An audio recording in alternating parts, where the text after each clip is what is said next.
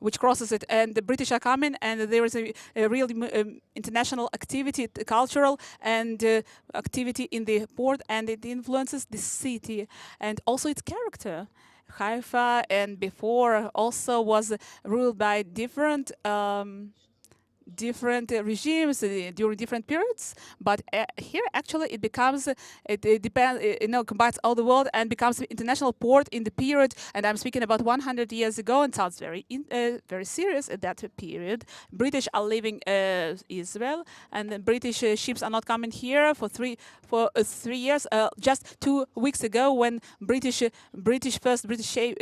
ship came here, since British left Israel, and it was a very nice cocktail party in the morning. In the evening, where I was invited, it was quite nice with the Ministry of Trade of Britain. And we start to see how Haifa becomes an interesting place. They're also visiting the city. After many years, they haven't been here. But the more interesting session was during lunch, when visitors are visiting startup companies in Haifa, where they represent the technology developing here in Israel, and British people are interested. So, and it's exciting. It seems exciting. Of course, it's included lunch, and we the ship. Someone starts to see here in Haifa some kind of international factor. Mostly scientific factor and technological and startup factor. The great thing in Israel that there wasn't any minister or sea minister here. That's the truth. Never in England. Churchill was twice in this role, in this position. Lord Balfour also was, and in Israel, no, there is no sea minister. We have. We're speaking about economics, and it's we have this territory is much bigger, right, than the terrestrial territory. So I think it's even more, right? And so completely we see the complete, disregard. And also, I'm speaking about trade, and sometimes, people say that we are island state and everything comes from the sea. Yes, but in China also, and there are planes also, but. Not once and not twice. We see containers here but even more is surprising is that Haifa as a sea city, no one was responsible for sea here. No one in municipality, deputy mayor, deputy, and no central element which you were supposed to look at from the moment we came to municipality building. It was like 2.5 years ago. I was responsible. I decided to fix it, and we created the sea portfolio, and we decided to pay more attention to the sea in 3 spheres. One sphere is a relationship between city and the port, or sea and the city. That's starting from speaking with all the ports here, and also establishment of a local committee with in Kiryat Chaim as a new Riviera of Haifa Riviera. Before that, we were speaking about 300, and it's kind of it's sea activity also. Don't forget about tourism. On the seashore, it's a blue economy. Let's call it, right. We joined international organization which is called C20 from Finland, and. I think they're also with trade companies there, and it deals with this represents this interface between city and port really, and we also we enlarged we have sea campus, and we enlarged its territory, and it's coming to even to Bat Galim, and coming even to 2 museums and 2 new sea centers that we are establishing on Allenby Street, and we hope also. That it will come to the area of the shore. And also we're speaking also with the president and with school. We want to move school to the port. At the moment, we have a buyer for this deal, and we want them to sit on the shore, and that's the second level of relationship. That was the first one. The second level is technological one, and we opened accelerator, and it's a city company which is called iCenter, and it's speaking and it's blue tech. And in the first year, 30 companies joined it already, and we invested lots of money in that, 25 millions for 4 years. It's a big sum of money, and we emphasize startup companies working in blue tech sphere, and it's a little part. Some of them are working in medical and working with Rambam Hospital and other subjects, but it should be a central place for blue tech. The third sphere that where I'm working, is the international level. On the international level, Haifa was declared by the local committee of planning and architecture as an innovative center of sea economy. And that's how the state sees Haifa. And why? Because we have already 3 ports. We have a army port. We also have research institutes, and also in Technion, and we have companies we have also companies,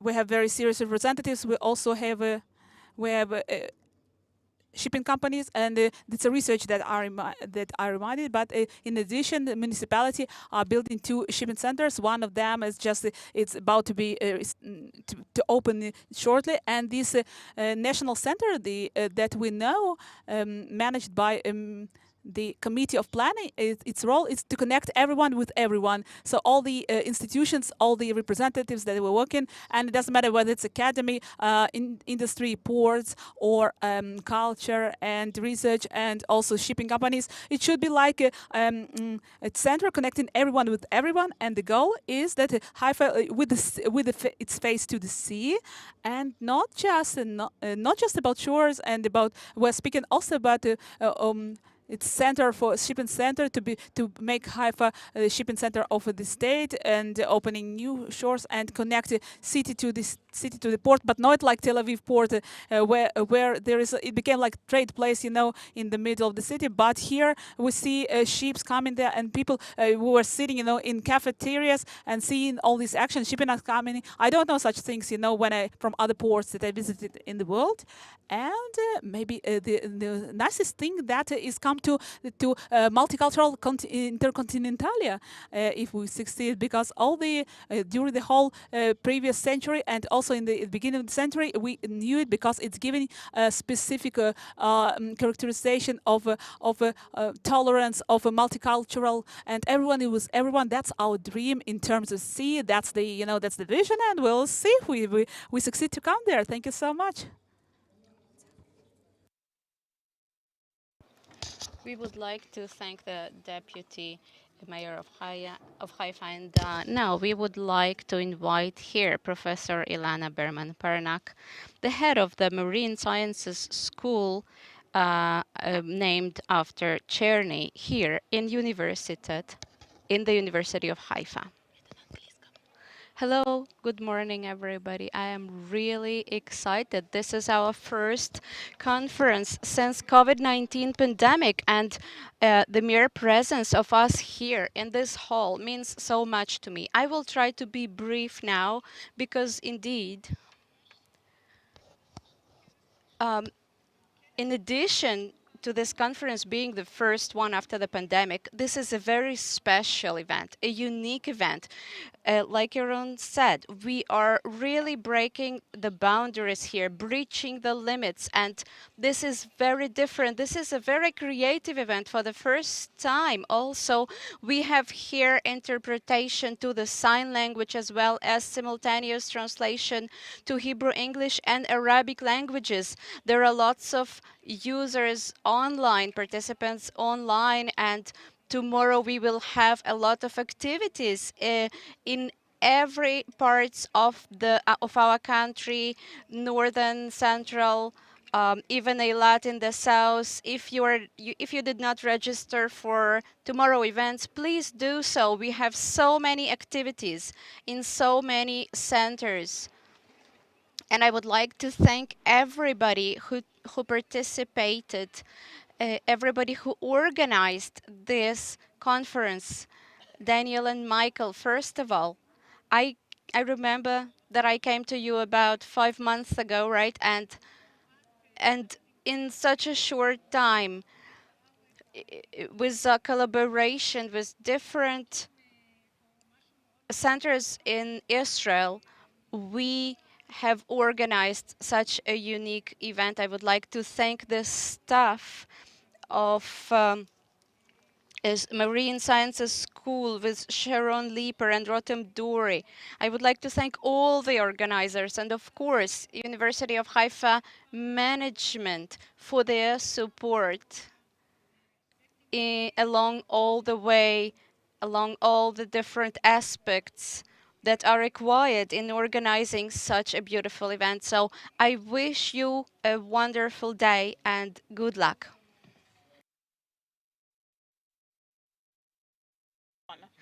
Thank you, Ilana. Before we will open our first session, I would like to thank personally our organizers, Mayan, Daniel, Nama. Thank you so much. Like Daniel said, we were supposed to have a slide with all the thank yous. And if you look at the list, we have so many participants. I would like to thank all the artists and the lectors and everybody who contributed of their time and their knowledge to such a unique event. I would like to thank Professor Tzvi Ben Avraham, who founded the Marine Sciences School. Without you, we would not be meeting here today. I am glad now to open the first session. And it is indeed a different conference. It's not a scientific conference per se, although lots of content, of course, is based on science. The first session is called Bringing the Sea to the Classroom. And I would like to invite Erez Garti from Davidson Institute, who will speak to you about bringing science through the back door.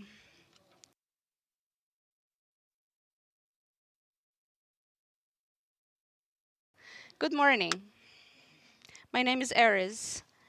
I have a PhD in immunology from Davidson, from Weizmann Institute, and today I'm working in Davidson Institute for Scientific Education. And let's say during the past year and a half, most of the subjects I spoke about were related to COVID-19. So I am so happy to talk to you today about the sea.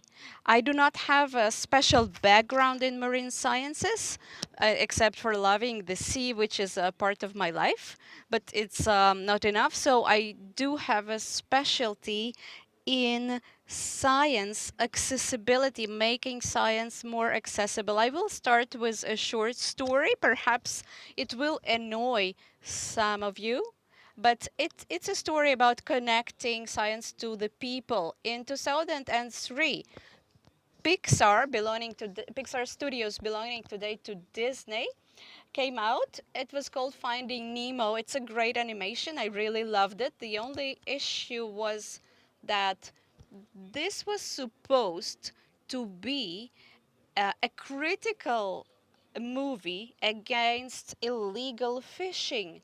However, what happened, the children wanted to buy fish and have fish like Nemo at home in aquariums, and this caused sales of fish to rise about 40%. And what happened eventually, lots of the fish came from the sea, from the reef. And the movie that was supposed to talk against illegal fishing was actually the movie that caused this same objective that it was supposed to oppose. And for those of you who are familiar, clownfish are not as goldfish, which are very comfortable to have in home aquariums. However, most of these clownfish, they just died in a short time because they were not fit to this kind of life, and eventually they found themselves in sewage. A few years later, Another animation movie came out, Finding Dory, and it was supposed again to fight illegal fishing. And Disney were supposed to explain the children it is a beautiful fish indeed, but please do not buy this kind of fish for your personal use. But this did not happen. And this story, what does it teach us? This is one of the ways to connect science to the people. Take a subject, take a certain content world and connect it to the sciences. Bringing science from the back door, so to speak. Davidson Institute of Sciences is a very popular website. We are also receiving governmental funding as of today, and actually this is the only website, as I know, receiving this kind of finding, and this website is in Hebrew. We are publishing between 3 articles each day. During the past year and the year and a half, we did have a certain bias due to COVID-19, but usually we are talking about physics, chemistry, biology, math, and we try to connect it to the content worlds that people are familiar with and not just talk scientific language and articles. Now, if we go back to Finding Nemo and the ecological catastrophe that perhaps it did happen, perhaps it did not. 1 year ago, year and a half ago, another research was published, and it spoke that this Nemo effect, it was a fiction and it wasn't real, it didn't happen in true life, and perhaps it was very exaggerated when it was reported in mass media. However, there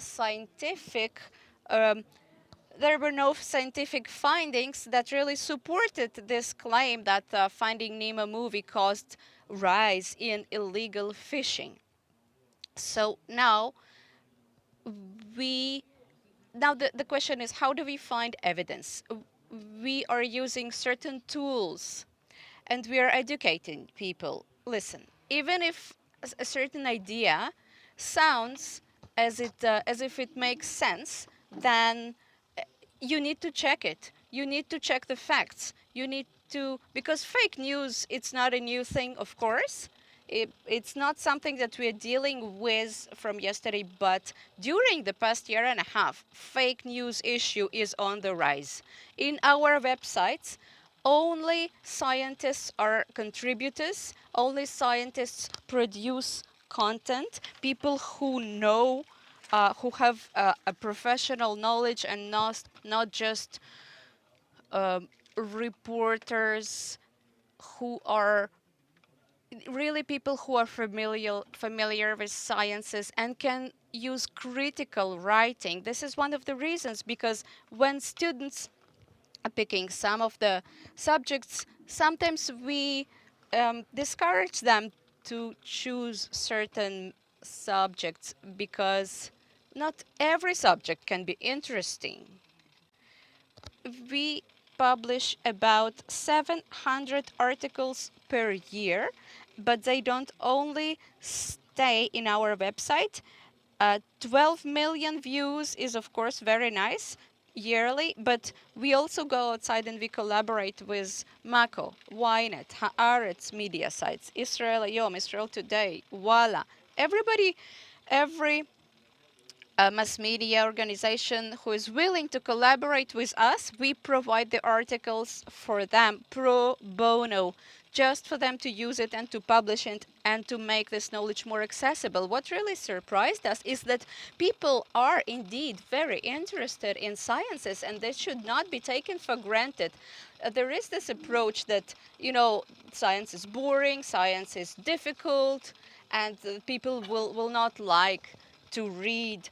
It's true that popular sciences websites are not really that popular, but if we pick the right story, it has a lot of target audience, and we have the real data to back it up. In 2015, we had a cooperation with Professor Ayel Zabari from Ben Gurion, and one of her students, PhD student, Arel Barel, I've published an article on Mako website of Keshet, and we were publishing their difficult articles in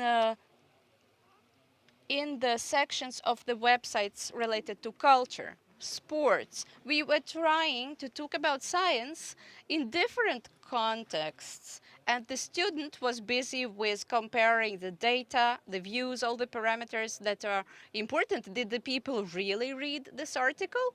Did they read it until the end, etc.? And she did a comparison of scientific related articles with the articles that were not related to science in any way. And guess what? There were no significant differences. In fact, there were no differences at all. It had the same rate of reading, it had the same rate. It doesn't matter if it's about science or culture. The article needs to be interesting, it needs to be appealing, and we know that it does really work. It's not only about publishing an article on Ynet. If from there it goes to interviews in the morning shows, and it goes to the TV, it reaches social networks, and eventually we are also meeting all kind of initiatives. Different production companies are contacting us and consulting us regarding how to make science more accessible and how to work with scientific issues when we are working with mass audience. I think that our last project was quite successful. If you know, Iban Shani, The Future is Here. We consulted this series regarding science and technology, and this is what we want to do. We want to bring science in front to the prime time of TV, of radio, of the digital world, so that people will get access to scientific content, even if they don't know, even if this scientific content is in disguise. But what's important is that the content is going to be based on expert opinion or on real data and research, as opposing to content that is not backed up by real evidence. Our inspiration is for the people to get acquainted with scientific content, like the Marker did with economic content back in the 90s. And perhaps it will help mass audience, it will help people to make better decisions in their life. Like when you take a mortgage, there is a lot of math. Math is science. It involves skills that we would like to educate public for, and we also are dealing with education for adults, people who are no longer people who no longer belong to a certain educational framework institution. We would like to help them to make better decisions and to be well informed. This is what I wanted to tell you, and if you have any questions, please go ahead. But just not all together. Great. So, thank you. Thank you, Erez.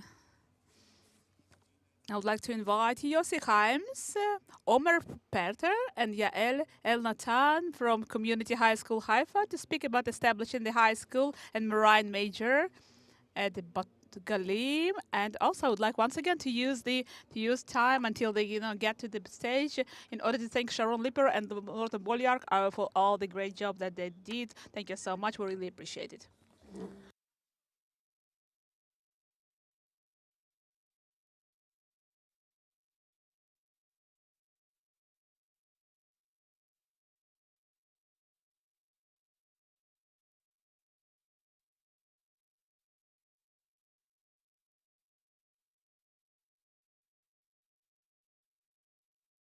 Okay, nice pictures. I wanted to see actually. First of all, we had doubts. We wanted to get up three of us. My name is Omer, Yossi, and Yael, and we are from social school. From Haifa, from Echo Major Echo Yam Horizon. department, which was opened in December. We're starting our third year in this department, and we wanted before that to make like 3 short questions of raising your hand, and raise your hand, please, if you would send your son or daughter in ninth grade to learn in specific school in Ministry of Work and for specific and specialty school. Do you feel that the educational system today is preparing young teenagers for the challenges of the 21st century? Do you think? Do you agree? Nah, not too many hands. I see. Yeah. The third question is: do you think that the development of marine resource is a national priority of Israel? Yes. And so those are 3 questions that are leading us during the period of 2 years and a half in establishment of Social School Haifa in Ekoyam department. And okay, let's run with that, guys. Okay, it started 2.5 years ago, as we said, with professional school called Shoham School. If from Ministry of Work, which was activated in most schools in Bat Galim. If you know, once it was a Mishlav historical building, and this school was about to be closed. The 40 students in last year, and they are learning, and they are learning. They are learning boiling, and cell connection, and so we came there and we saw the community, we saw Bat Galim citizens and the significance of the sea, and when we saw that that's what's supposed to happen in this school, that you have to make not a little change, but actually 180% change, and the school was closed and then opened as a social school of Haifa. And our first goal was as a value was the story of just a moment. Okay, we have to replace the slide. Okay, this story, which is connected to the sea, but not just to the sea. And actually, what's the most important thing that you have to put in the center of our education with the student, that the central thing is a story of how to be happy, and I think that's one of the biggest challenges of the educational system today and of humanity at all, how to teach people to be happy, to live happy, significant life, to be a curious life of activity, of social connections. And this thing, actually, we went to our way, which is very real. How to do that, actually, how to make school that teaches you how to be happy. And out of these things, so we established Social School of Haifa, and which having 3 legs. One dialogic one, meaning that's the code, the central organizational code with our connection to the students and inside the staff. Social one, all the time. Don't be shy, like saying we want to change it, to make tikkun olam, to change the world, to make the world better. Social activity, social meaning that class is social group.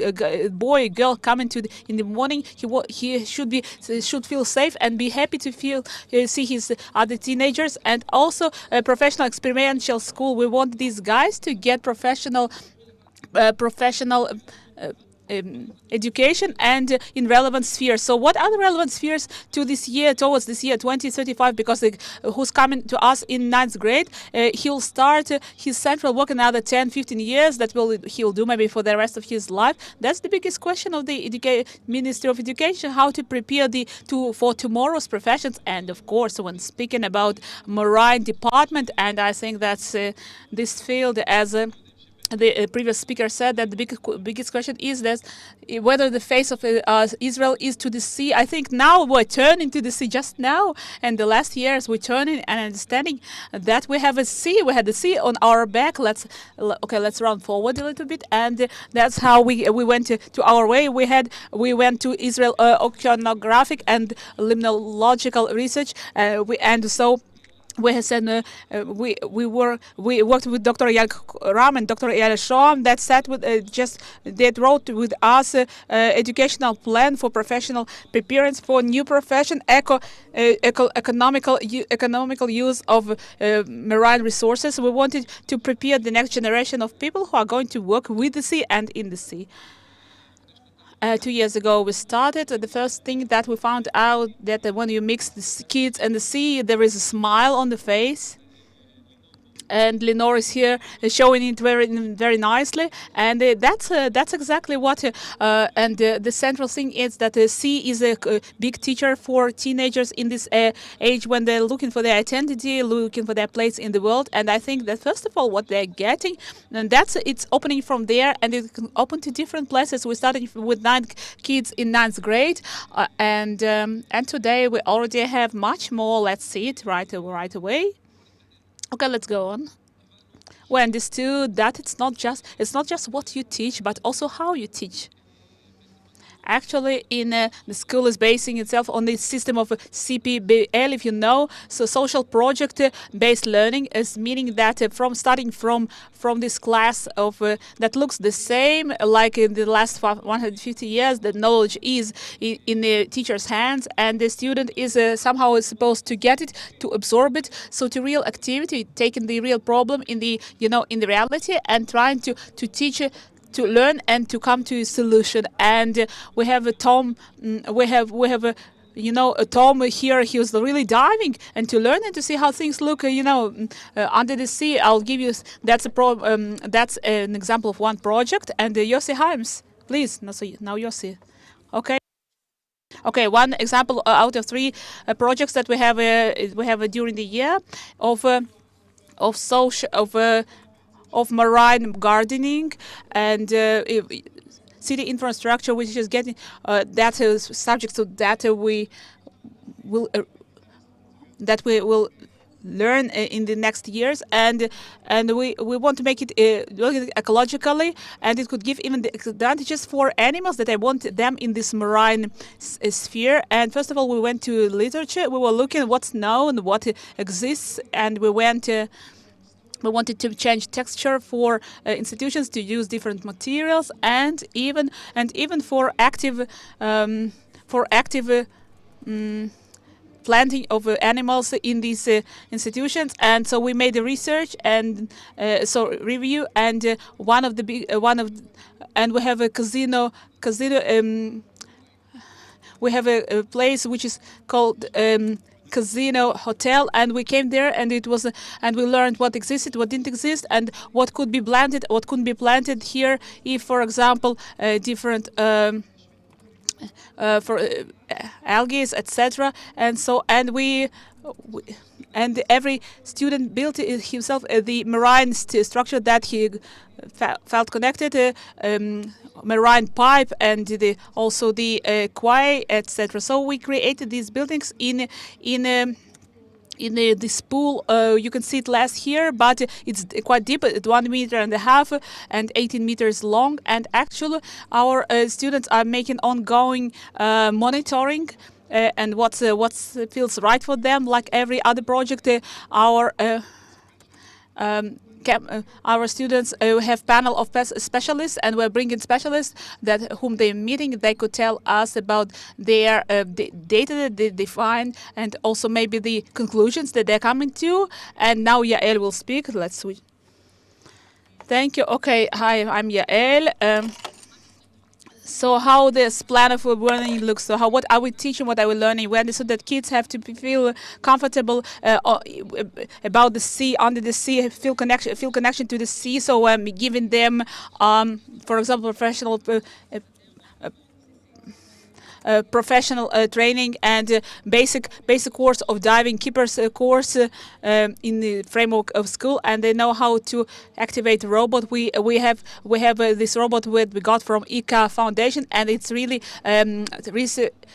and the kids know how to activate it. It's really cool because it's a research in terms of contents. What are we learning, and not just contents, as a material as it is. The questions, questions connected to life. We were speaking about how to how you can, for example, solve different problems of how you can feed people with algae, and also, and that's this learning is connected to the field, to what happens in the world and happens here and now. And the additional thing is this whole dealing of here and now. It's a educational instrument.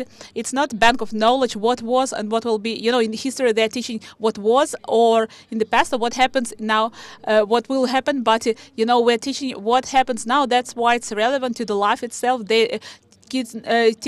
Students know how to ask research questions, and how to they meet specialists from all the fields, and of course, it has life, and they know it and they learn it.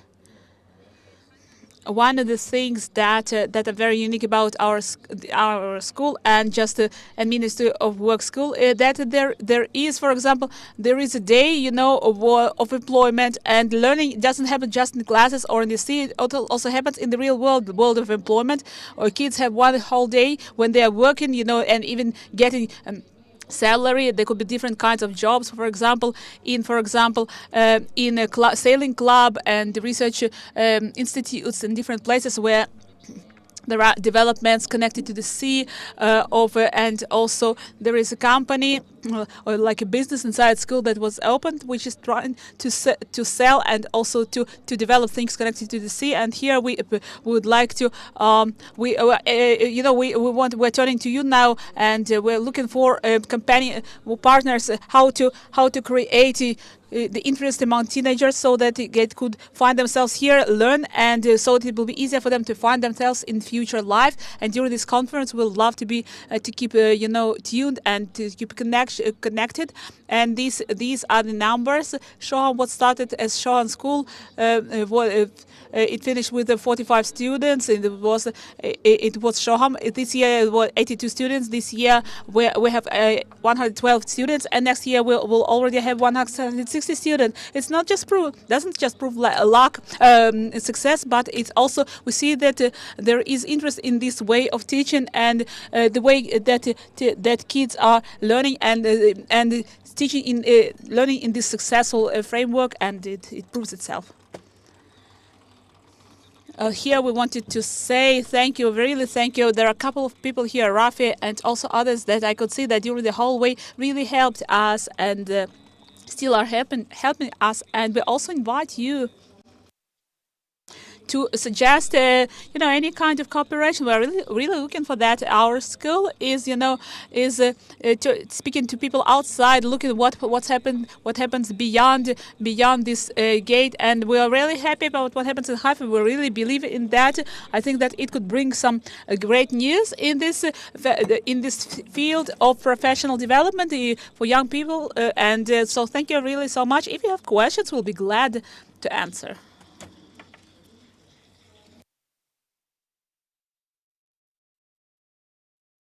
We have questions, okay.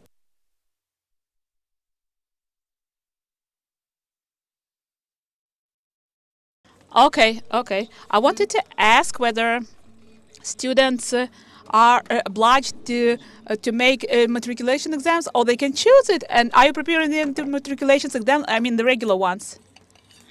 Oh well, yeah. They have this full matriculation exams. It's not the central thing about our school that happens. However, we understand that it's a need to make a full matriculation form and to all the exams, and it's a basic demand.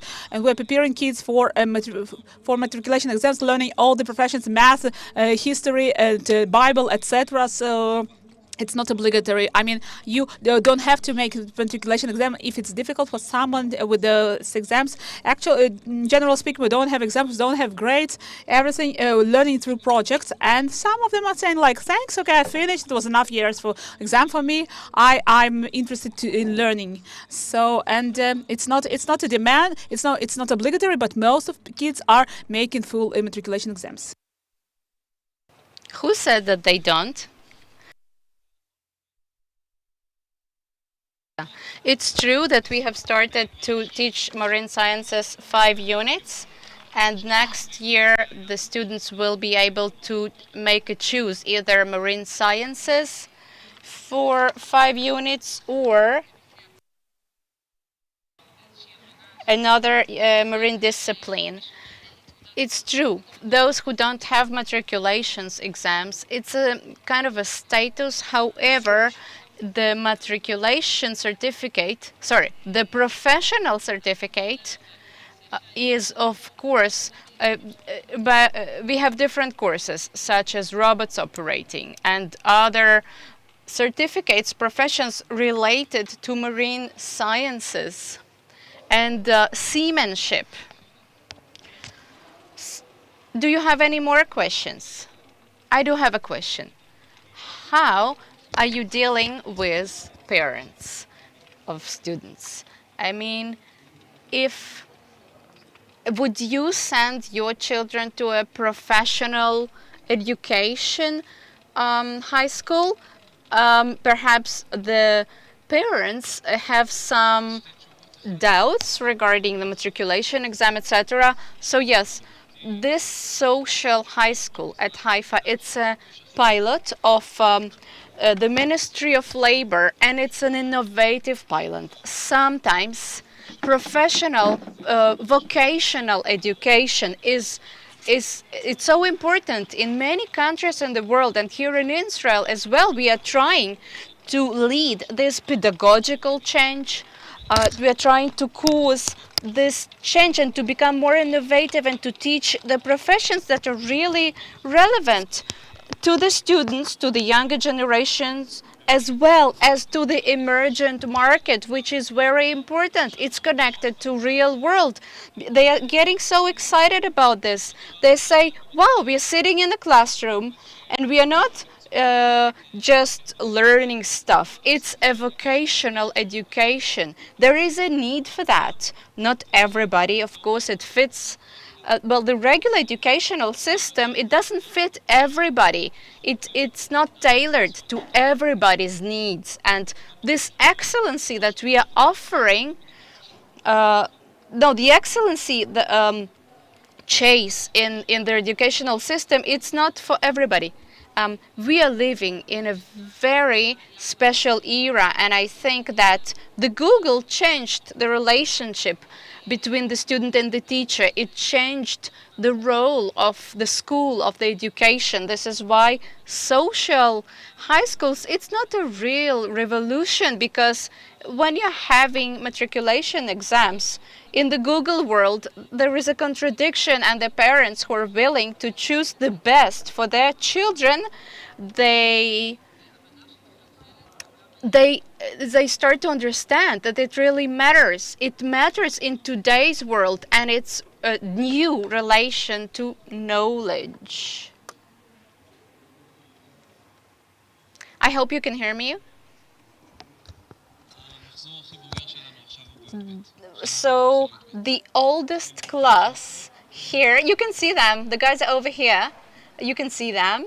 They are now graduating from the last year number 12. Thank you, and I would like to invite now Yossi Elran from Davidson Institute, who is going to talk about innovation in science education.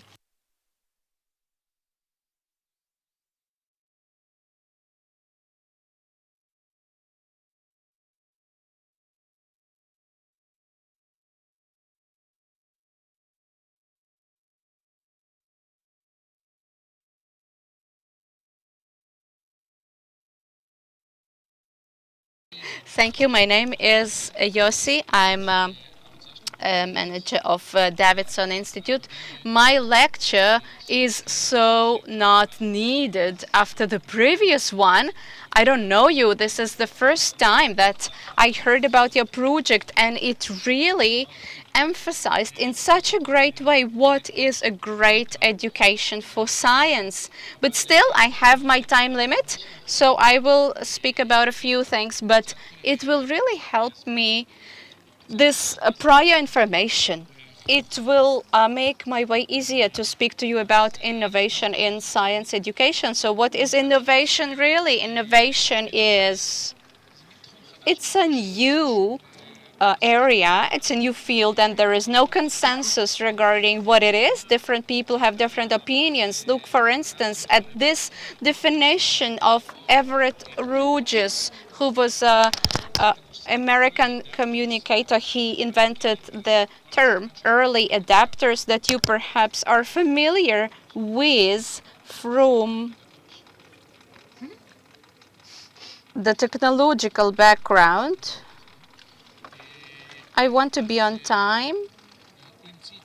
And so he was talking about early adapters, the top percent of people who adapt new technology early. So look, an idea, practice, or object that is perceived as new by an individual or other unit of adoption. It is perceived. So the definition is dealing with perception. It's a very, very wide definition, something being new to anybody. We will use this definition. It's a bit stricter. It's from David Hughes, from CEO of a very large holding, and he is a head of the UK Innovation Union. He speaks about innovation that involves creativity, and it's not something that you are born with. It's a skill that you can develop, and there is methodology, and this methodology is based on a number of levels. We can change it: challenges, identification, adaptation of a certain idea, modification of new ideas to different needs. We will talk about it very soon. Perhaps we will not dive too deep, but the first question is, why do we need innovation, especially in education? And I think you did provide such an excellent example for this. First of all, customers vote with their feet. It comes from the business background. In the business world, there are clients. And, you know, mistakenly, we sometimes think that in the education, in pedagogical world, the clients are the teachers. No, our students are our clients. Of course, the teachers are involved and the parents are involved, but they are not in the center.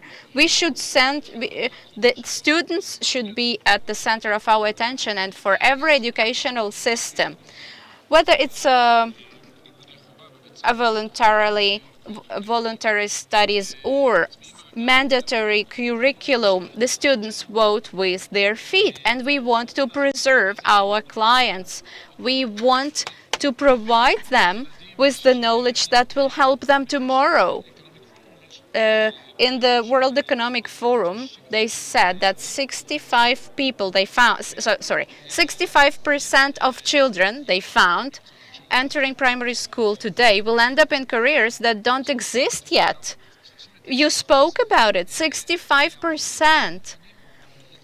And 39% of employees would sacrifice a job offer if there was no prospect of receiving further training. And some organizations such as Starbucks, they do it in a great way. They have a collaboration with different universities, advanced universities in the US, and they train not for coffee making. They don't train baristas. They provide educational training to them. Excellent program. And even today, 37% of people currently receive paid training from their workplace. So another reason is basically we would like to have whether formal or informal educational system in a very wide understanding, that we would address to a feeling of content during studies, to curiosity. This is the reason why so many people today go and acquire a profession or any kind of training in a certain school. They want motivation. They want it to be interesting. They want to challenge their curiosity. So you can see here fastest growing and declining professions in the UK workforce, and you can see that the sciences are all blue, and this is why it's really worth to invest time and resources in scientific professions. I have here identification, 4 stages: identification, new ideas. There is the idea of introduction, adoption, or modification of new ideas. How can we come up with new ideas? And like you think, brainstorming is a great way to... It's actually research. There is a famous research that a group received a creative task. One group was working with brainstorming, and in a different cohort, individually, people worked individually. And you know what? Creative ideas work much better on the individual level, because during brainstorming, it's channeling. It has a channeling effect, and it limits the creativity. But the promotion of these ideas is the next stage, and the practical implementation is the 4th. So, being brief, I wanted to use examples from Davidson Institute, but you spoke about this in such a great way. You identified a problem. The school was going to close. There was no demand, and during this stage, you know, people are running for solution directly. But no, this stage is very, very important. We should dedicate thought and think: is there a problem? What kind of challenge are we facing? What are our objectives? We are currently involved in a project together with Ramon Fund of, if you probably heard about the first space tourist in Israel. Next year, he is going to fly to the space station. We are working currently together with Microsoft and Ramon Fund on creating a box, a special room box. But, well, I am speaking very fastly. I do have only 12 minutes, right? So lots of other universities also are conducting experiments and research in the space. And how do we implement this in the educational system as well? They're producing video clips, but they don't stop for a moment. Why are we doing this? What is the educational effect that we're trying to achieve within the children, within our students? Like you said, the social part for you is very important. You defined it excellently. What is the objective? The matriculation certificate, the back exam, it's not the objective. And like I said, adopting or modifying new ideas. There are different methods. There is different methodology. Russian engineer and writer and opposer of Stalin's regime, Henry Altshuler, he was also imprisoned. He formulated it. He invented, perhaps you're familiar with the trees method. It's a method, and then Yakov Goldenberg and Ronnie Orovich from the Interdisciplinary Institute, as well as Gennady Filovsky, they invented the SIT method. Yorin Kimur also elaborated on that. These are all different methods and strategies for creative thinking. How to encourage creative thinking, thinking out of the box. There are so many different methods, good methods to do that. And then we should be able to take these new ideas and to implement them. And this includes the level of learning, studying. It's not enough to have an idea. You need to work hard. It needs research. You spoke about literary research that you had. It's excellent. Another example, There is a digital curatorship, digital curatorship. How can we navigate within the endless seas, oceans of information? How do we pick the information from the internet world? How can we know what's true, what is relevant? All these are connected to taking our creative idea and turning it into a product. And lots of time people trying to start here. It's trying to produce something innovative, innovative educational system or innovative video clip. But if you are not properly based within your previous stages, you might experience failure on this in this stage. Also, there is a collaboration of the idea, and here usually lots of times people, again, they are preserving, they are keeping their ideas a secret, but the best thing is of course to share, pass it on. And this is what we see, even you do it pro bono, even when you don't charge actual money for this. This can really lead to collaborations. Evaluating is always good. I will leave you with these questions. And these are the questions that you need to think about when you talk about innovation within the educational system. Who is learning? Why are they learning this? What are their interests? What are the pedagogical tools? Best tools available for doing that. So this is the last slide. What is an innovation manager within the Davidson Institute? We are looking for challenges. We are identifying challenges. We are looking for collaborations within Davidson Institute, and of course the external.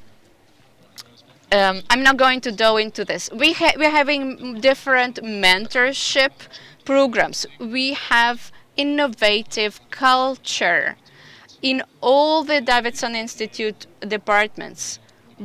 We are talking about a culture for innovation. I also spoke to you about strategic partnership. I will going to talk about this planting project, Plants Microbiome, that teaches from different schools. This is a current research in Weizmann Institute. This is happening now, and it's not about good grades for your back exams. This is real research in the real world. Tomorrow you will also hear about our marine project, a different marine project in marine sciences, and we are, of course, open for collaborations. I do think that we have 1 minute left for questions.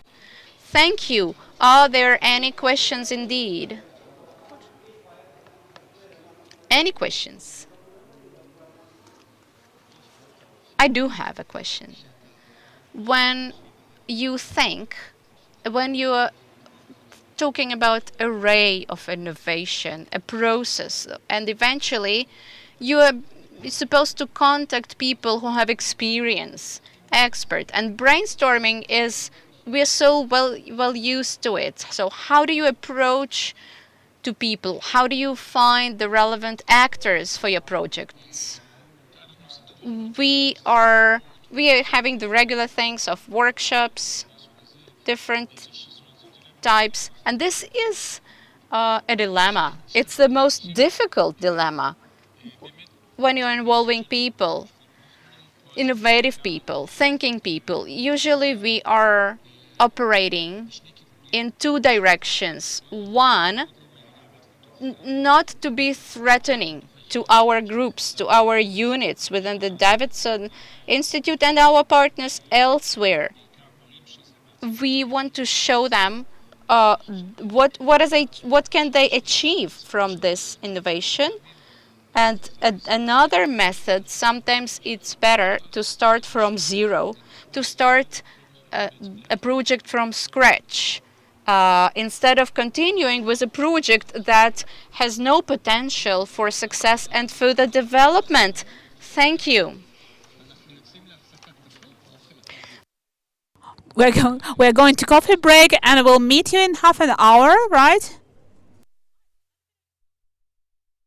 Oh, no, no, no, not getting out. Not yet. I'm sorry. No, you're captives or our captives. Please, no, not a break. No, no.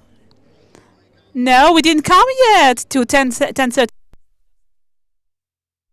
At 10:30 it's a break. Yeah, just a little bit, a little patience. One of the things that we did before these conferences meeting, we created couple of groups. Artists, scientists, and educator. Me see that's we called meeting scientists, educators, and artists. That's the group. We have a team of 3 people that met, and they were speaking between them, everyone about his own subject, and like everyone specific subject, but from his direction. And you can see in this plan, just in this program, before breaks, usually you will see at the end that we will call it deep dive. What is a deep dive? In this project of those meetings between artists, educators, and scientists. That's what I said. And in order to represent this project or to speak at least about educational side, I would like to invite Danny Williamson, who is our artist, and she's a photographer. The artist and Hadar is here also, and also whom I'm looking for. I'm looking for their movie.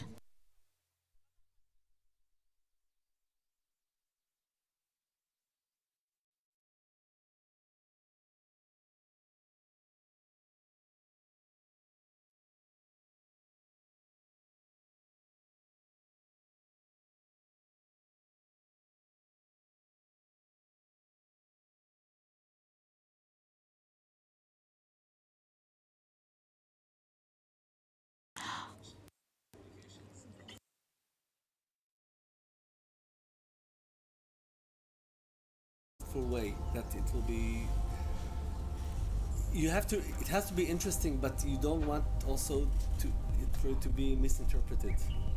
I mean, it's when you look at the end, when you accumulated enough data and you understand a certain process, you never fully understand, but when you understand most of it, then it's easy to communicate. But the way there is very, very messy.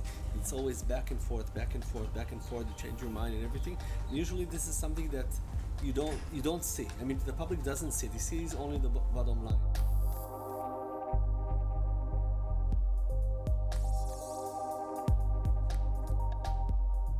We are limited in our perspective in what we know now. Yeah, definitely. And in 10 years, we might be able to tell the story in many more details to show how complex and beautiful that specific topic is, or to see how it really works now and how we can use it, for example, to benefit, I don't know, for cancer medications, for us living in better environment in terms of our health, of our air quality, the air that we breathe.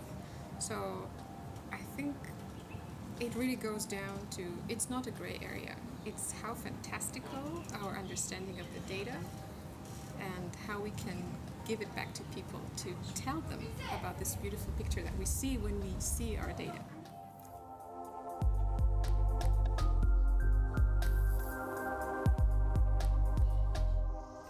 Trying to teach things reasonably and based on data is not very glamorous, but that's the way. So you have to sometimes play with these two tools and use applying to emotions, but very in a really in a really subtle gentle and manner. balanced Yeah. way, right?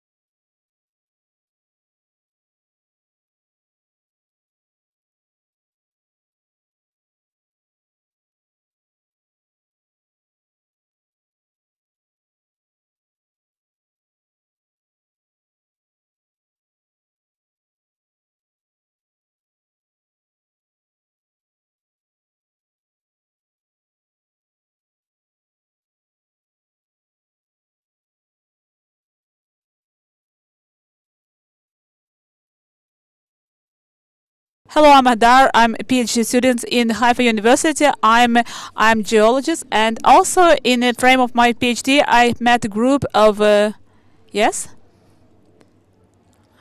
Okay, okay. Now you can hear the microphone. Yeah.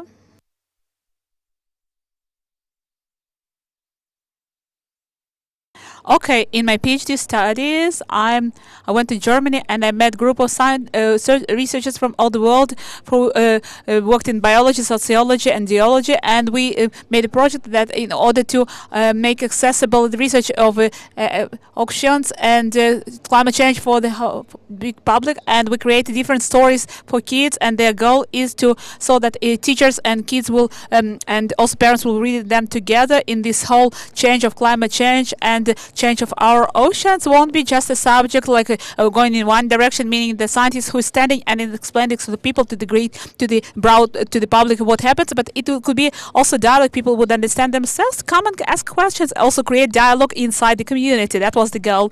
Those stories are accessible to the public because they were translated to different languages, and they are online, for free. Everyone is it's accessible for everyone, and you can find them and read them. Okay, I represented myself already in the. I'm doing a reframing. For my story. So as I said before that, I made my PhD in immunology in Weizmann Institute for Science, and like in the middle of my PhD studies, I understand that I enjoy more writing and speaking about my science than actually making science by myself. So I was because I was kind of a theoretical student, and also Yossi here, by the way, he hired me, and that's what I'm doing nowadays. I'm telling the scientific story. Scientists are making their magics. Oh, no, sorry, it's not magic, it's science, of course. Those great things, in laboratories, and it's science. And I'm like the mediator. Me and my staff are mediators in these stories so that everyone could understand this great beauty of science. Okay, this panel was born as a result of a movie that Danny filmed. You saw just 2 minutes out of this great movie, and it was a very long conversation. Yes, 2 hours we were speaking about that, about accessibility and science accessibility, about COVID, about the sea, and many things connected to those subjects. And we now, this event, in order to make it, instead of making it like a lecture, it could be a conversational. So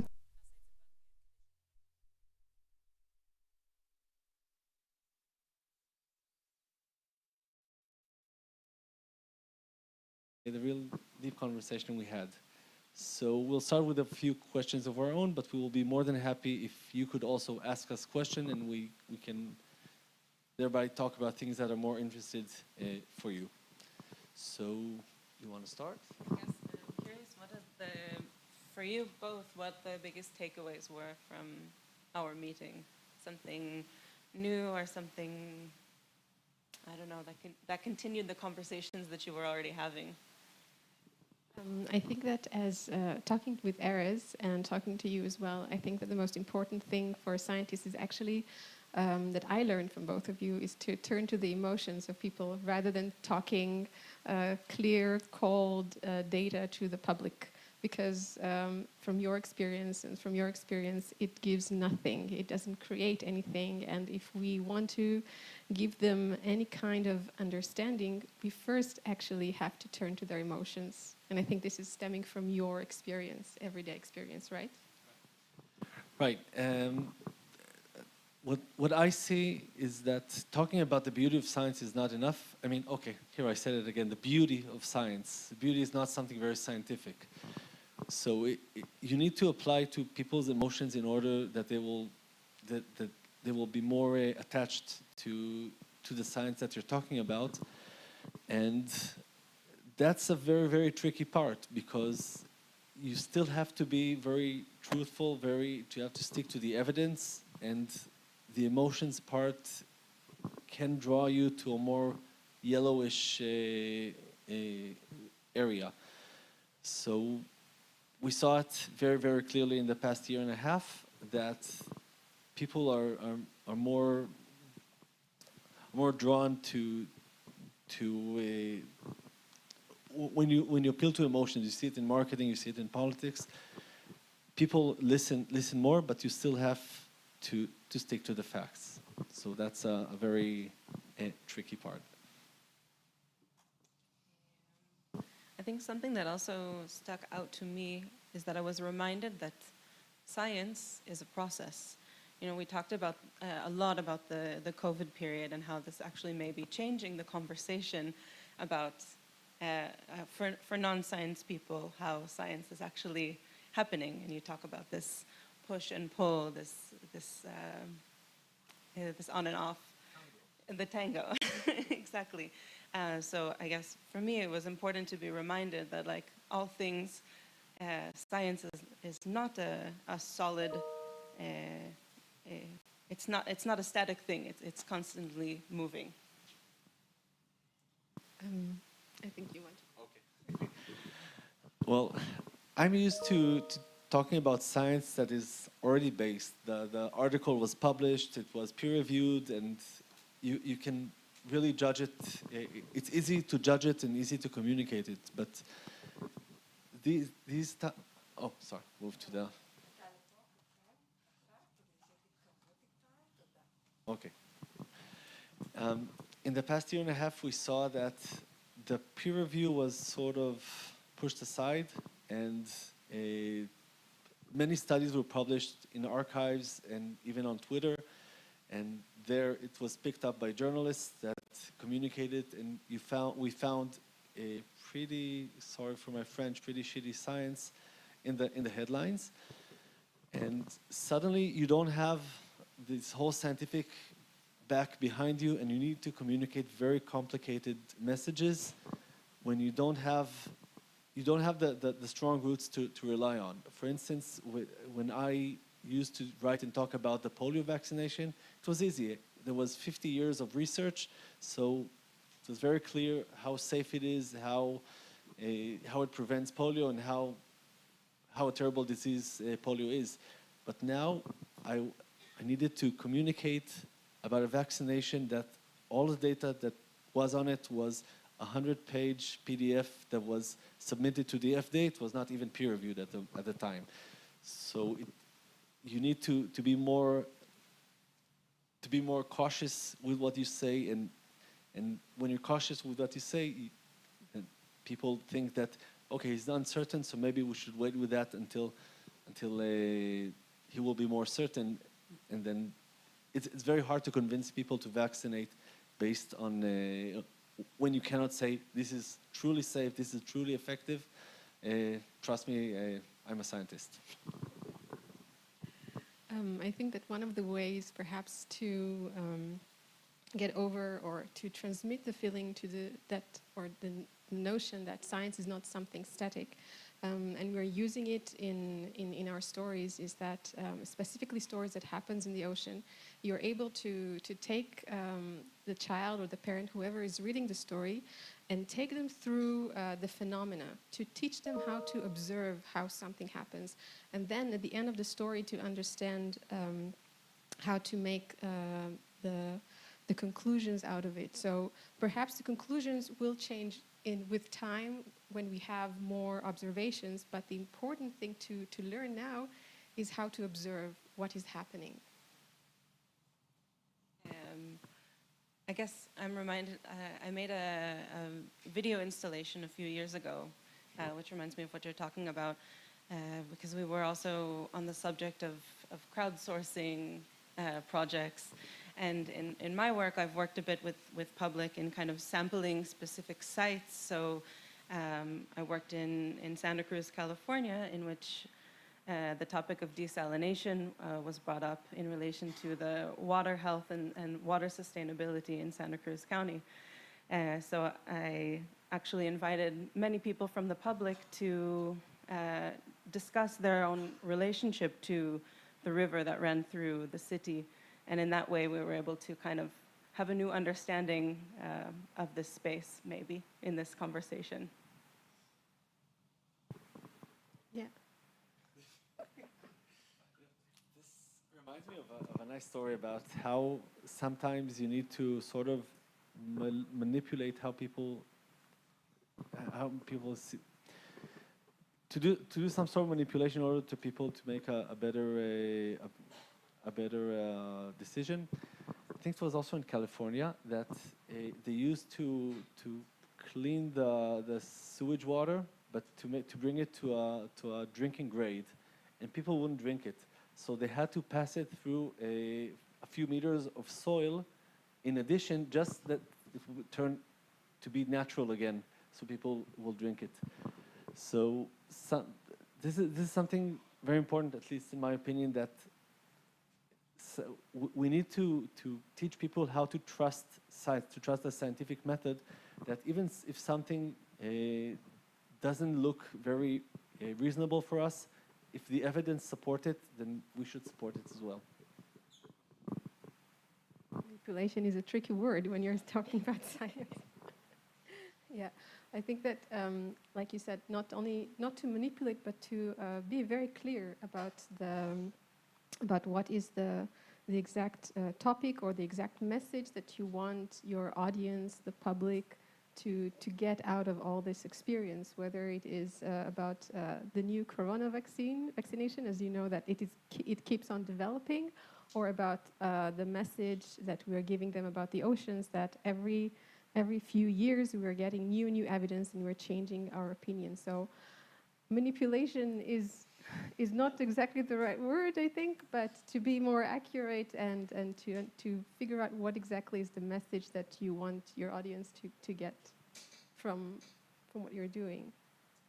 Something that keeps surprising me, that if there's a good story, then even if the science seems dull and seems like the least sexiest topics, people will still enjoy it and read it. And one of our most surprising articles that really succeeded was an article about a mathematician that we published a few years ago. It was an historic article. I don't even remember who the mathematician was, but it was we republished it on Ynet, one of Israel's leading, not one of Israel's leading news website, and people clicked on it, and it went up to the higher bars, and we were told that it got scores of tens of thousands of views about the story about a mathematician from over 100 years ago. And if the story is good, then people don't really care if it's science or not. I have a question for you.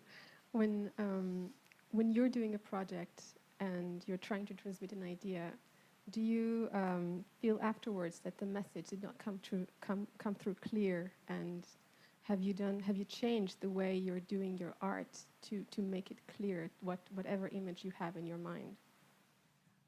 It's interesting because my work is significantly less narrative than we're talking about.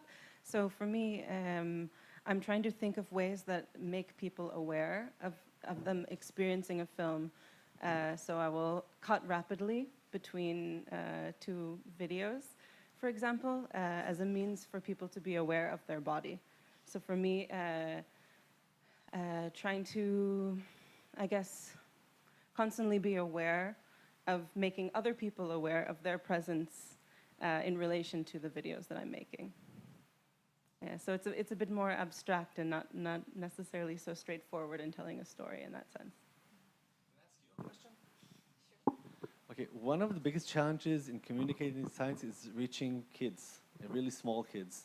This is something that I personally haven't succeeded yet. And what is the secret of when you want to tell the kids a scientific story, that you keep the science accurate, but still at a low enough level that's not over, they will be simplified, but not oversimplified? So this is a debate we had with all the scientists that wrote the stories. The stories that we publish were written by scientists. And the one thing that we learned is that it has to have a good ending. Whatever science has in it has to have good ending. So sometimes the end would be an open ending. We were talking about trawling of ships to fish, overfishing, and one of the stories is telling about a community of corals that were destroyed due to trawling, and the fish over there don't know what to do. And they're talking about some other community living, their cousins that they heard they're living far away, and maybe they will pack themselves and move there. So it leaves the story with an open ending, with something, okay, this area might have been destroyed, but there is still hope for other areas. So either you're leaving it open, or that you are closing the story by a little girl that helps to clean her beach. She's encouraging the entire community to come up and help. So I would say the science, the scientific facts have to be accurate. This is something that, as the stories were written, we kept dealing with it over and over again. But we realized that in order for children to keep reading the stories and being interested, so you have to keep some sort of action happening, and also to leave it with a good ending or a hope at the end. So the scientific facts are there. Perhaps you will cut them short and you will put a broader explanation at the end of the story. We have a part at each story that says, would you like to know more? And this is where the parents can read and explain in their own language to the children. This is the part I always skip. This is the part I always read as a child. But at the end, I mean, when the child perhaps is 5, 6, 7, 8, when he will grow up or hear something in the news and he will remember, oh, I read something like that. My parents read it. He can go back to the book or just Google it, whatever is faster, and already have this concept in his mind. It's interesting because for grown-ups, it's a little different. We noticed that people, I don't know if they like it, but they click more if it's scary. So if it's a negative, if it's something negative like this asteroid is going to kill you, global warming, global warming for kids, it's no good ending. So if it's something scary, then people click on it. It more appeals to their emotion, and they read it, and of course they feel bad afterwards. But they consume the content. So another thing that works even better is that when you say, you know, this scary thing that this guy said, it's wrong. Here is why. So this is what we at least try to do. Do you have any questions, by the way? If you have questions, then you can ask them during the break, because we have to continue with our program. So you can ask them over. Thank you very much. Dani, Hadar, and Erez, and personally I'm very, very happy, because even after all of your Zoom conversations and your 2-hour meeting, it seems that you still have a lot that you can talk about. So this meeting between the artists and the scientists and the educators, I think, is very, very productive, and that's one of the things, one of the take-home messages that we're trying to give throughout this conference is speak to each other. It's productive. Thank you. Our next MISI meeting deals with the topic of vision, and I'd like to invite Tali Treibitz from the school, from Michel Platnik, and Tamar Tenenbaum, who is being replaced by somebody else. אתה מחליף את טלי. אוקיי. לא יודע אם שמו את זה בתוך זה. שמו זה פה. Vision. זה הסרט. We'll see the video first, and then we'll see Michel's presentation.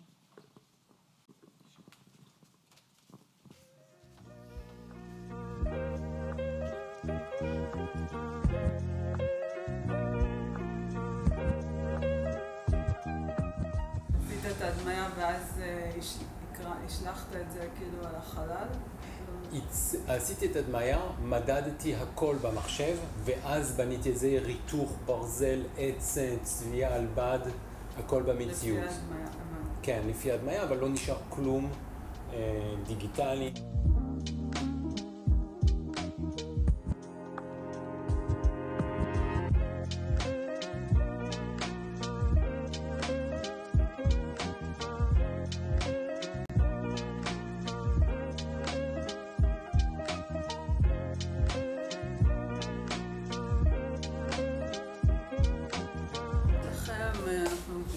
מפתחים אלגוריתמים שמנסים לרוקן את היד, שהם מנסים להראות את הסצנות שמצלמים, כאילו אין מים בין הסצנות למצלמה. בעצם המים זה תווך עכור, הם גם מנחיתים וגם מפזרים את האור, וכל זה גם תלוי באורכי גל.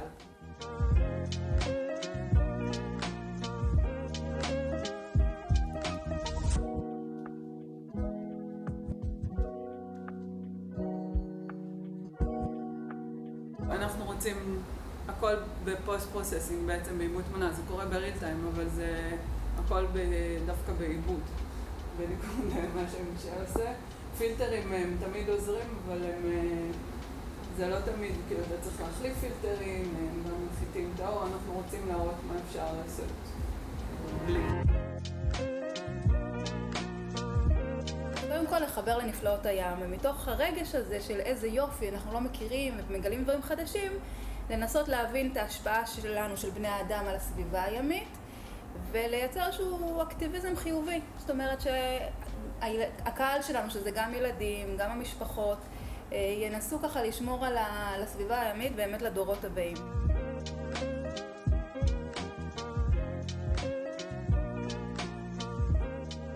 ידיעה שיש לי, ונגיד את החלק הפוליטי, שזה באמת אמנת ברצלונה, איך אומרים את זה, כאילו האמנה, ואת השמורות, כאילו שזה כולל השמורות הימיות, וזה משהו ולראות בעצם, לדבר על טופוגרפיה, ואולי התפתחות, ואולי שאלות שיש, נגיד הדייגים, את הדייגים שמאוד מאוד חזקים בתחום, ואולי יש את העניין הכלכלי, רגע מה נכון, זה לא נכון לקחת דגים מהים, אבל יש אנשים שמתפרנסים וגם יש פה כוחות, אבל בואו נעזוב את זה כרגע.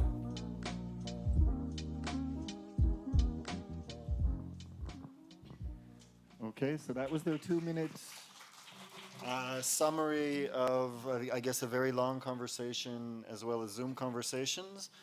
And where do we plug this in? That's not on there. 1 second, sorry for the technicalities here. Sure.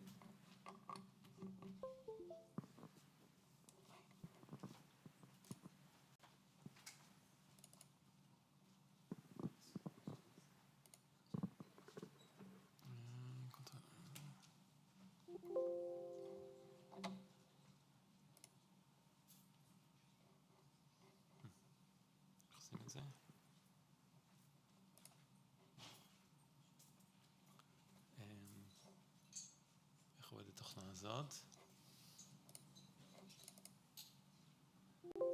לא ברור לי אם מישהו רוצה לבזבז את הזמן של כולם. רואים את זה. אוקיי, סליחה. שלום. קודם כל ממש אני מאוד שמח להיות כאן. שמעתי כל מיני דברים לפני זה, וזה כל כך קשור גם מה שאנחנו עושים. אז שיתופי פעולה, יש הרבה הזדמנויות. תודה לתמר. אביעד, גם טלי לא יכלה להיות כאן, אז אביעד הולך לייצג אותה. אנחנו נדבר בעצם על פרויקט שדיברנו עליו, היה לנו הרבה... We spoke about, we had meetings in real life, meetings in Zoom, and we will talk about a collaboration project that emerged out of these meetings. This project is only in the beginning stage, so our vision, we believe that art is a great way to make science more accessible, and we are currently using, one of the things that we would like to do is to talk about marine life, underwater life, to have to raise awareness for the need of marine nature conservation. We are using virtual reality as well as virtual marine conservation, preserved area. We want it to be more accessible. We want people to know that we need to respect what's out there. And you know, we don't know what's out there in the deep sea. So how can we imagine that? The idea is, first of all, to explain regarding the marine phenomena that exist there, fauna and flora. Even divers don't always reach this depth. If we talk about a few hundred meters, it's completely inaccessible. So we are going to have a simulation of local marine environment close to the Israeli coasts that we all know.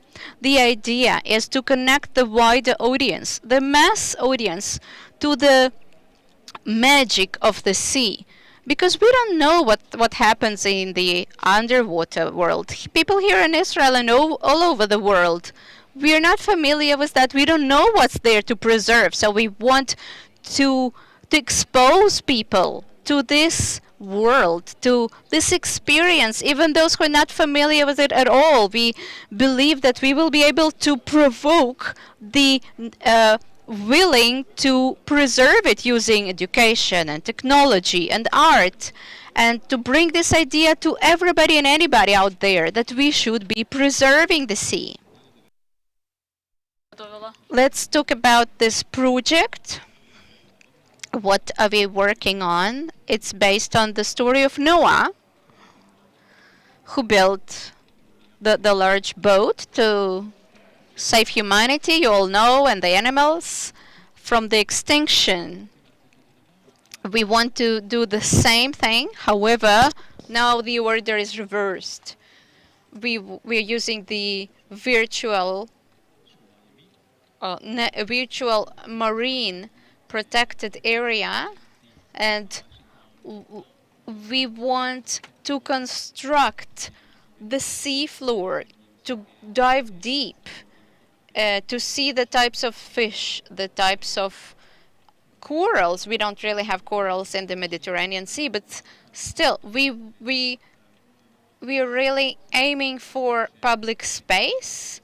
We want to have performance in a large square, in a central square. We want to have it in virtual reality, in augmented reality. There are possibilities to use marine performers and to use VR and augmented reality headsets, and everybody, well, not everybody has the VR headsets, but it's going to be adapted also to public spaces, to museums. We have a really long-term vision for this project and quite a few versions of it.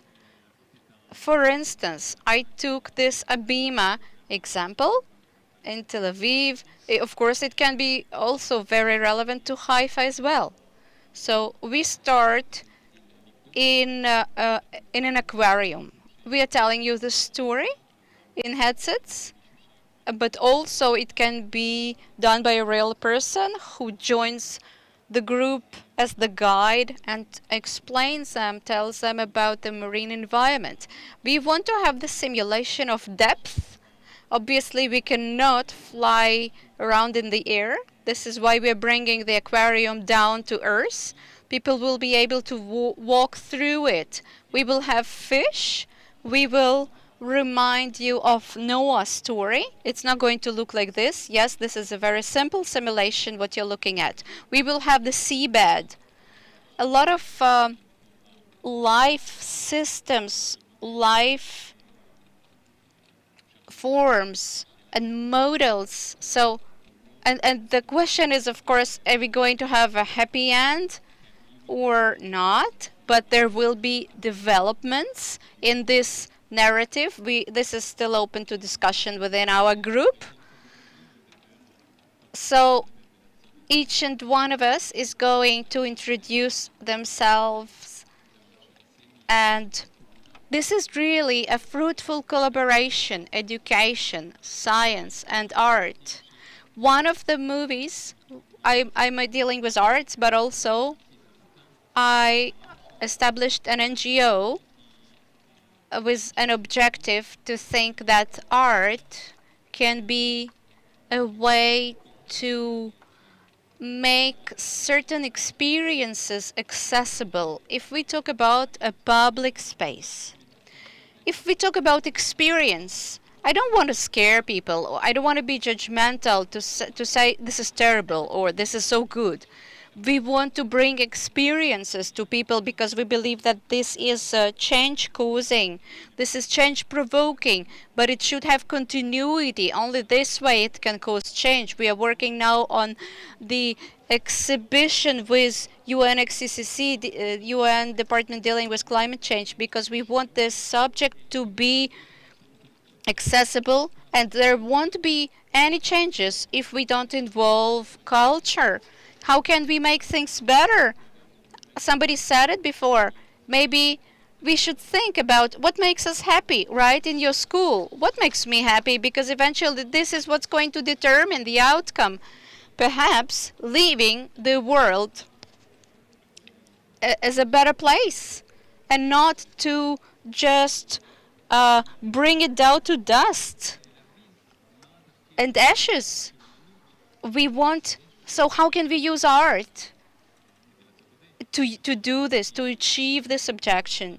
This is the video clip that is based on Genesis story, the world creation, and it goes, the microphone goes now to you. So my name is Tamar Tannenbaum, and I'm a manager in NGO EcoOcean. I will tell you about our NGO. It really opened our eyes to see the underwater world and to understand how can we appeal to people's emotions. So thank you for hosting us. EcoOcean NGO is the marine NGO that wants to advance marine nature preservation issue, and we are promoting the research.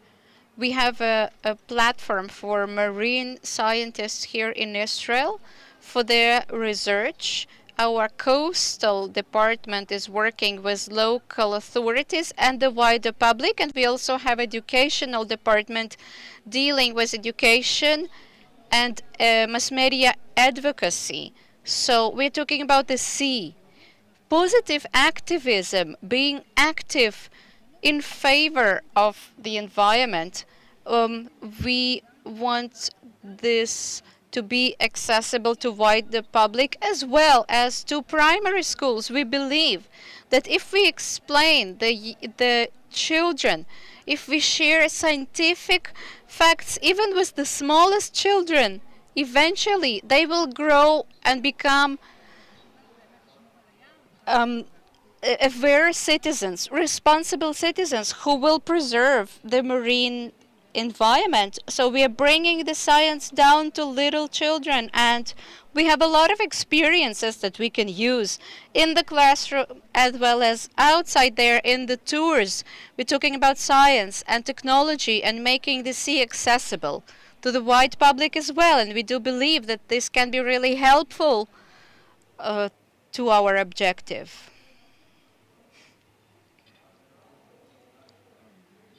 My name is Aviad.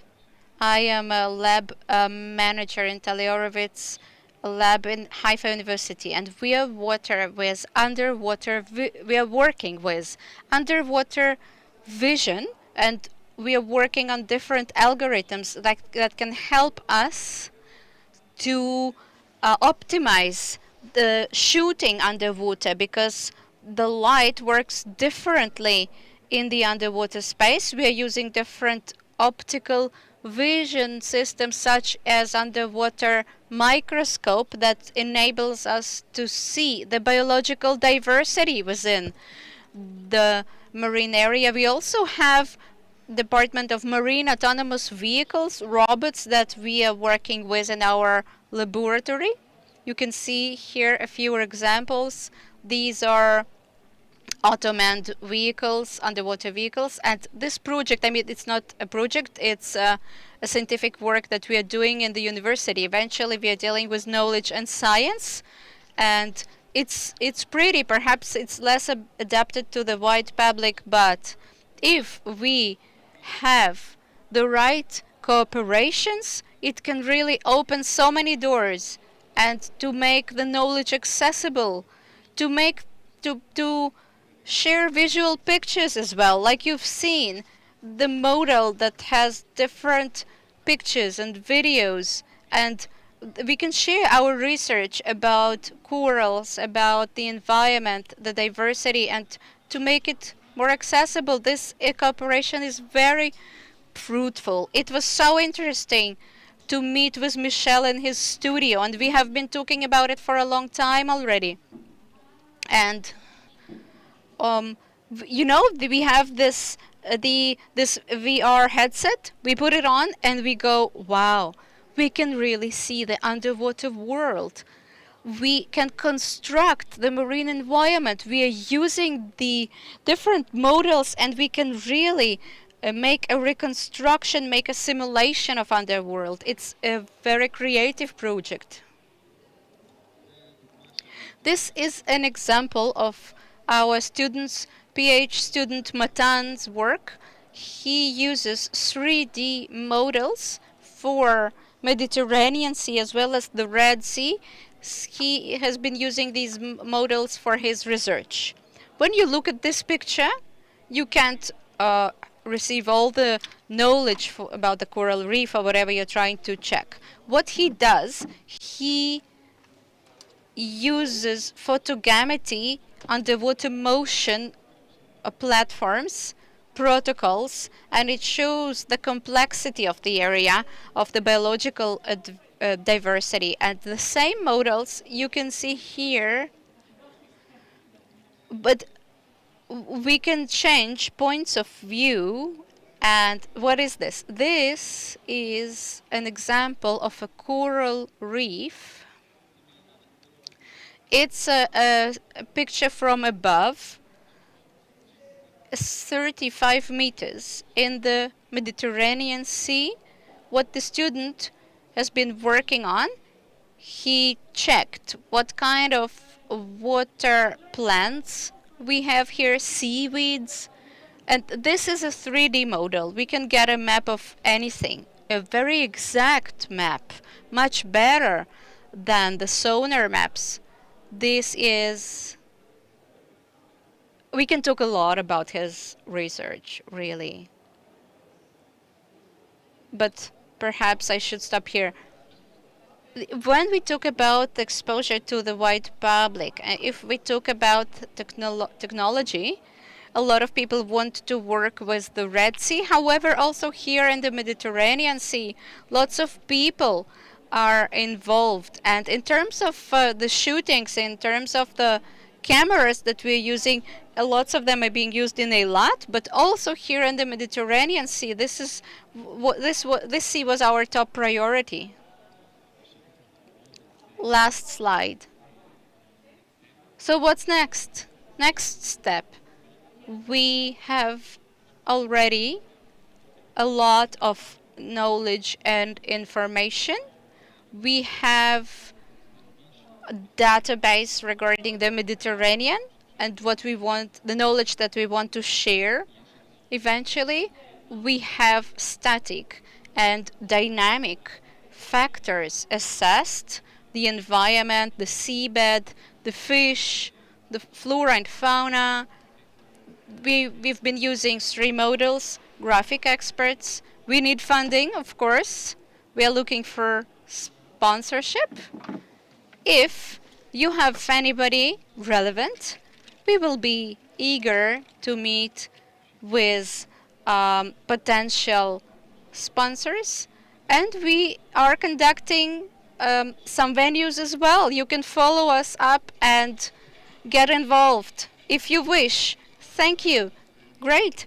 Thanks. I am really excited about the results of your meetings and collaboration, and you have a future project in planning, and it can only show you that the relationship between arts, science, and education can be so powerful. So we would like to thank you once again. We are running a bit late on our schedule. We are now going into coffee break. I would like you to come back here at 11:05.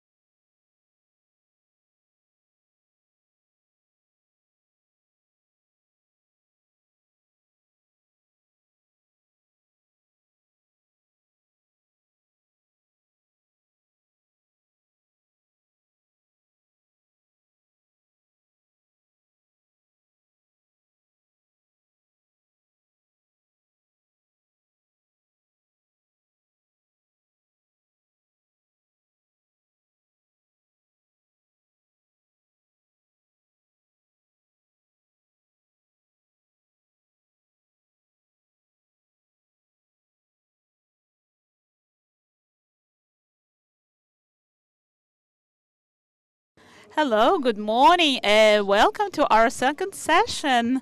Bringing the classroom to the sea, that's the title, and also the class to the sea. And the first speaker is Yochai Platzur, from head of Sea Authority, City of Haifa. He'll speak about the sailing boat as a classroom.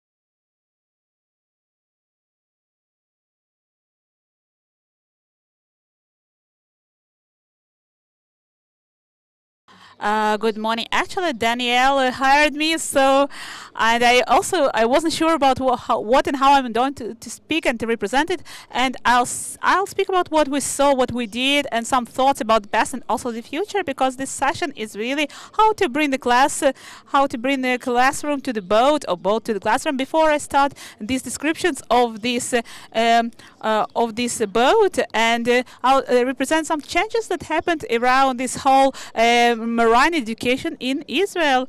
The best example for a change is out of development of this school where for marine officers that I developed, and I worked there for more than 20 years. And at the beginning of the way, which was in 1937. It was the first conference of what started in the future. It became the first conference of Marine League in Israel, and Shlomo Bardin is speaking. He was the first speaker, and it's appropriate also to our days with some slight changes. He says there is a need to spread a culture of the sea. We have to make our educational community and professional community in Haifa and Tel Aviv. Eilat is not reminded. You see, there is a part of a professional training that you could start on sea, on shore. It's important to learn those actions and to send people learn in universities and also foreign schools. You should create professional school by which you could make a professional training with radio, telegraph, boats, mechanical means, etc. So, and when we see our days, this quotation and besides maybe mechanical means, it became something known and something significant, and it also has meaning nowadays. But at that period, the goal was very focused. All the subject of marine education was focused in one direction. And when the school was established 1 year later, next to Technion and the Jewish school, the goal was then to prepare Israelis, mechanic and also other professionals to work in the sea, almost as in a national school. And nowadays, and the beginning, the vessels that they used at the beginning, they were little boats for because something to float, and it's like more than it wasn't a real profession, and no. So eventually, then the goal was to come. Okay, just a moment. It's too quick. I didn't want to run so fast with the slides. The goal was to come to vessels, to commercial vessels, and be there in this territory. At some point, they asked themselves about vessels that we were supposed to train professionals, I mean school students, and they were brought different romantic ideas. This boat almost came to Israel, but it was Second World War II, and it became this hospital boat until it floated. And so this boat actually came, and it was training boat Validora. It came to Haifa port, and that's the first boat you can see. I don't know what happens with the pictures. The pictures are changing. The slides are changing too fast. Don't know what happened here. This training boat Valdora is very similar to the ship that was built after that in school. And yes, at some specific point, we are speaking about the 70s already, and there came a ship, which a big ship, and a ship included all the things that it should. And education at that period was very tough education, I would say.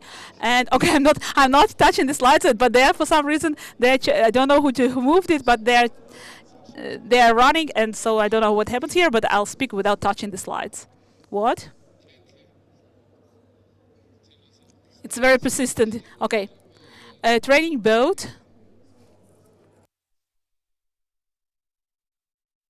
And that was similar to boat, and it was representing very tough education. Stories are told that when the captain was coming there on the bridge, everyone was standing, and the skipper was coming, everyone was standing. You couldn't sit at all. You were supposed to stand all the time when skipper came, because it was very professional training using sea not as educational goal or something that could develop this or other learning study, but training of what is done in the class.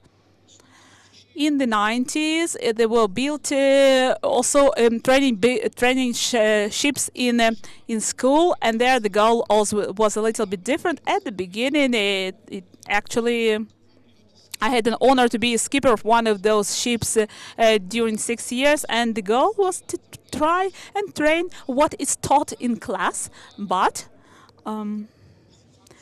it was in terms of ship for commercial needs, and the dynamics that existed there, and also living inside the boat was a little bit different. When we're looking at things that happening today in the Ministry of Education, there are those marine centers devoted to marine education. I think it's great to start acting there, because if today you didn't check it yet, but if you're looking at the beginning, the goal of education as it is defined in Ministry of Education, they're saying to create among students connection to sea and the surrounding, the ability to act differently by keeping values of ecology and nature, and the ability to develop students independently, and also being a friends of colleagues and part of colleagues and there is efficiency, if you're looking and thinking it's going to be the future, and people will come out of it, and scientists and researchers will come out of this with this sentence. It's very difficult when if they will come out of this definition. The lesson is very short. No time for everything. Everything is done out as a will to have enough time for everything. Although the rationale of Ministry of Education, I'm sure that all of us would maybe adopt it, but one of the paragraphs in rationale in this framework, students are going to unknown surrounding, and it gives him more open to learning, because it's experiential learning based on social and emotional meaning. I think that's the subject of session that we're talking about, how we really create this interaction between student that we want that he's learning, not just maybe not at school, not in elementary or high school, but how we create this interaction between this student and surrounding, and we make him a researcher. And before, it was very easy to take a class and say, okay, so I'm using this ship, and I'm using this boat, and so I'm teaching, for example, and I'm showing the sails, and I'm teaching them how to. So there's sailing, etc., and other things. But the idea was probably a little bit different. And here I'm very much connected, and I had doubts, about many years about this sentence, and I don't understand how it wasn't represented before, because I was fearful about that. Who will represent it? That someone is going to represent it before me. How to build a boat? It's Antoine de Saint-Exupéry wrote The Little Prince, and you bring people and you give them the love and longing for a big sea, and not just bringing people who are preparing plans, just making and building a boat. And I had some doubts whether is it really a way if you're taking people and just bringing them back to this ship and starting it all, or maybe there are some preparations. this dilemma was solved when I was a partner of building a replica of this Agan Michael boat.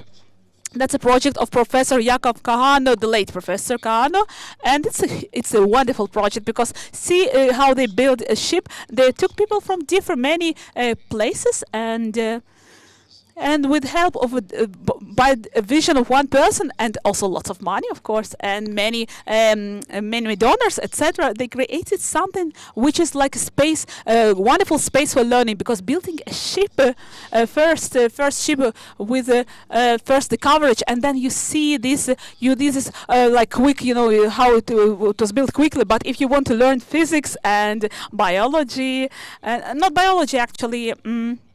Or other things, biology. After we brought it, we pulled this ship to the water, and then you have to learn biology later. Here you have quite a big range of learning, and also many people who are who are coming, and how to create the right angles and to create right experiences, etc. And in our experience, we also involved students from school. We checked the ship, and one of the most interesting attempts is to take students who learn physics five on the level of 5 points, and also to give them lessons there. So every matriculation test, and you just you're bringing them, and you teach them friction between different whales, and you teach them in practice. And when you're taking it to the sea, there are many variety of questions. I'm taking the most interesting things, for example, how they float, how the ship is flowing, how they progressing vectors, etc. And we also took 2 ships from school, from the stage of planning, where you're going, like 2 weeks sailing with the kids, with the students, and they had to learn to get to school, to books, to see prognosis, meteorology, and then to go to the way and to activate it, including making decisions. What happens in this other weather? That's what they had to do.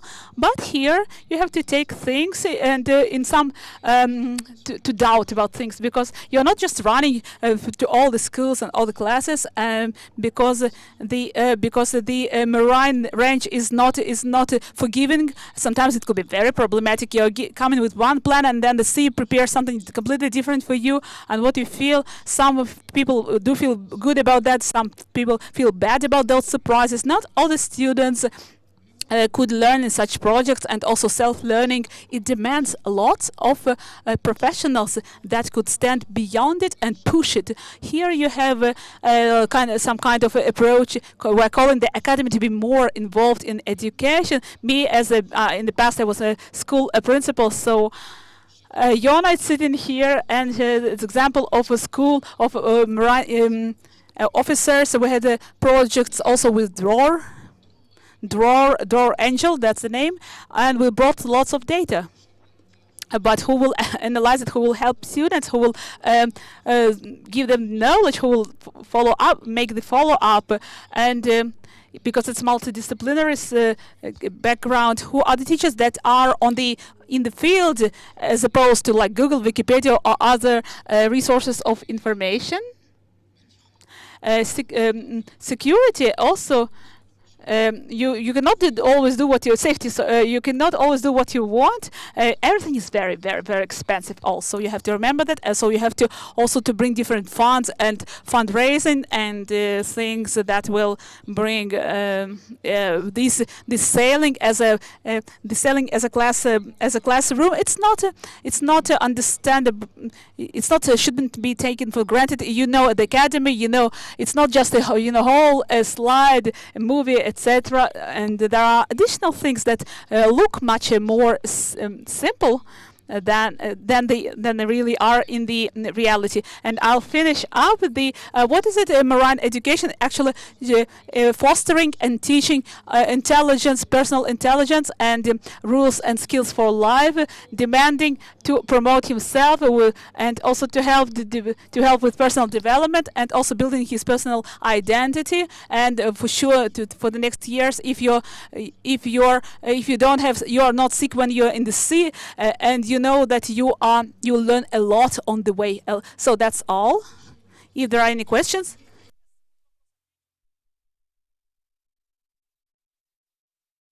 Thank you very much. If you have questions, that's the time to ask.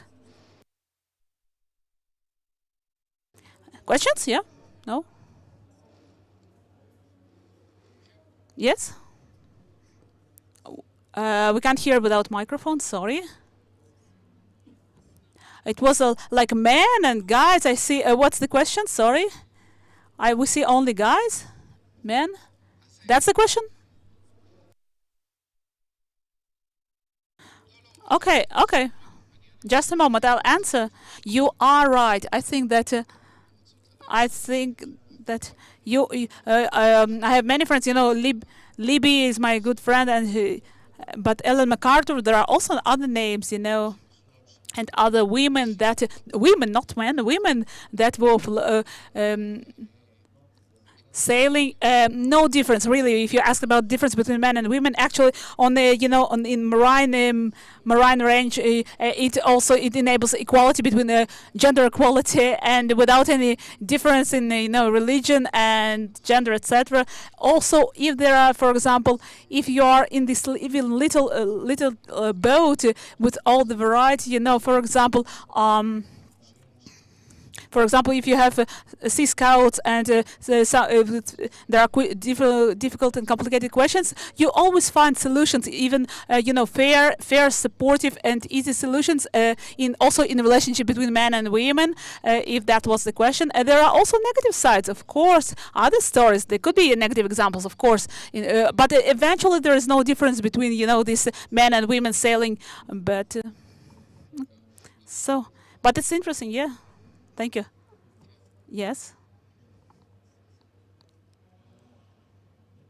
Sorry, I can't hear the question. Well, I'm seaman in my past. It could be very problematic. So sorry, I didn't hear the question. It's very problematic.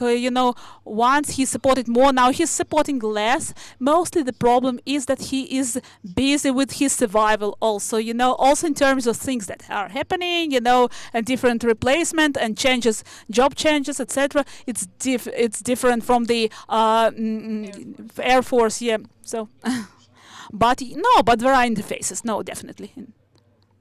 Yeah, okay. Thank you so much.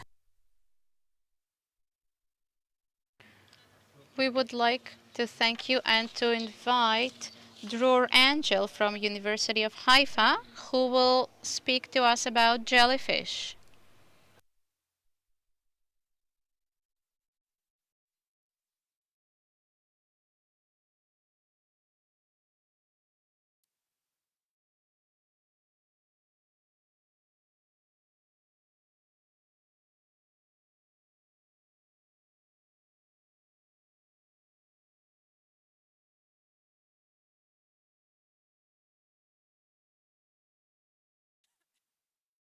I would like to thank the organizers.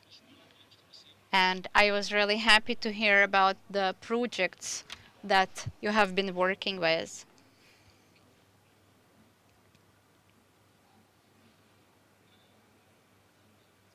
Thank you.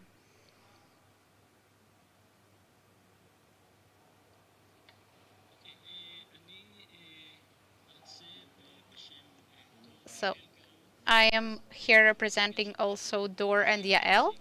Dor has presented this presentation already a week ago on another ecological conference, but some things in this presentation are also very relevant to our conference and to the days of this event. The objective was to take a subject that most of the coastal visitors are familiar with, and to use it as leverage and to explain through it to the wider audience about what actually happens underwater. We wanted to take something, a jellyfish that is usually addressed as inconvenience, and to involve it in research, education, empowerment, even healthcare and economy. We have developed application, an app, a website. We have an app now too that helps people to report regarding the medusas that they encounter on the beach. And it's not only scientists or the general public benefit from this, but really everybody. We are now looking for volunteers, for the people who are willing to report on the jellyfish that they are encountering. So we have collaboration with the communities. We have a lot of cooperation with hospitals, municipalities, even the marine forces, the fishermen, the swimmers, swimming clubs, yacht clubs, etc., etc. Today we have a campaign, awareness campaign, that will help us to avoid burns, to take care of burns. We will talk about it later a little bit. We do not have a long time though. And also we have epidemiological review that explains to us what happens when we have the stings, when we are exposed to jellyfish venom, and what can be done to make things better. It's accessible.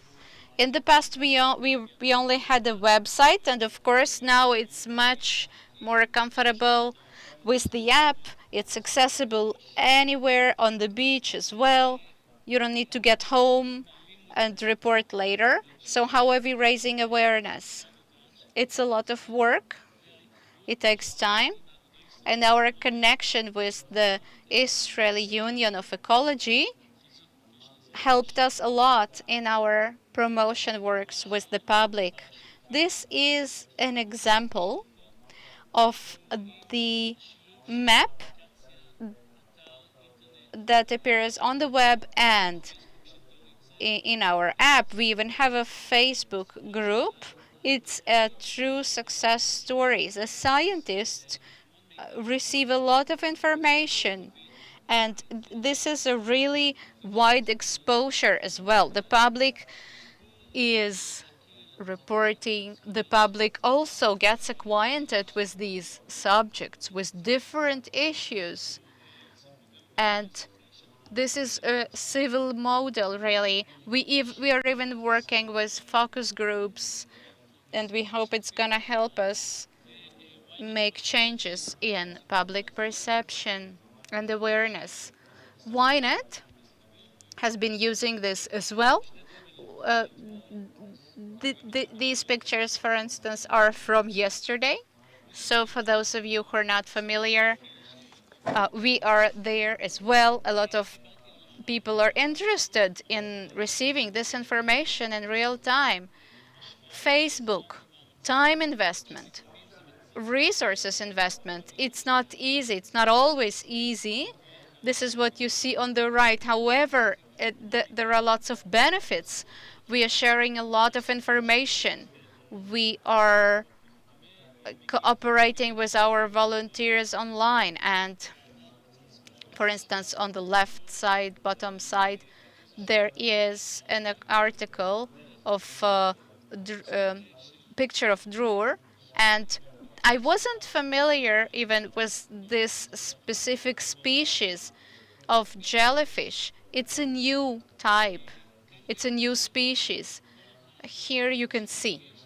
Those are not, this is not all. There are more creatures in the underwater. And outside also you can see more photographs outside here in our conference. So not all of these creatures are jellyfish. What is a jellyfish really if we talk about taxonomy? Different species are not exactly defined as jellyfish. You can see some of these species are venomous, but most of them are not. Great point. They are all they all belong to the same family. They are eating plankton. The venomous species have, some of them have a strong venom. Some of them are only slightly venomous and others not at all. They belong to the scientific family of Cnidaria. Cnidaria. And here you can see lots of people are taking pictures of the underwater life and the jellyfish. We also have cooperation with educational systems, kindergartens, schools. Even here in the university, we are collaborating with a pedagogical commission dealing with accessibility of sciences to schools. This is a picture of one of the meetings in Nahariya in a classroom a few years ago.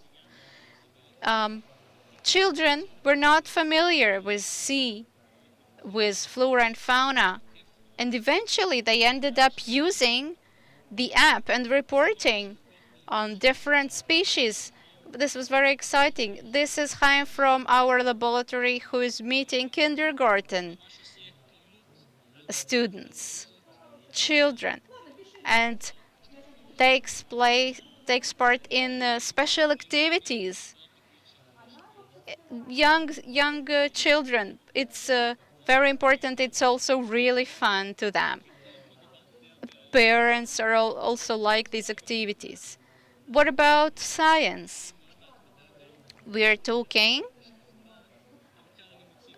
dealing a lot with scientific aspects. This is one of the projects that we are involved in. We are talking about the jellyfish potential to efficiently capture nanoparticles such as plastic and others. The jellyfish mucus has potential. This is the microplastic that was photographed yesterday in our laboratory by Chaim. I'm almost done. Results.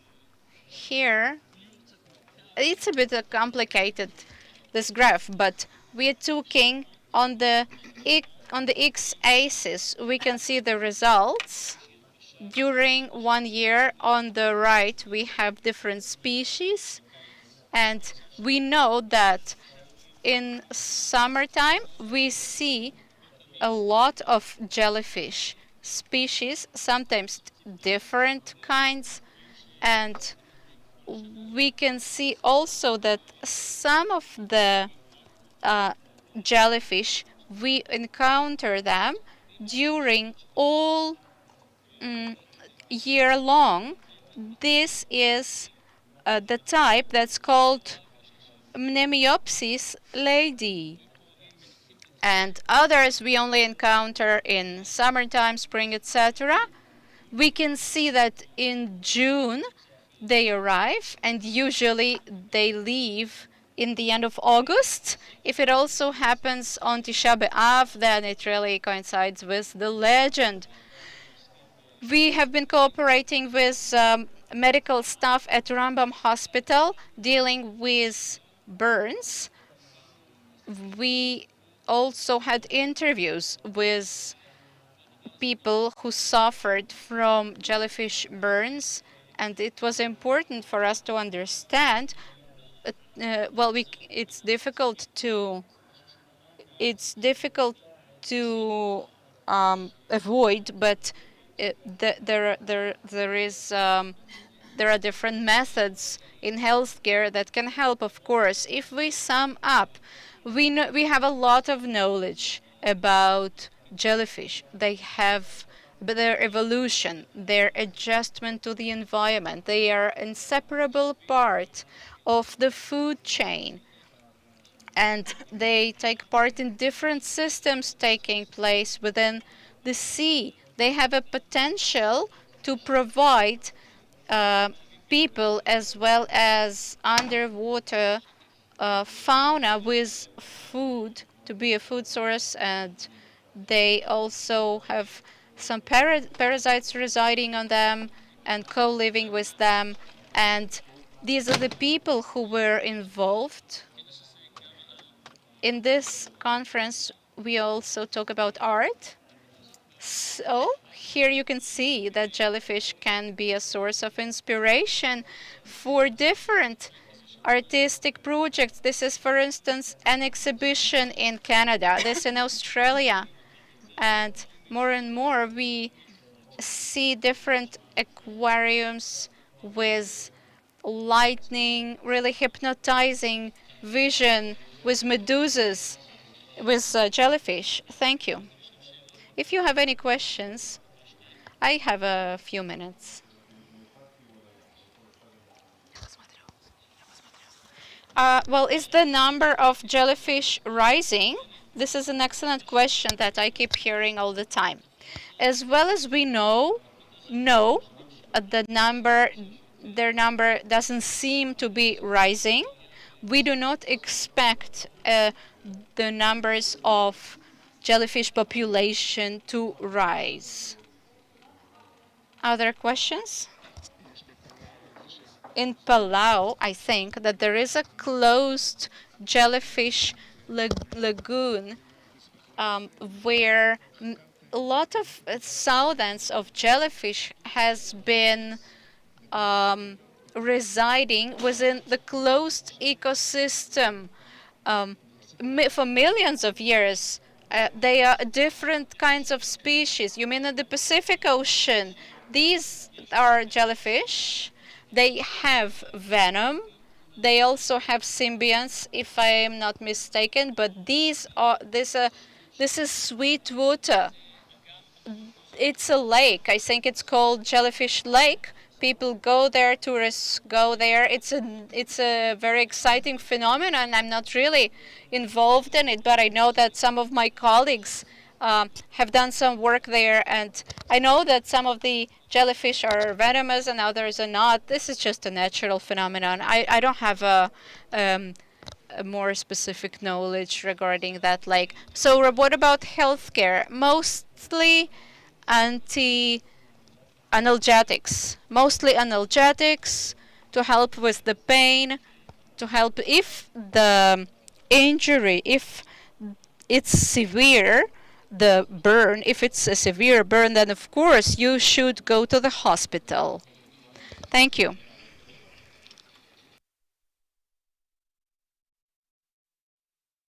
Thank you. And then our next speaker is Reuven Yosef from Ben-Gurion University Rabban School in Eilat about bringing scientific research in the Red Sea to high school students.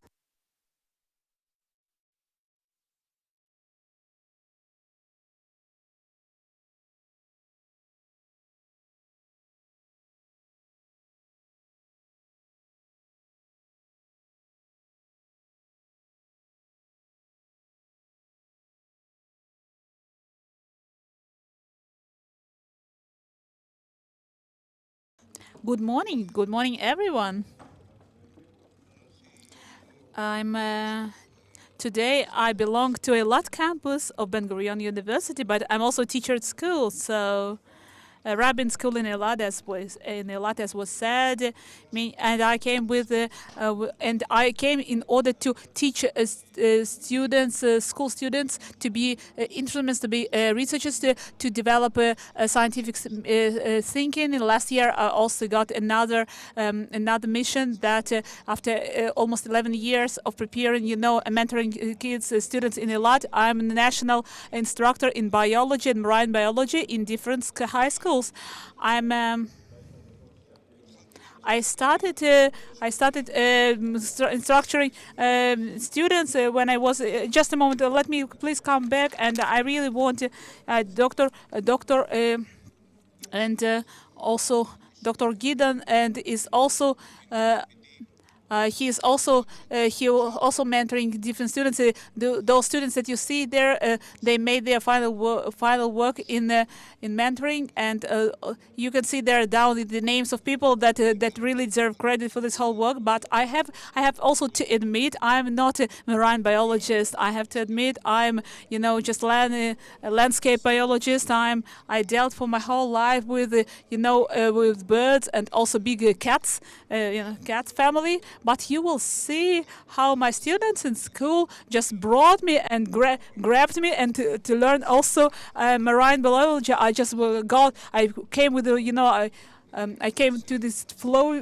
I came with them, and I found it very interesting. It's part from what I'm trying to show you, how those students actually they taught me marine biology in the Red Sea. And I would like to say Dror, who lectured before me, that we miss you in our Eilat landscape. So I'm a lecturer for final works for 35 years already. I started when I was learning teaching in the Boker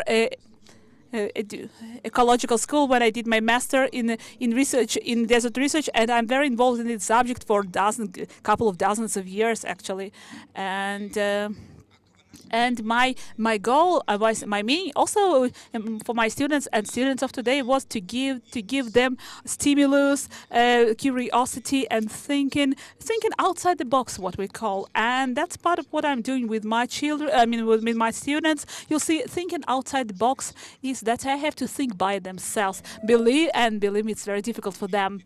I actually find lots of students like, you tell us what's the research question, you'll represent us the subject. They will not able to think by themselves, and this subject is really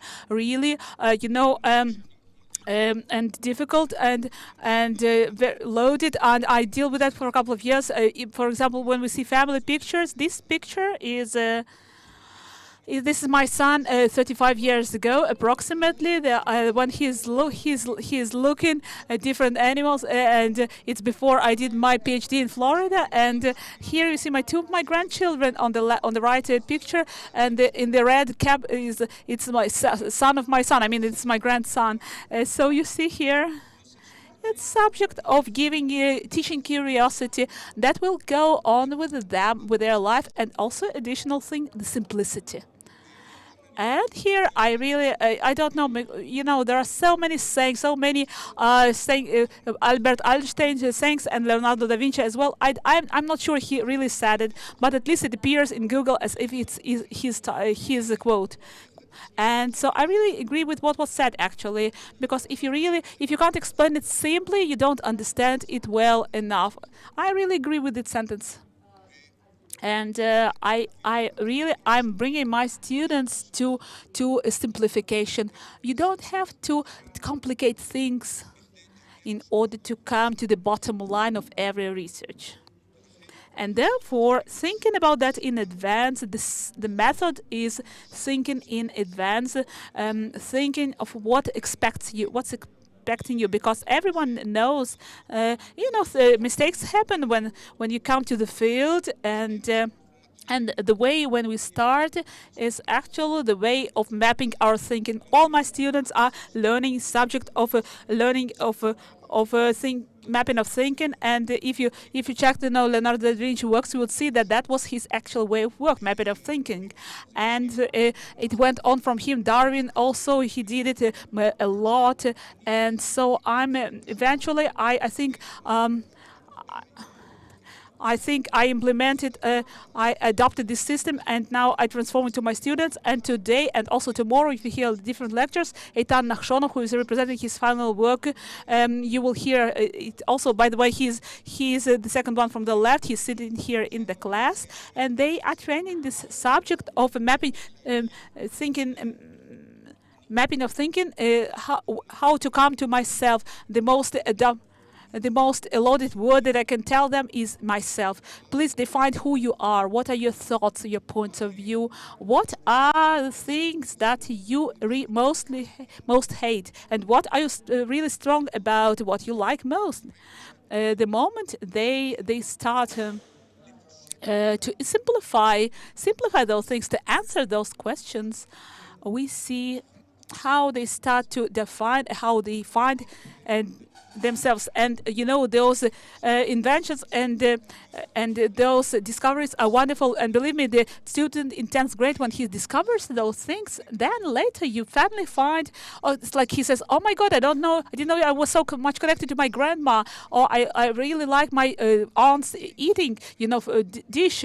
You are coming to things which are much beyond science. You're coming to practice level, to the personality level, and then they become really curious about themselves. And I don't have this market list, supermarket list of products. I'm saying that in advance. If I have those projects, I can do it myself. I don't need you guys for that.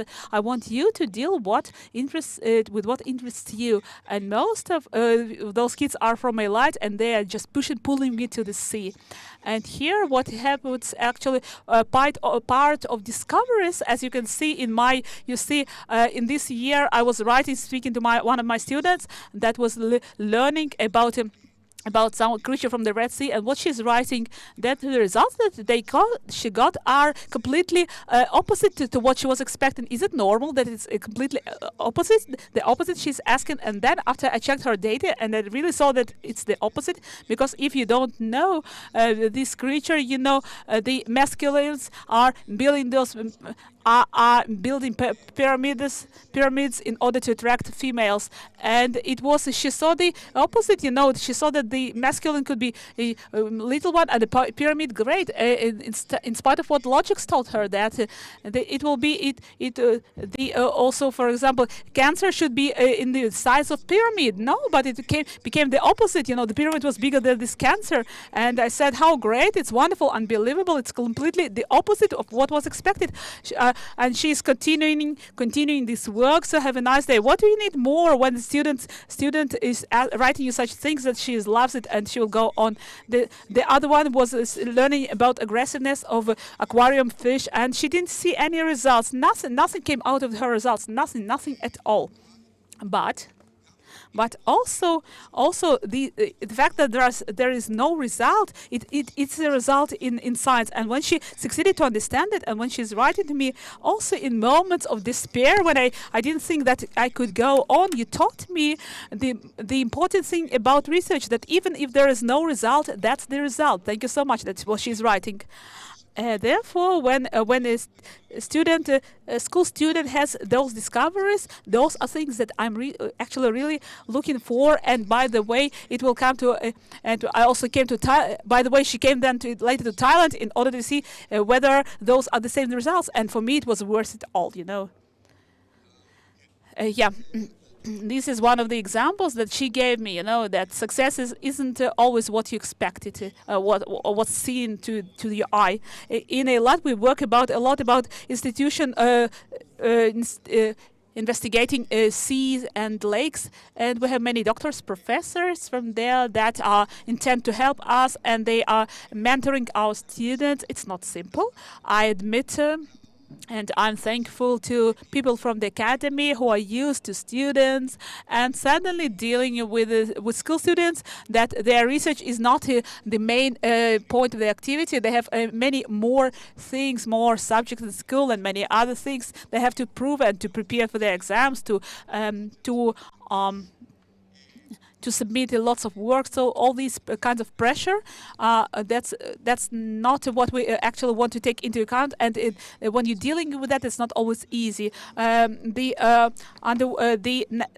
underwater observatories are discovering many things and opening many things in front of us without showing many names, of all the mentors and moderators. You could see also, I don't want to show, ID numbers of students. Therefore, I'm not showing, all the data because I don't want, all this personal information. But we really have, those are just examples. Those are not all the works which were done, written on the subject. On the shore, we are working with on this border between the sea and this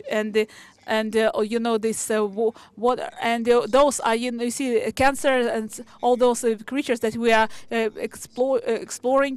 Dr. Gidon Vintage, I reminded his name. Those two works on the left side, or even 3 works were moderated by him. Additional works that were done in the open sea also include what Tali will represent you later. And there are more things to be done. We are doing this whole celebration for students who are finishing their final work, submitting it. We are doing the whole event in which we are printing out this summary book. You can see here 3 examples, summary books for every student who is finishing. If I started, for example, with 5 up to 10 students that joined it, nowadays we have almost 50 students in Eilat who are writing, submitting their final works. So every student has, this abstracts both in Hebrew and in English. National competitions, you can see here many people. Also, competition of Green Campus of Ben Gurion University, additional competitions, and Weizmann Institute, don't forget that. And professional exposure also abroad. I'm teaching my students, and one message, the world is our playground. Let's enjoy it, and that's the message. And I'm not limiting my students in there. I'm not putting borders to them. If the student is interested about something, I will go with him to Cyprus, to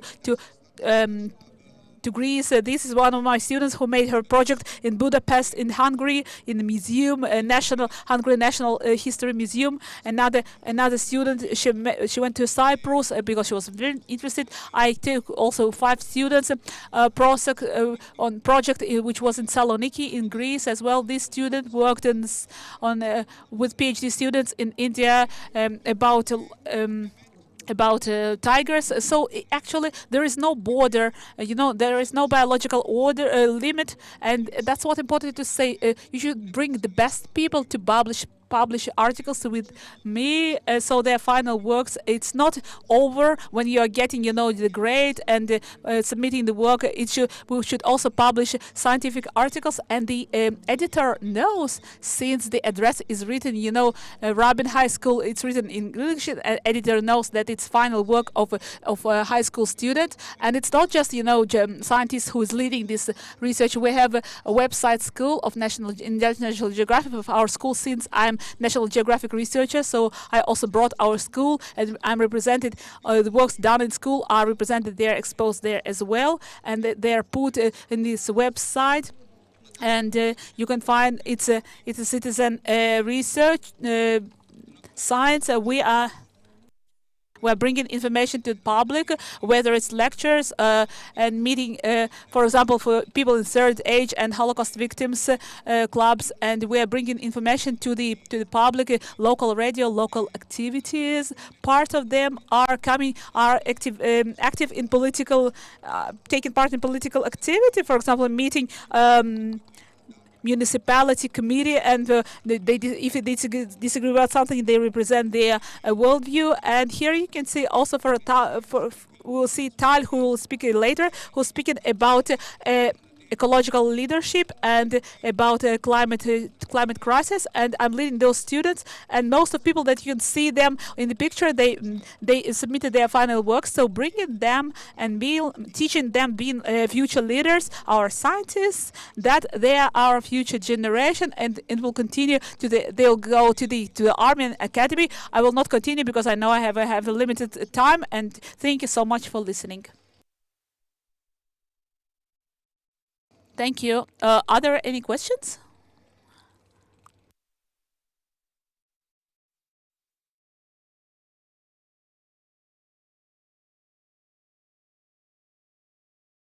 have two questions. The first one,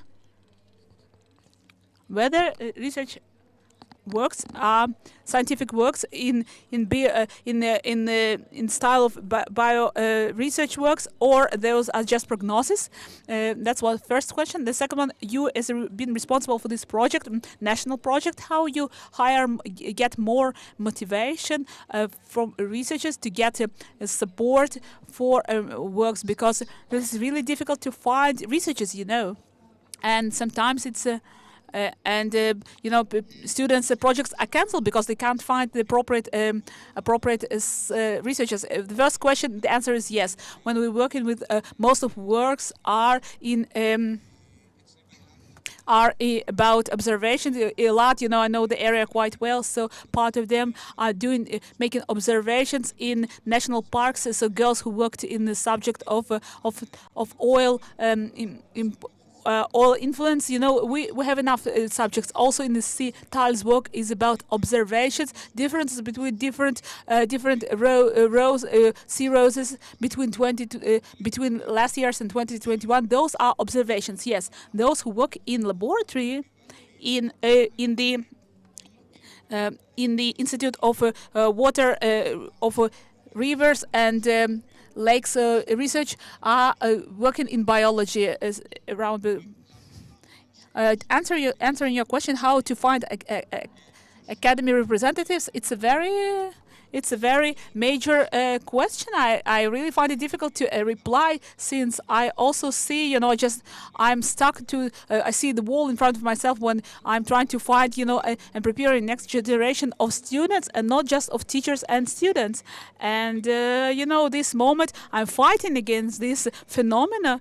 And so therefore, when I'm invited to Knesset, to Parliament, I'm using every possibility, to speak, and therefore I'm here. I want to pass this message. Okay. First of all, Ruben, I was in Eilat in one of your professional courses, so it was great. First of all, Ruben is really making a holy job. And another question, I think I speak to all the people who are here in the field. As marine research is very important, but you have to make it accessible to young people and to the public. If people from here, researchers, will stay, in their university world and just in their comfort zone, it will not get outside. You have to be, more researchers should be open and help students that want it. For example, I also find it the same problem, because I demand, and so for example, it's very difficult to moderate in different subjects, so I have to force people. You have to really find scientists, and they really have to teach students and help them. I think Ruben is making it's a whole job, so good for you, chapeau. And Ruben, I spend lots of time at sea, and I'm also teacher for marine studies. I don't see academy from outside. I see people from academy standing and explaining to people in the sea how to keep the sea and what's about the sea, including Eilat. I'm in Eilat. I feel like policeman in Eilat. Don't pull there, don't push here, don't stand here. Corals are live creatures, so I think the academy should take the responsibility on itself to go to the seashores on Saturdays, on holidays, and explain people what is it this sea, why should we keep it. And from here, that will start. The education should come, of course, from kids, for kids, but the academy also, and lecturers and different future doctors should get outside. It's very nice for researchers, to stay in the academy, but no one actually sees what they actually do. And I think that the more people get out, the better, and should also join work with school children. I think it will do great. And Ruben, I see you're really doing a holy job, because I saw what you're doing in Eilat. That's great. One of my, I want to convince, academy representatives. I would like to continue your line, what you said, your idea. You should publish articles. It's not for me. Because I'm beyond that, guys. Really, I'm doing that in order to convince another academy representatives that students are able and capable to collect data, not less good than the best student. And that's what's important. Because, for academic representatives, for them, what's important is academic publications. Thank you so much. Now I would like to invite here Noa Shankar from Tel Aviv University. She will tell you about Discovering the Sea, Social Involvement as a Learning Tool in Academia. I want to thank previous lectors for preparing the ground for my lecture as well. Excellent job. Great. My name is Noah Shankar from Zoology School, Life Sciences Faculty, Tel Aviv University, and Nature Museum of Steiner. Thank you for inviting me to this conference because it really takes us out of our comfort zone and it brings us so many ideas. Our course name is called Discovering the Sea. It appeals to Americans that can contribute to our project. I will tell you about this course. Why am I doing it? Why are the students doing it? And why universities should get involved and have more social involvement courses as well. And perhaps it will even convince Haifa University, and if we will have some time left, we will talk about COVID too and challenges of COVID and the questions. Why me? Why you? Why they? Usually I'm not using words as motivation, passion, love. Usually those are not indicators when we talk about marine life. But if we talk about Tel Aviv University, we have a program called Staying Connected Plus. And these programs, how do we call it? It's a public research university, and it really should engage more representatives of the community to promote demographic values, to promote social values, and this is why they have practical courses. What are those? They take a lecturer who has a certain social engagement aspect, and they have a host as well. They have other participants, and together with students, let's say there is a course about vaccines. They go reach out to the community and need to make the scientific knowledge more accessible. They have more than 60 practical courses as of today, and students get credit for their hours. Teachers get credit for the teaching hours as well, and it does bring so much motivation. Remember sport? In sport we used to have bowling, yoga, taekwondo, and we don't have it anymore because it's now expensive, but the same thing is going to happen when BA students will have mandatory social involvement courses. So this is about the program, and I took part, and we had in 2015 we had a alert from a certain NGO, and they helped me to prepare this course, and that later became a part of the Stay Connected, Stay Involved project, and the objective was to combine marine studies, marine biology, and other studies with social activities. High school students came to the university, took part in it, and students would also go to high schools and have some activities and lessons there.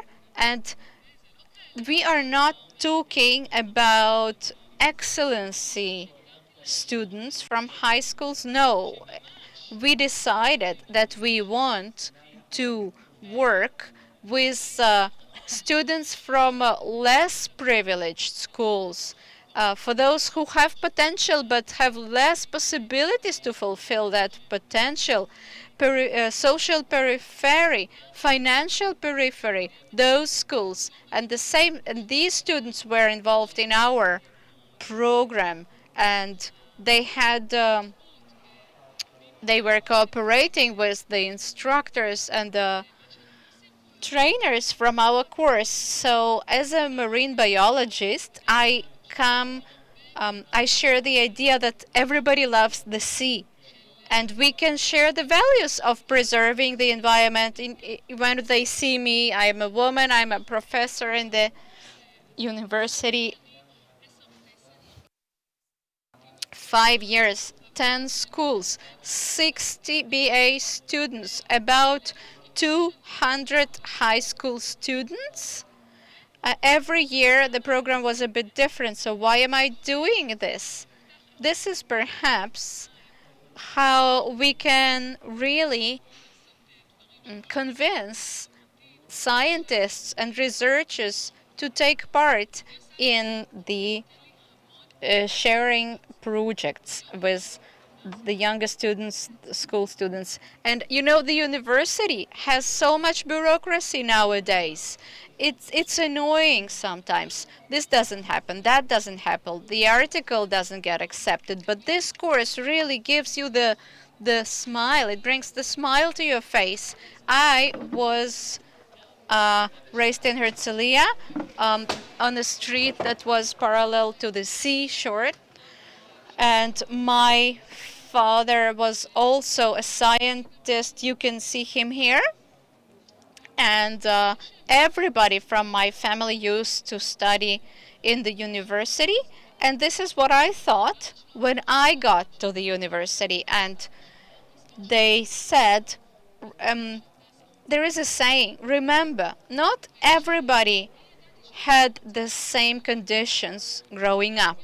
And I really waited to the times when I will be able also to get to the to that place that will enable me to share the knowledge and to help others. But I'm not an angel. Those of you who know people, you know that people are doing good deeds for themselves because it makes them feel better. It's even addiction. It's a good addiction altogether. Instead of getting addicted to gaming and to casinos or drugs. So I'm doing it because it makes me feel good. It releases dopamine in my brain. So I really recommend you too. All the researchers and scientists here in the university, it makes you feel good about yourselves. You should try it. Why do the students do it? It gives them passion. They can see that the knowledge, you know, that, let's say, biology BA in Tel Aviv University, those are very hard studies, very demanding curriculum. So suddenly they discover that they have power. Suddenly they discover that they can lead to a change. And they are writing articles. Some students were even considering dropping out of the studies. And now the millennials, you know, they demand a lot of explanations as to why and what's in it for them.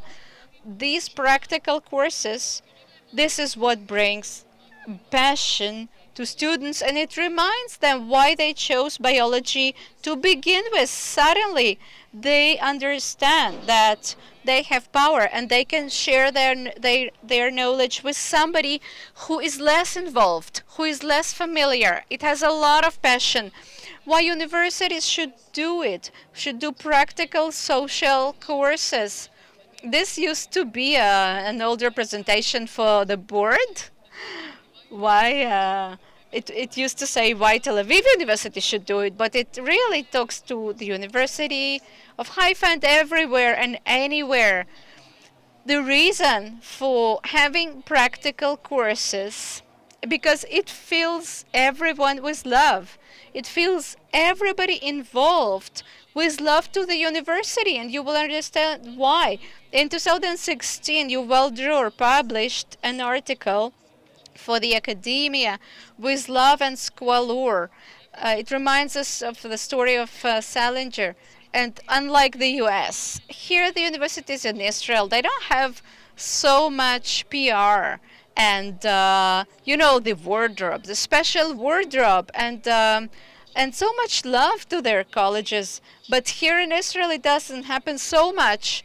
And sometimes, you know, the students who come to the first year with so much passion, they become frustrated in the end of the third year.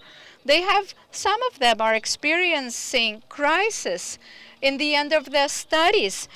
It's about their identification. It's about their identity. They feel disappointed because they don't get the tools. It's a shitty BA. It's a shitty, it's a really shitty university. This is their message. There is a problem within the universities, and practical courses can change it. They can change the bad reputation. And when you now meet a student who comes to Tel Aviv University for the first time in his life, and he is looking at the campus, can I study movie making? Can I study architecture? Here you go to the cafeteria, here you eat and drink, you explain to him, and it gives them so much motivation and good energy, and it fills them with trust, and it builds the relationship between the frustrated lecturer and the students. I have an app, and I showed them how I'm going to look within 20 years from now, and I told them, this is how I'm going to look in 20 years from today, and you come and say hello, all right? So COVID-19, almost 2 years ago, our second semester course was programmed this way that we will spend a lot of time in Bat Yam beach. First quarantine, Zoom. Everybody is on Zoom. We spoke to the students in Jaffa Hashmonaim school. The high school students over there don't have even laptops, but university can help them. We gathered donations of older laptops and notebooks, and we brought them to their houses. Now they have laptops. Next problem emerges: how to use the Zoom. Who are we? How to use it? It's not like my children, had a separate room with a tablet. This is not the same. How do we invite them to take part in Zoom? And this is where I humiliated myself. You can see I went into the shower with a diving suit. I don't care if you make fun of me. I really don't care. This was my invitation for them. Hello. I am a Professor Noah Shenkar, and I am a marine biologist, as you know. I cannot invite you to the seashore right now. So I'm inviting you to take part still in this court as the way that I'm doing it. And we will learn so much about marine flora and fauna and why it's so important to keep our coasts clean. The coasts right here, close to our home. Come and join us in Zoom. So my husband was filming me, and it worked. They joined us. They go into Zoom. What do they see? The students, older people, and myself. It breaks them. So I'm telling them, hi, hello, this is me from the shower, right? And the students and everybody, even the high school, 4 of them, they even, some of them even entered the campus because it was forbidden, but we just had to bring them. We have been working with Bat Yam, mixed population, great stuff. Great students, so much motivation. You can see here the unicorn graffiti. I can do it. All the school now is filled with motivation and so much inspiration. And although it's only 12 kilometers the distance between the Tel Aviv University and Bat Yam, the school, but the actual gaps are much wider. So another activity where that we called discovering the C class, or discovering the genius. And I know that our work was so fruitful, and my students know it. And this is not related to Discovering the Sea, but as a part of another project podcast with Carolina, a singer, famous singer and a good friend. It's called Discovering the Underwater World. Its objective is to raise awareness. Carolina is singing. I'm not singing. I'm just talking science. That's it. Do I have time for questions?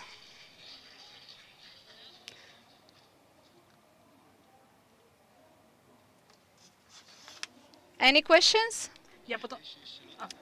Before the questions, I would like to thank Noah.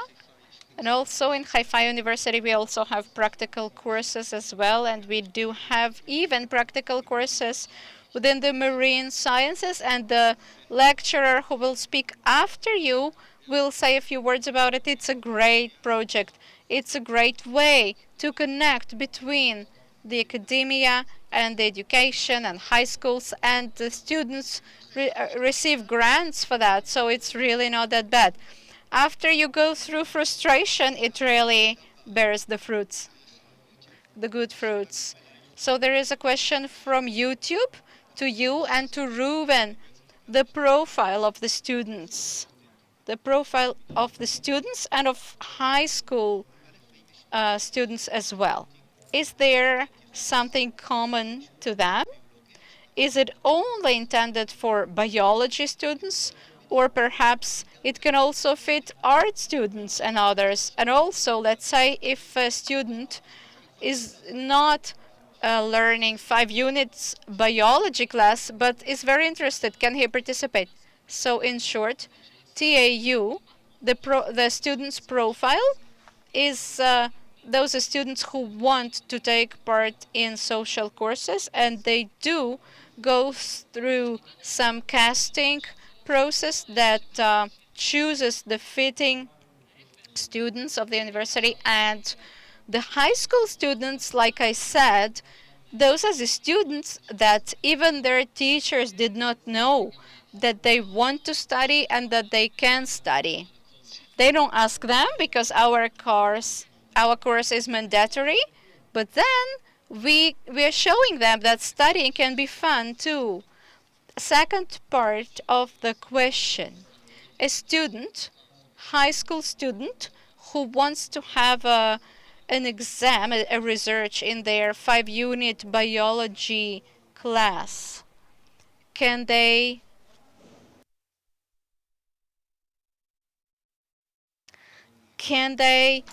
take part in your course? It's not related. The biology is not biology course is not mandatory to take part in our course. And I can tell you that I was working personally. I was working with high school students who did not have any background in sciences. And then I'm not encouraging you, but eventually they ended up having research. It's a very hard work, but if you identify a pupil, a high school pupil who can do it, you can encourage them. And the abilities of students and all kinds of definitions that sometimes high school are putting on them, and all kinds of tags of different types of education, I'm not impressed by that. There are 2 types of final works, linked and not linked. The not linked, let's say this Tal, he had 2 works, he wrote 2 works, and he eventually accumulated 10 units. Now, the pupil must take a biology course, but in the second type, the pupil only gets 5 points. It does not get accumulated to 10. I hope I was clear.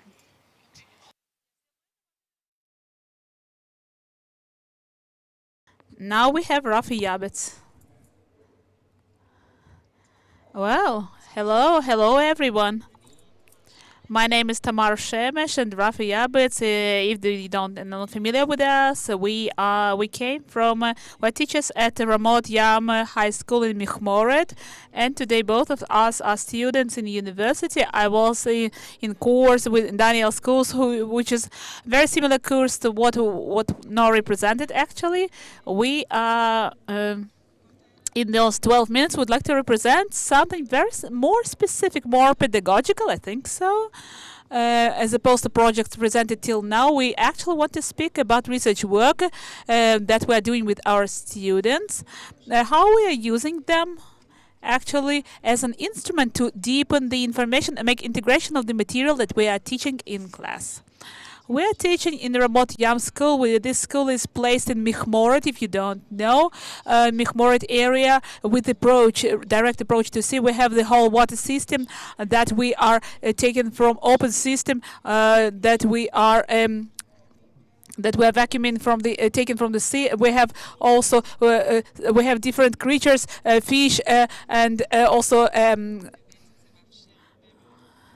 And we have corals, etc., different sea creatures, and we also have a diving club which enables teachers, students to dive there with different systems. We have laboratories, we have systems for aquarium systems with lighting, etc. So we are making cooperation with different factors and also institutions and university. We have researchers from Tel Aviv and Haifa University who are using our facilities in school in order to prepare to make their research, and of course it's also including cooperation with our students. I'll still use this possibility, and then I'll invite, if everyone is interested, we have a place, we have a possibility to make research in our school.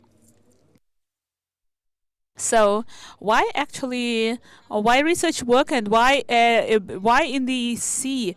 First of all, to deepen the understanding of material taught in class, make integration on the different levels of organization where material is taught, to deepen understanding of marine ecology, and also to deepen the involvement of students in marine ecology. And because we have multiple cooperations with centers and organizations, etc., we have research works connected to ecology, and all these empowers the students' involvement and connects them to the sea. We're studying. As opposed to all the things that were said till now, we do see importance of acquiring knowledge in class as a basics, before getting to the sea and making research. And I'll give you an example how we do that. Very specific example with the 10th grade students coming to us. Usually we're starting with them.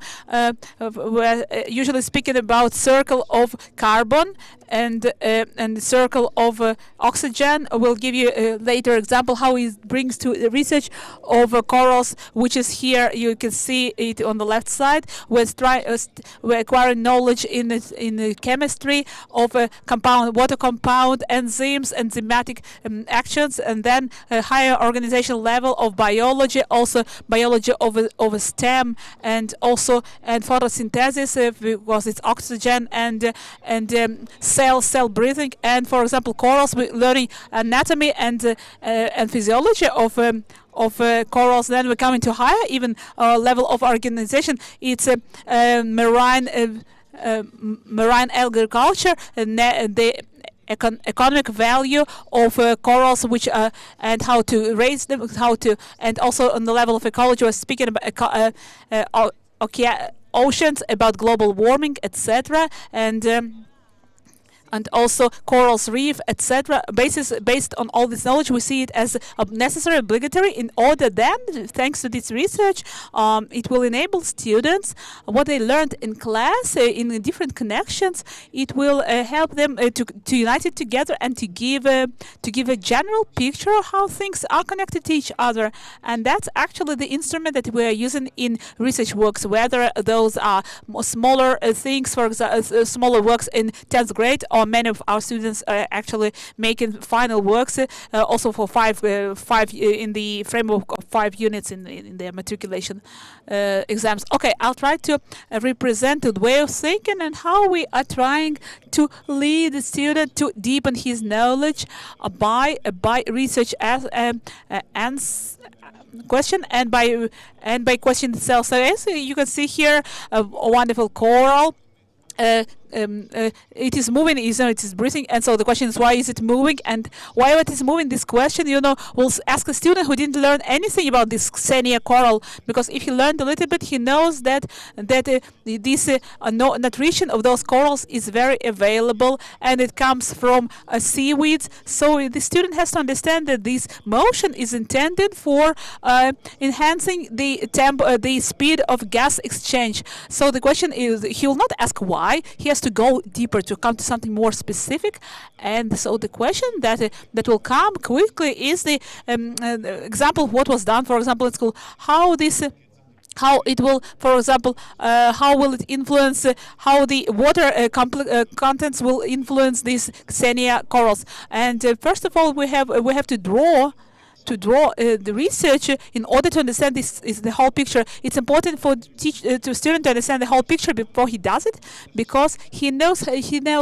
to know how to think correctly and to calculate things in the way which will be clearer. So the independent factor are, for example, scores, the adding of CO2 yes, CO2 to water. Will influence, for example, the speed of Xenia pump. And first of all, we have to isolate it. We know that we're showing students how to isolate different components, and it's the isolation. And then how you measure this pumping. First of all, his student is making these Xenia photographs for 20 seconds, and then adding CO2. And so this the system of method of a check showing this Xenia coral pump. So which process are we speaking about also?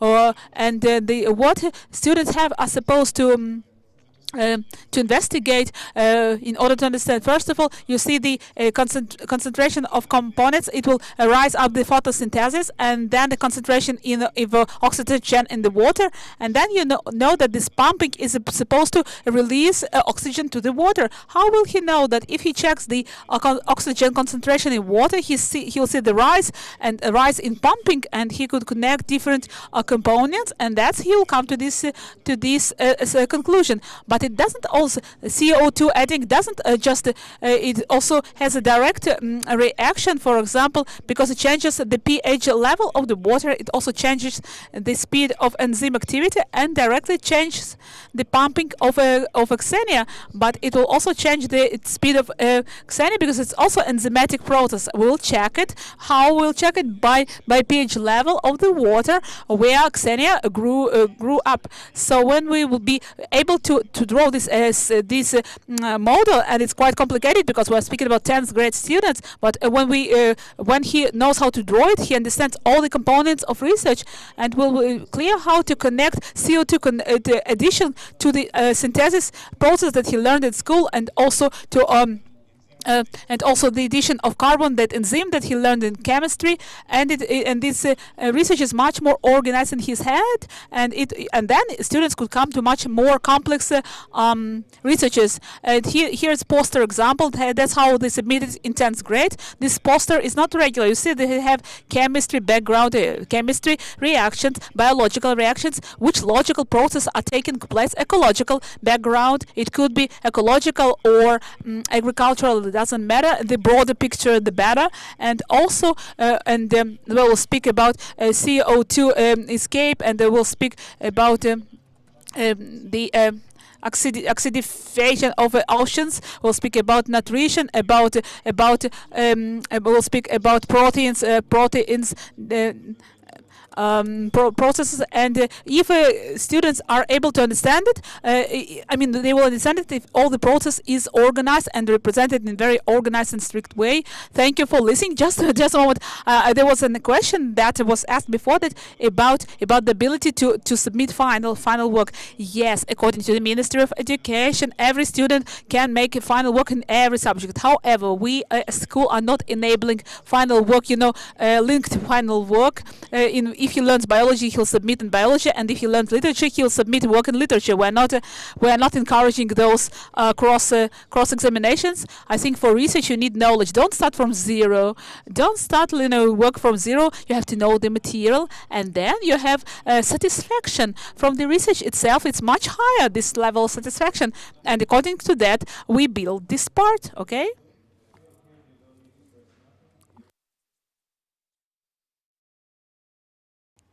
If you connect, I'm sorry, I can't hear the question. It's not asked the microphone. Yeah, but no, marine studies, they're learning biology, and if they teach it, for in focused way, they'll have this information to make researches. Yes, of course, it's clear. You need, the basic knowledge, not the knowledge of Ministry of Education. I will not call it just. What's important that this knowledge field exists before the student starts the research. It's by the way, knowledge. If we are speaking, it's important to acquire knowledge and I then go to the CEO research. It was like once still you should be able to stand in front of the class and speak. There are so many and also other things to transform knowledge. I think that's the idea. Another question.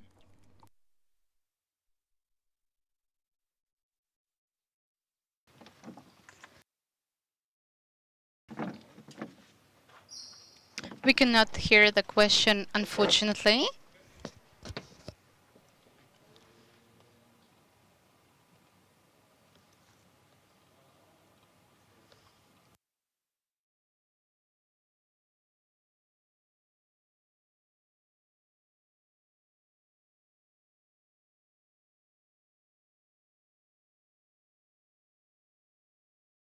I will answer this question. I won't answer this question. I will refer it to Reuven. Tamara and myself, when we were students, in my PhD, I can't, work with 3 students, but it's not exempt from the Ministry of Education. The research hypothesis needs to be approved. And if you have 3 students having very similar subjects, then of course it's an issue. But sometimes there is a possibility to unite 3 students in one research group. Also, if we talk about bioresearch, in biology 5 units, for a lot of years now, we have been taking part in a long-term project, and 2 students, for instance, 2 high school pupils conducted research, each in their own high school, and then they wrote a research together. I know that the Ministry of Education sometimes addresses those issues and helps high school pupils to have research together, to unite them in groups. It's a bioresearch in a net. It's 2.5 units. And also a few words about cooperation with the universities. I do not believe that the researchers within the universities should be curators for the graduation papers. However, I do believe that they can take part. Let's say my pupil comes to a different researcher and he can understand more about research methods, about the university laboratory. This is enough. I do not expect the researcher to sit together with the high school pupil and there are others who can do it. There are teachers and other staff members. The researcher himself not necessarily should be engaged in that, but it will be very helpful if they provide us with some explanations, and also the opportunity to use the tools that are at the disposal of university laboratories. This cooperation may be very, very fruitful with the University of Haifa as well. Unfortunately, we can't hear those questions.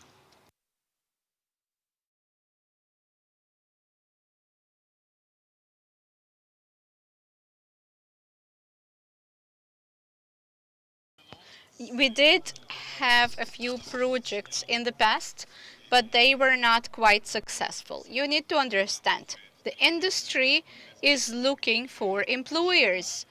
Our, high school pupils, when they want to invest 2 hours in some research, the industry is not quite interested in that, and it leads to frustration.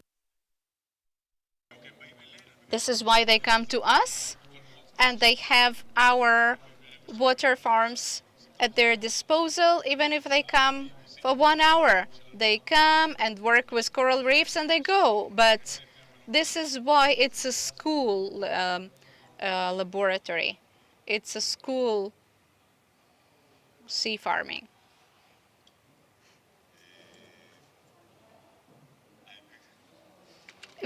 Perhaps you can continue your conversation during the break time, because we are running a little bit late. Thank you. I do apologize, but I do have this role. I'm not really good at it. Mayan, I would like to invite you.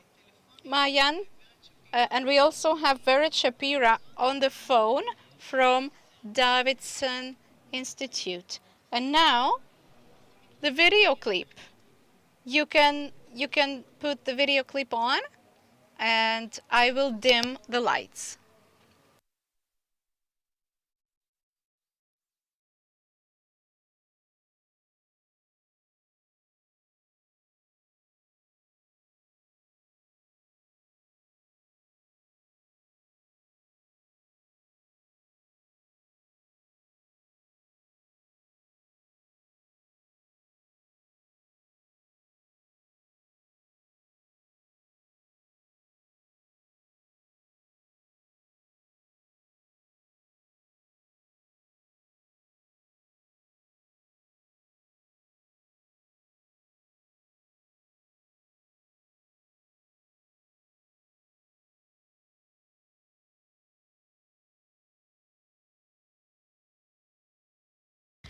This is what happens inside the volcano. Exactly this. Changing pressure. Pumice. And when you open it, suddenly the gas bursts out and the pressure changes. So we can have a simulation of a volcano.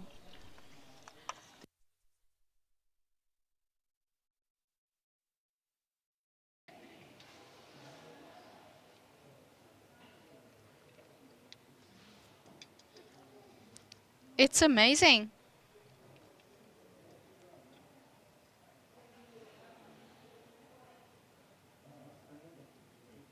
What is it? This is the regular one. Imagine if you stretch it. This is it. This is the oxygen. What? Our oxygen. This is how life starts. But it starts with bubbling.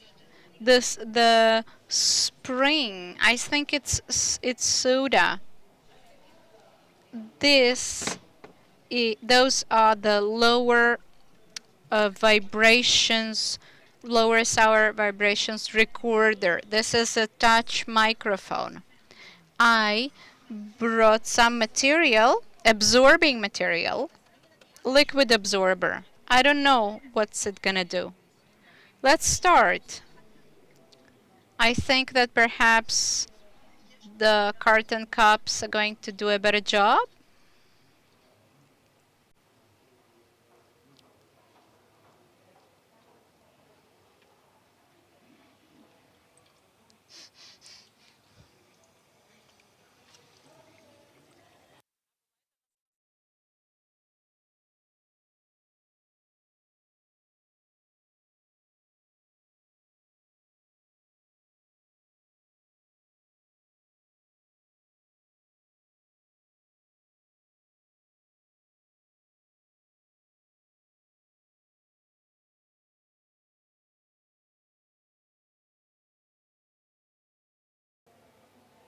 So, my name is Mayan.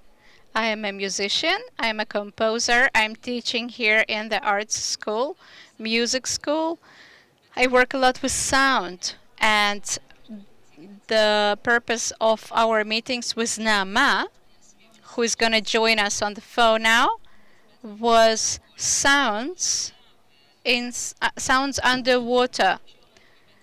It's also about communication and vision, and this is the sound that physically it's more difficult for us to perceive, and also technically, mostly. We will share with you what were the results of this meeting. I come from the sound background. Vered, go ahead. Hello, I'm Vered. I am an artist from Rehovot. So what do you do? Vered Shapira, no, I'm a researcher. I work in Davidson Science Institute, and I deal with teachers training and scientific content development. So my name is Naama. My background is isotopes, oceanography, radioactive isotopes. My post-PhD studies, I also work in the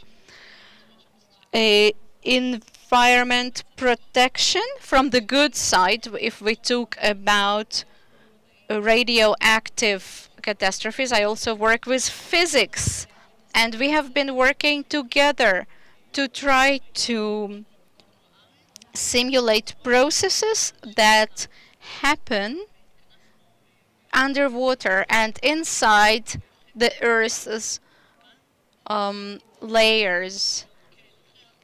So we had a lot of sessions in Zoom, the challenging Zoom times, and Mayan, as a specialist of sound, and she told us about, you know, as scientists we are quite curious, but we use our eyes a lot, the vision.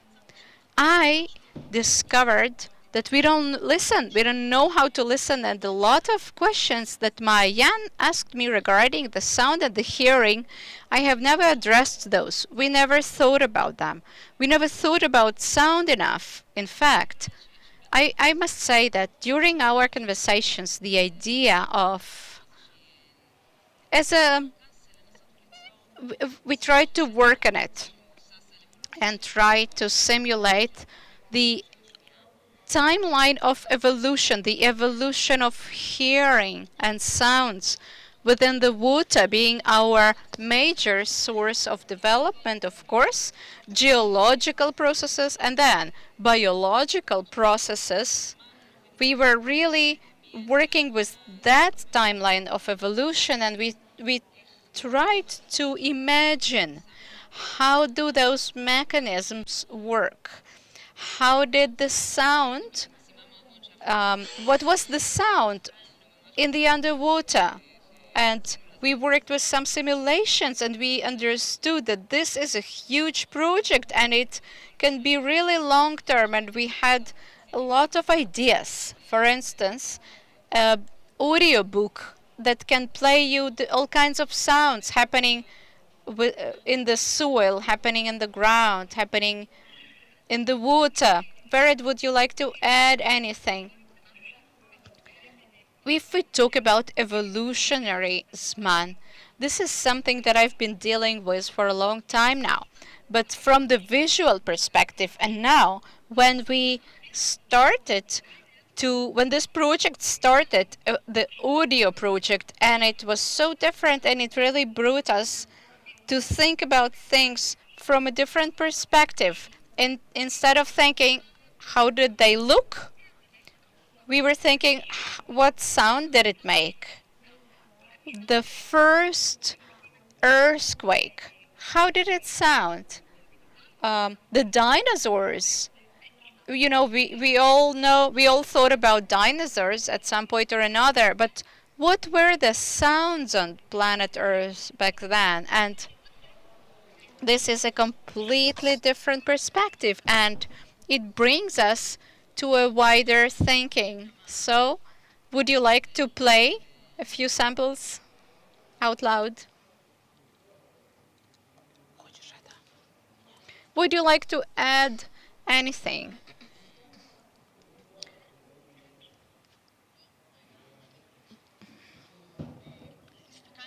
In the beginning, we were working with the primary atmosphere on planet Earth. This is what was first. What came out when the gases of hydrogen and helium came together.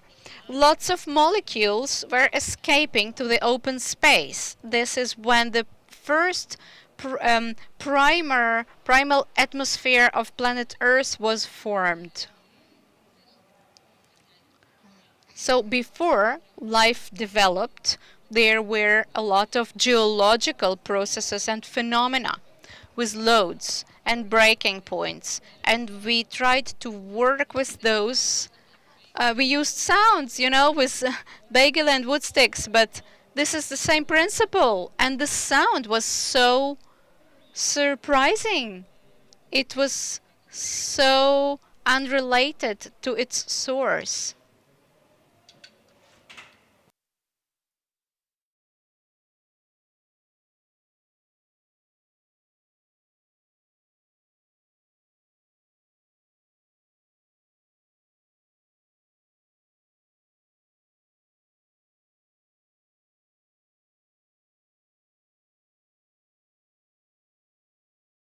First of all, if we talk about the ground, the soil that used to be moist, but then it loses its moisture and it has fractures and, let's say, ice breaking, we can see a very visual pattern. But if we compare it to the glass breaking, fracturing, physical fractures can be different. And here we tried to think in the same way. We were looking for sound patterns originating from different origins, but like Mayan said, like Verit said, it was so exciting. It was completely not what we expected.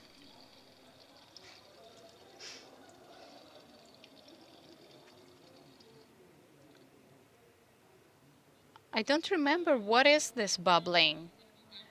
This is something sparkling. Also, we have recorded sounds that human ear cannot perceive, such as thermic springs.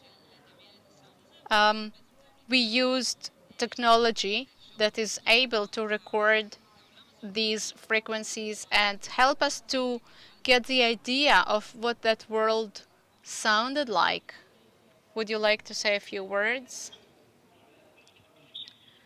Because I'm used to work with visual worlds, visual content worlds, one of our thoughts was to take these sounds and to use radio scale for them. Because we use scales to search for words. Let's say we can use time axis as well. And some frequencies we can hear on the radio, but others we cannot. And then we started to think, what happens? What happens with the sound waves that get stronger and weaker? And if we look back at the history, how perhaps can we experience it today with our other senses? It's because if we work with axis, it's easier. Yes, perhaps the last example, and like where it said, extinction. If we talk about extinction, if we talk about ice age, well, the process of water converting into ice. How does it sound? We needed to understand.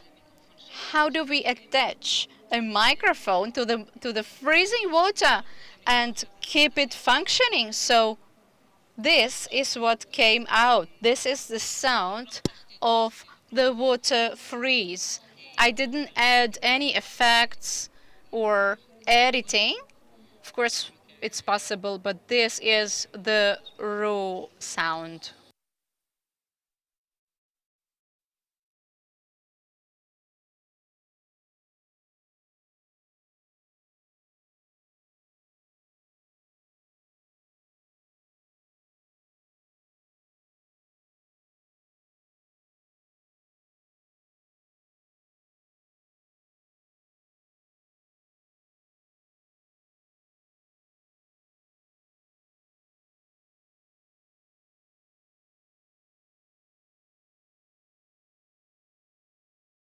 This is it. We would like to thank you. Are there any questions? So we go on a break until when?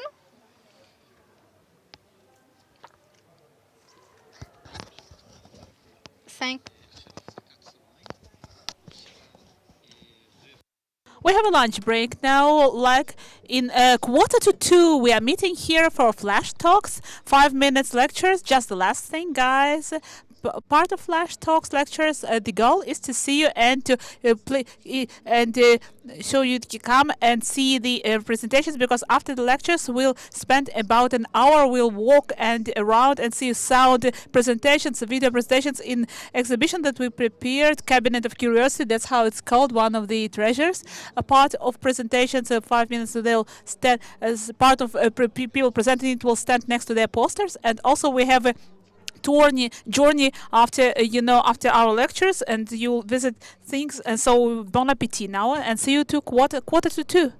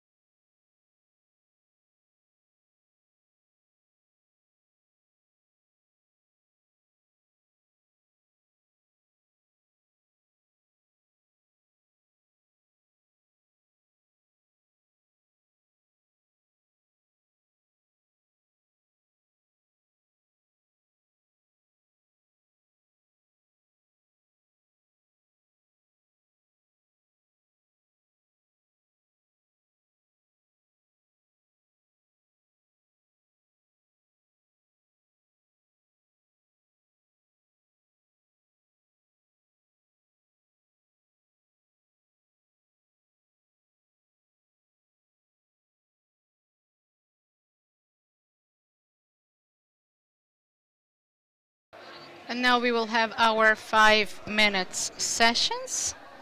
Some of the participants in this session also have exhibitions and presentations here in the building. So each lecturer has 5 minutes now. We will start with Tal Nakhshonov.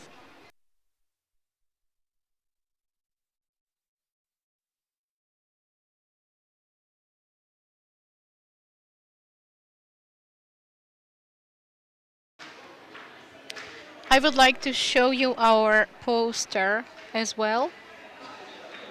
Hello. Hello everybody. My name is Tal Nakhshonov. I am a graduate student from class 12 from Eilat. I had a paper in biology between the years of 2019 and 2021 with Professor Ben Yosef here. So the hypothesis was regarding Amphibrion bikinctus together with Actineria. What was their natural habitat? So first of all, we will start with what is habitat choice? The organism chooses their natural habitat. This is a natural behavior. It's also related to the fitness. If we talk about Amphibrion bikinctus, it has symbiosis with Actineria, and it protects Actineria, and the Actineria protects the Amphibrion as well. This species can have sexual and non-sexual reproduction, and the hypothesis in 2019 was that most of them are going to be settled in the middle of the coral reef. Why they are not going to be in the front of the coral reef?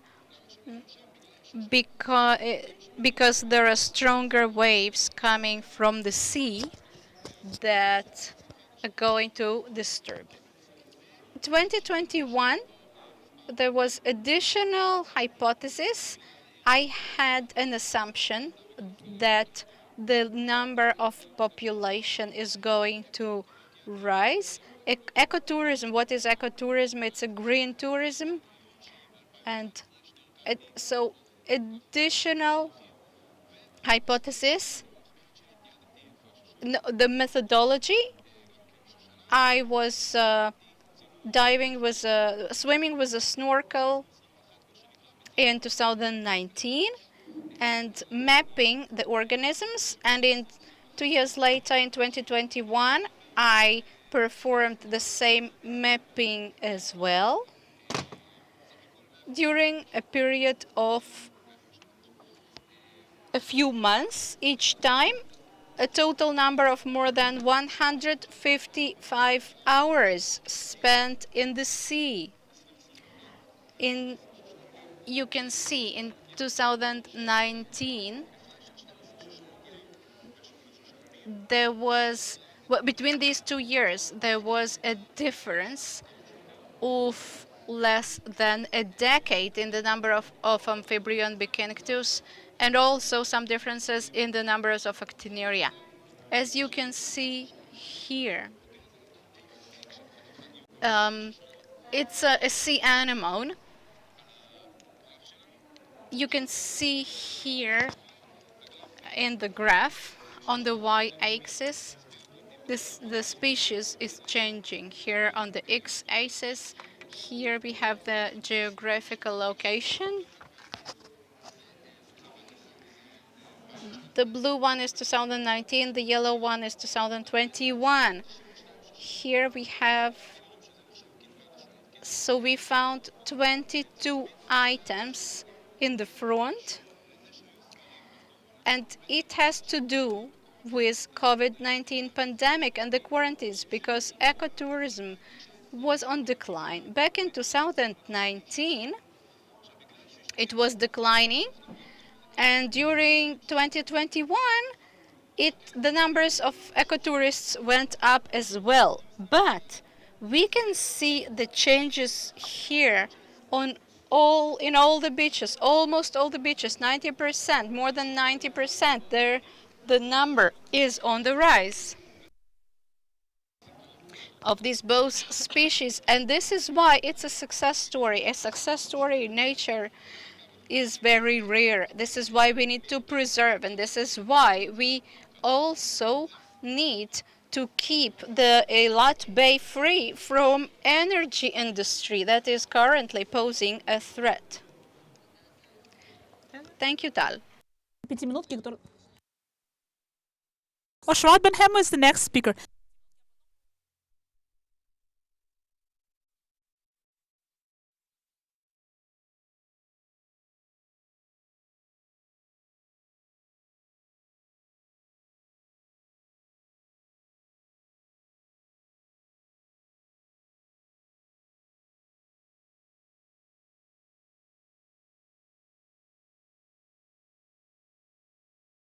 Hi, hello everyone. My name is Ashran. I'm PhD student for biology, and I research the process of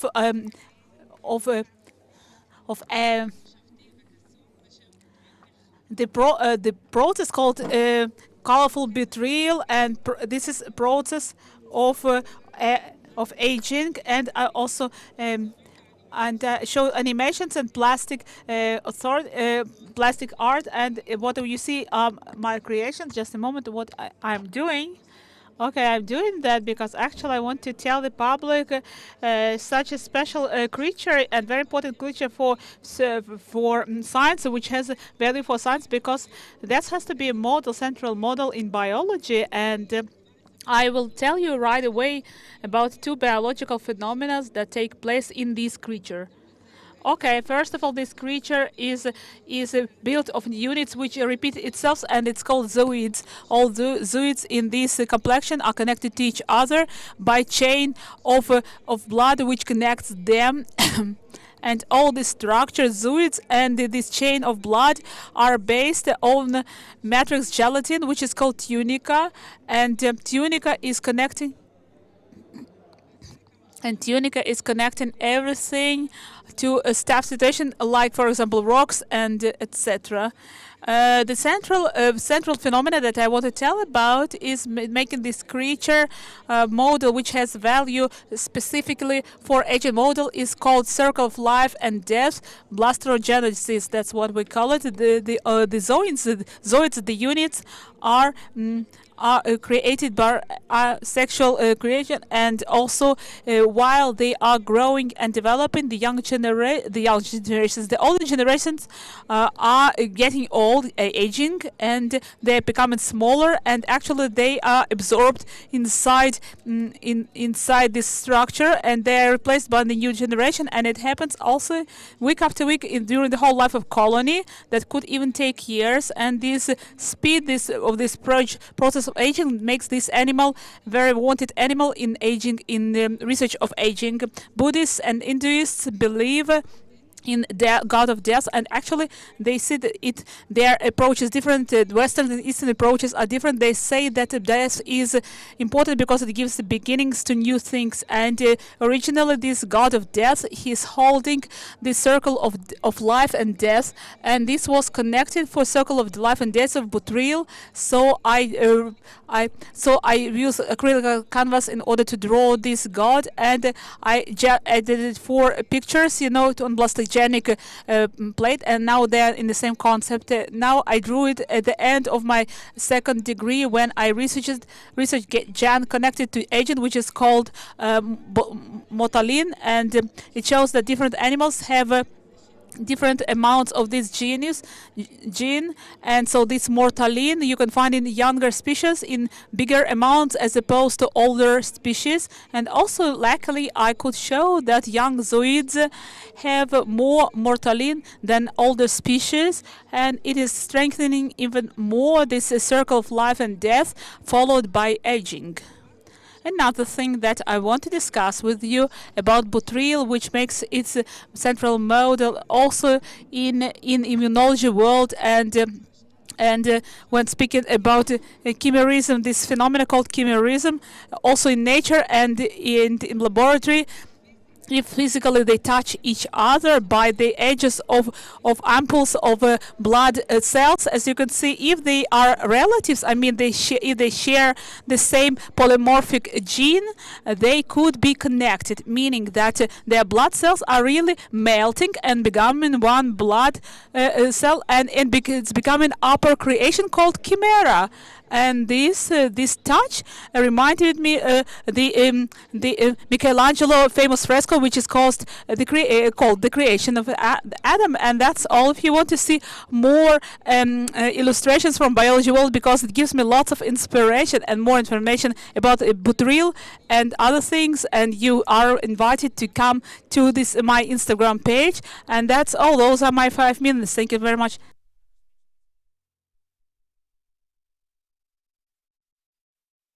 Thank you very much. Now, Faraj Sror.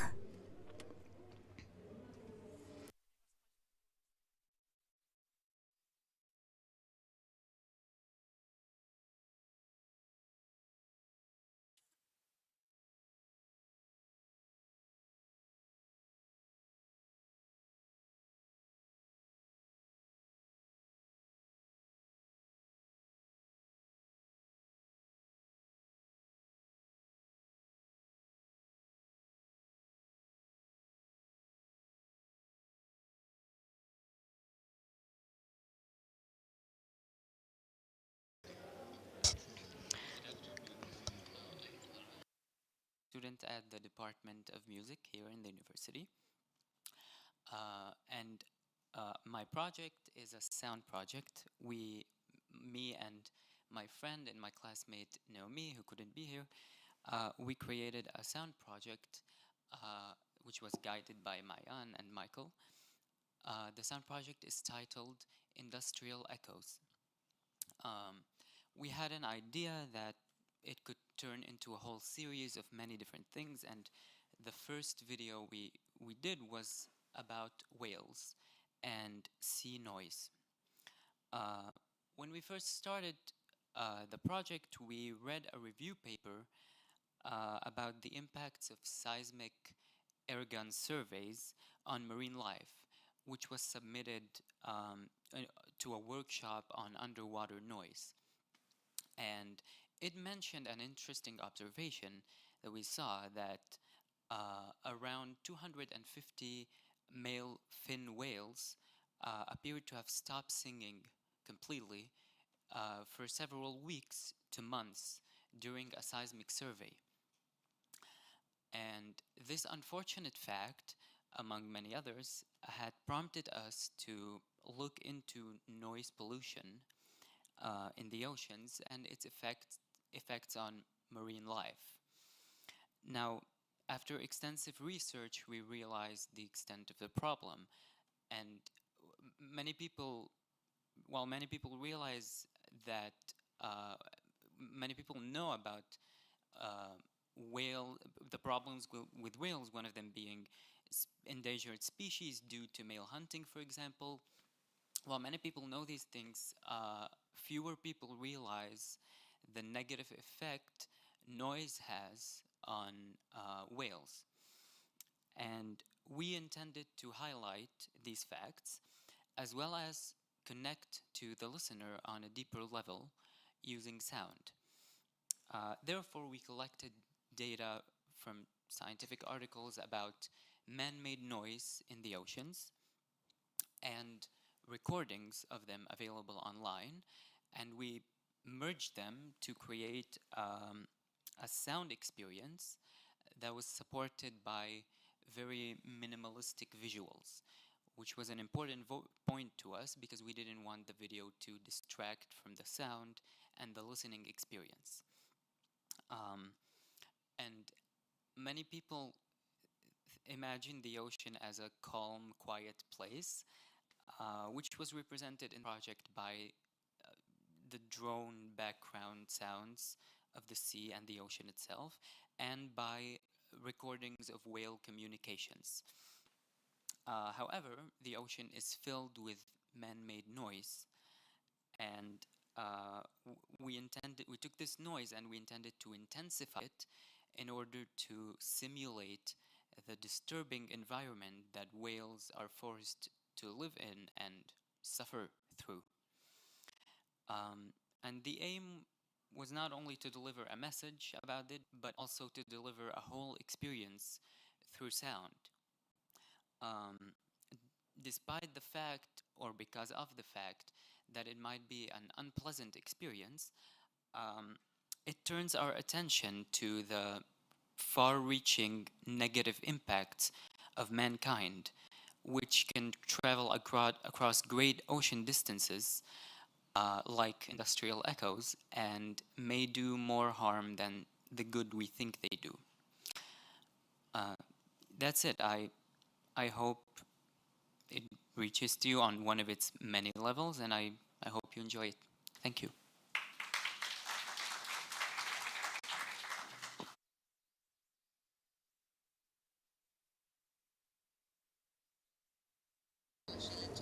Thank you, Faraj. You can find his work here outside. It's recommended to come to the second floor and listen it by headsets. Now, Miki Kesari, please.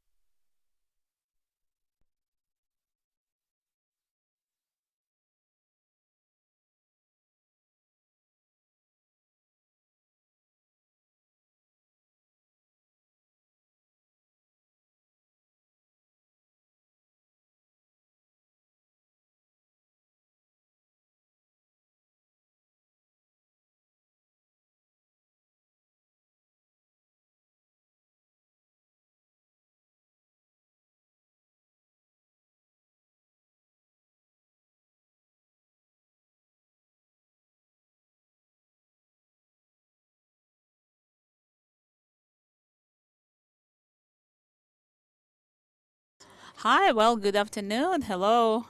Miki Kesari is my name, and I'm in the position of Dolphin Association, and we'll also have here representatives. I would like to tell you how it started as an initiative, which was a kind of, extraordinary initiative. I was 30 years working in Sea Marines in 1997, and the association wanted to choose a chairman, and they wanted me to appoint to ask for this position. And I actually happened. I was a school.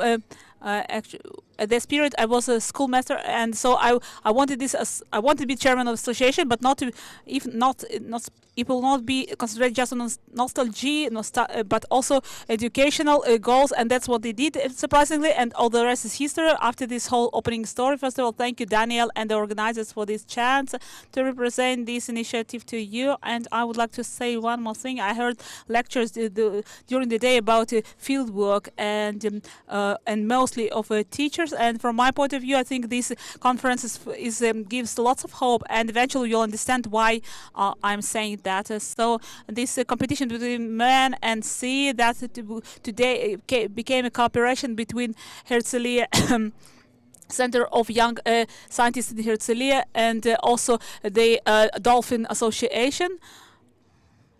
First of all, we started our activity in 2009. I don't want to be wrong about that. And also our coordinator, Dr. Ava Nava, who is sitting here right now. And we decided that we want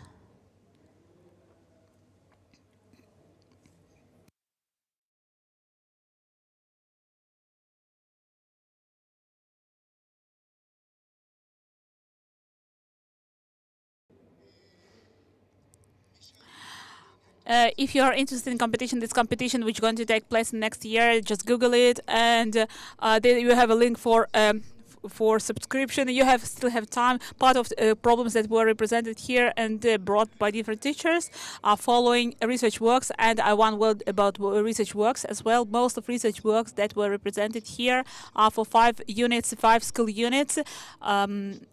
They're very significant, but we like also research works which are only 30% of the grade in school, because, and you'll understand right away, because research from our point of view is a matter of skills, and in many cases it's much beyond than that. So why did we start it all? We had some vision, for this competition. It helped us a lot. The 9th president of the State of Israel, Shimon Peres, the late President Shimon Peres, helped us. We have 3 goals to implement young people see importance of the sea.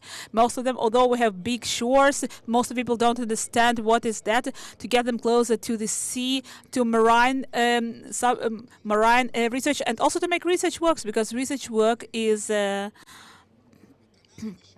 present, is a gift for someone who does it, especially in terms of personal skills and not just knowledge. We are spread all over Israel, and we have this competition. It's actually a cooperation. We also have many partners. You'll see it right now. Also our center, and the Dolphin Association, and it's intended for all schools. And this slide shows our actual challenge. Reuven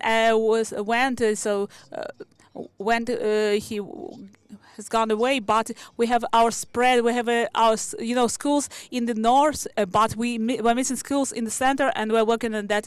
Before COVID, we saw ongoing rise, which was slow, but still was continuous. But and why was it moderate? I'll give one very unpopular and not such a nice reason, because the partnership with Ministry of Education is too small. It's like nice, okay, guys, guys are playing there, and so, but it's not on the level. It's not on the level of of inspiration, and not on the level of encouragement, and not as multidisciplinary subject, and it's a shame. We organized this competition after Passover vacation. We tried to be try to continue after convocation to come back to business, and before a marathon of matriculation exams. A competition, of course, has includes prizes, and also you have to subscribe. I already said it. And in parallel, we also have a photography competition. When you get up to the second floor, you could see results, products of different competitions, and that's the artistic side of competition, and we really love it. Just one example how students are coming to those competitions. Just before competition, they are supposed to prepare poster, which just brings in short all the work that they did, and they are about to represent it during competition and to protect it, to protect it in front of a committee of a judge committee, which is which has a professional representatives, for example, representatives of Ministry of Education and other people. Also, unfortunately, one of the participants, she had some car accident, and she was supposed to also to speech here today. This one, for example, got a prize of category of marine research, and also not just this one. I'll not get to different works, but you probably got the principle of work of this competition.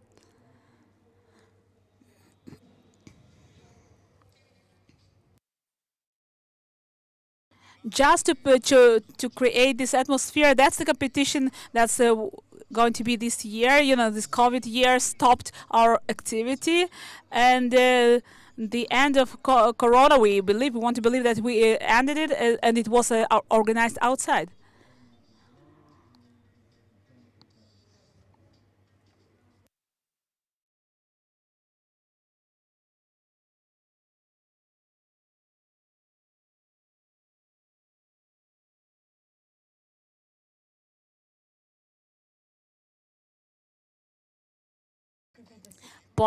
Some people, you see, they present models that they were supposed to with them, and some others are bringing posters, as I already mentioned. Everything is fine.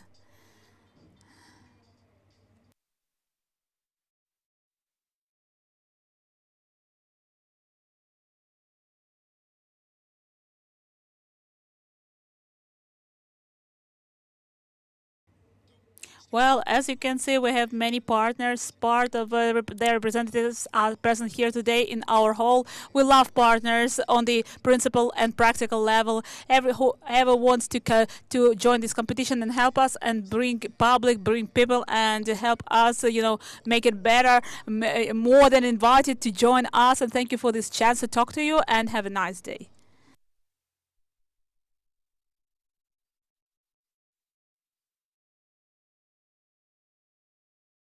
Two last lectures in this session. The next lecture is a video presentation. Christian Leber. One second.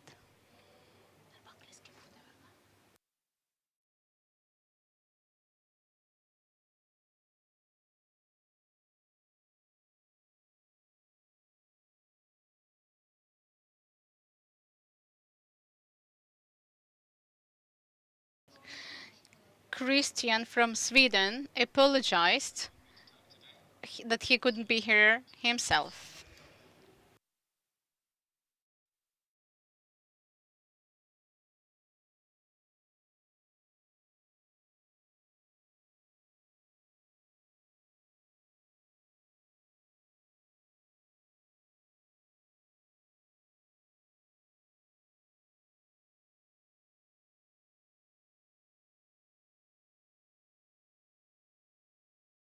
Listening today would also say that you really enjoy listening to music.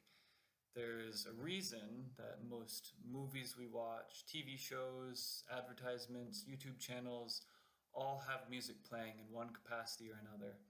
And that's because the music draws our attention. Our enjoyment of the rhythms, the tonal harmonies and dissonance, patterns and sound that we've learned to enjoy and understand since birth helps set a mood and create a connection to the media that we're consuming. And it creates a personal connection to information that we might otherwise find rather dry or uninteresting. It is often the task of music to create the correct emotional landscape to effectively engage and intrigue the audience. And so I think music can be an extremely effective tool for science communication through its ability to create a sense of wonder, a sense of awesomeness and exploration and discovery that, as a scientist, I often find difficult to communicate through conversation alone. We can easily communicate facts, but how do we communicate experience? And so I'd like to share with you two examples of how I've been exploring the use of music to communicate science.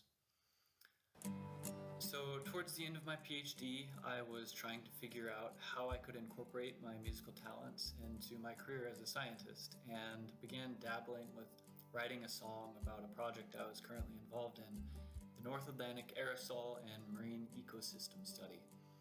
This study explored the seasonal drivers of phytoplankton in primary production in the North Atlantic Ocean, as well as the interplay between the ocean and the atmosphere throughout these seasonal cycles.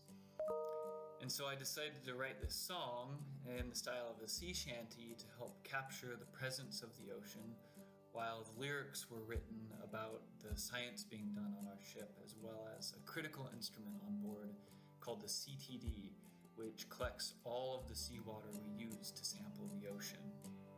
Then up comes the CTD laden again, with water surrendering rates. How the strength of the blooms are enhanced by deep mixing when grazers get lost in the cold. And the compounds that stir at the boundary of sky and sea, rising to nucleate cloudy days. And so we got to have a lot of fun spreading the song around on the internet. And to me, this song really helps deliver a sense of exploration and wonder along with the facts about the science. The second song I'd like to share is the most recent song I've written, and it's a children's song about how a little algae named Algo learns to grow using these nutrient cocktails that they call algo shakes. and it focuses on the fact that algae produce just as much oxygen in the atmosphere as the trees and all the terrestrial plants. And so it was written as part of a production called Algo Kids, teaching children about the role and benefits of algae in the ocean. And the fun part was that it was part of a project that actually took the song into a number of classrooms here in Sweden to sing with the children as we taught them about algae. But because it was written for children here in Sweden, the lyrics are in Swedish, but I'll also include some of the English lyrics here as well.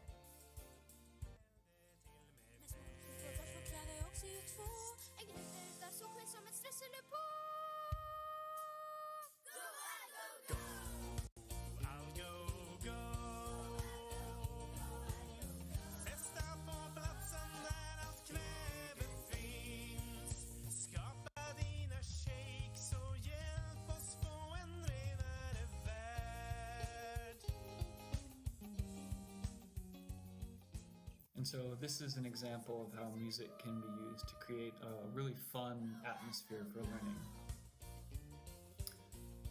Of course, there's no limit to how music can be applied to science communication, and if you are a scientist or a musician or some combination of both, I encourage you to explore how music can be used to teach or create enthusiasm for science. If you want to listen to some of my music in full, you can visit my website at www.musicofscience.com. And some of the songs are actually also playing in the video and sound art session following the Flash Talks. So thank you and enjoy the rest of the conference.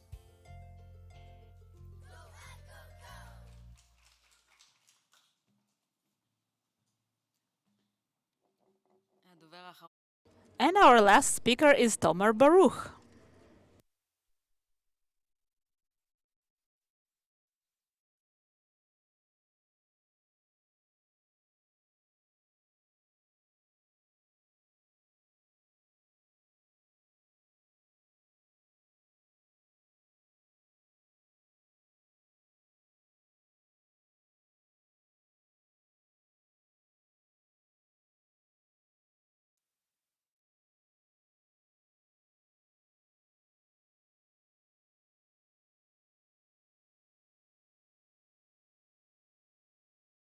Hello, my name is Tomer. Hi, I'm a musician and I'm making sound art, and I'm also as Maya. I'm teaching here in music department of Haifa University, and I teach courses connecting music and technology. And I would like to tell you about work that I'm representing here up on the upper floor. You can see it, in your meanwhile. This is part of a chain project that I'm doing for a couple of years already called Animals and Synthesizers, and it also has its name in Hebrew and English, Animals and Synthesizers. And this project is actually I'm taking movies of animals that I find in the internet, and I put their sound electronic music, which actually gives some kind of interpretation for a movie, and maybe it's showing different sides of the movie that were not that look differently. So as it seems, I think that you cannot hear the sound of my videos, right? Could it be?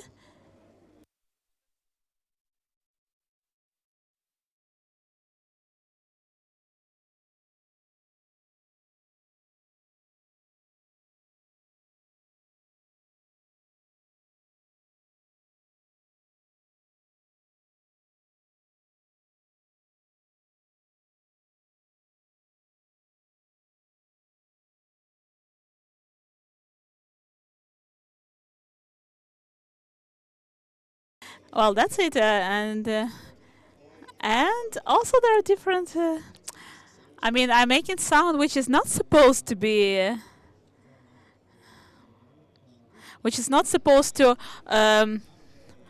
imitate what happens there. When we see a National Geographic movie, all sound we hear is it's not a real. It's sound designer, someone just recorded it, like Mayan recorded it in video studios as she made it in laboratory. Almost all the songs that we hear in those nature movies are artificial. Some of them are made by synthesizers or other equipment, and others were recorded. Were recorded different things, and the equipment was recorded that was supposed to create this sound. And maybe it could be a story that was recorded in nature sometimes, but not exactly in this specific video that we see. Meaning that everything is artificial, but we see it as part of a sound. And actually, in this project, it is an attempt to give another side to the side which is like new and which is artificial.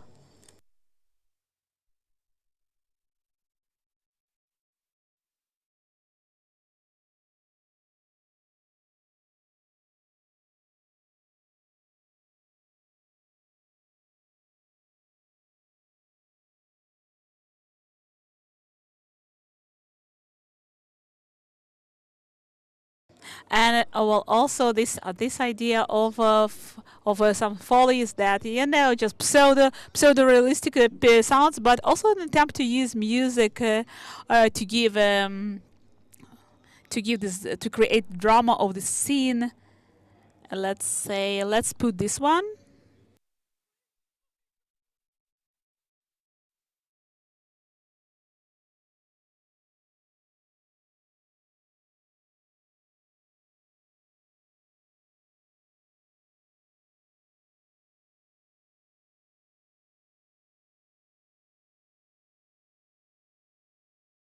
By the way, all that I showed now you can find on internet, and it's really it's very famous. Tens of thousands of views on every video. So animal and synthesizers, that's how it's called. And what I try to show here is work which is also which is more in direction of music, which is more trying to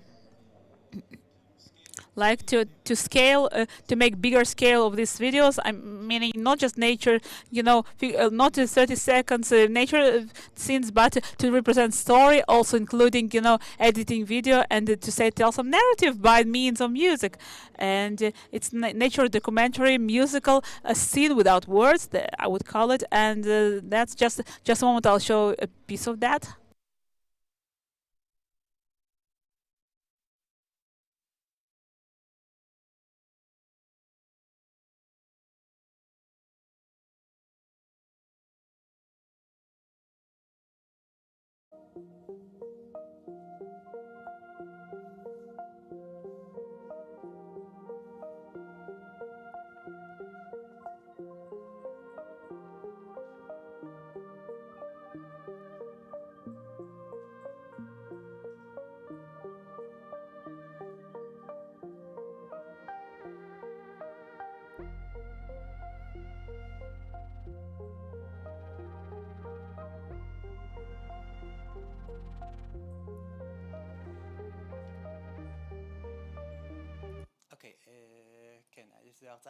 I have only 5 minutes. I have to stop now. So here is that's was supposed to get out at some point, and I decided to show it here. It's not finished yet, but I thought to represent it here and to see the reactions. And it's you presented upper in ocean rooms. It's difficult to find it. Aquariums rooms. Sorry, it's called aquarium rooms, and it is played in. How you call it? So it's played in loop with another work. So, and which is also like every work like 10-12 minutes. So if you're getting there and you see you have for example you see the pistons and cylinders, and you see cylinders and so if it interests you, so you can look, of course, and you have also in internet, you are more than invited to see. We have 100 short movies like that, and what? Yes. Another. You're asking for another short. No time. No, organizers are saying that we don't have any time. So yeah, what's the question? Oh, okay, another movie. Okay, thank you everyone, and okay. and you're invited up there to the upper room. I'm sorry that we cannot show those cool movies. Just have 1 hour now. That's time just to see, to experience a little bit different kinds of activities that we did in framework of this school. And we have visits. We have sound and video art. We have monitoring of Earth's journey. We ask everyone to come back at 3:30 because as opposed to other sessions, part of lecturers are coming from the States, and we cannot, change the timetable in the last minute as we're doing with local ones. Another thing, the next session will be actually, those 2 sessions will be in English. If you need a simultaneous translation to Hebrew, please take headsets outside. Whoever took now the translation for English, now you can take the headsets for Hebrew translation. Just a moment. On the third page, we have a description of all that happens now with the rooms, the presentation, and the hours, specific hours of visits. Thank you.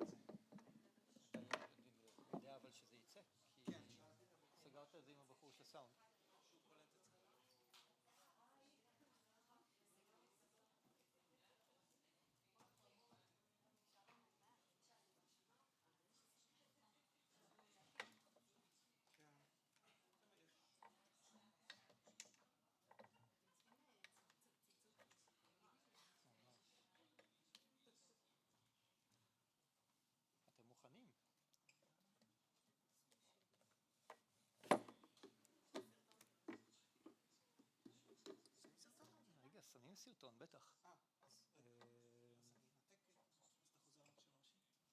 או שתעשו את הפעילות קודם, מה שאתם יודעים. אוקיי. רגע.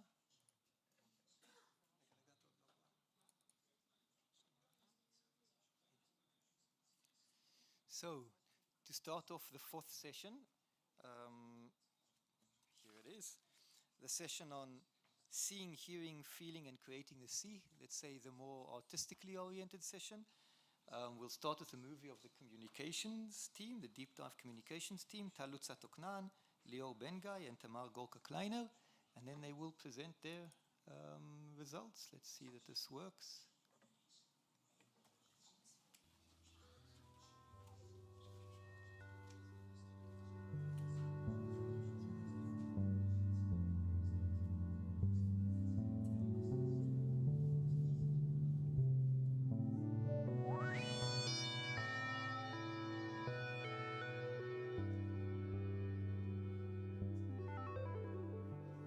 יכול להיות גם אפקט שלא צפינו. הרבה פעמים, גם בחיידקים האלה, אנחנו מצאנו אפקטים שלא צפינו, ואז ניסינו לתת להם פרשנות. שוב, אנחנו נותנים פרשנות אנושית למשהו שהוא לא אנושי, אבל נתנו איזושהי פרשנות, ואז אנחנו צריכים לתמוך בזה בעוד שיטות ובעוד ניסויים מתוכננים מראש. כי אם אנחנו כבר, יש לנו היפותזה, אנחנו יודעים איזה התנהגות ראינו, בין אם צפינו לה או בין אם לא צפינו אותה, ואנחנו עכשיו אומרים, אוקיי, הסתכלנו, תצפתנו, אנחנו לא מנסים לראות משהו שלא קורה שם. אנחנו מנסים לבוא unbiased, אנחנו מנסים לבוא מאוד מאוד אובייקטיביים, לראות אז איזה התנהגות קיבלנו, ואז להגיד, אוקיי, עכשיו ההתנהגות הזאת מעניינת אותנו, אנחנו נותנים לה פרשנות, אנחנו מנסים לחקור אותה בכלים נוספים שהם מאוד מאוד ממוקדים. אני חושב שהשלב הזה הוא מאוד מאוד דומה למחקר אומנותי, בטח מהסוג שאני עושה. דווקא השלב הזה של To research in the fields of art, even before the hypothesis. In the beginning, we start with the hypothesis and then we perform the research. And it sounds like it's based on your intuition. I don't know if it's intuition. The first stage is more or less methodical, but we want to try to understand what kind of materials we are going to work with, because eventually it's going to influence our outcomes. It's also explanatory. What we see here is a very simple phenomenon. We have creatures. Each creature, it's a stick between two dots. The dot is always one dot is always connected to another, and they come together to collaboration groups. Every dot wants to connect to others, and sometimes they also disconnect. There is probably a theoretical limit, but we don't know. And this is what really interested me. What kind of structure can we obtain eventually? What's going to happen if some of these will unite, some of these groups will unite into a bigger whole? We don't know what's going to happen.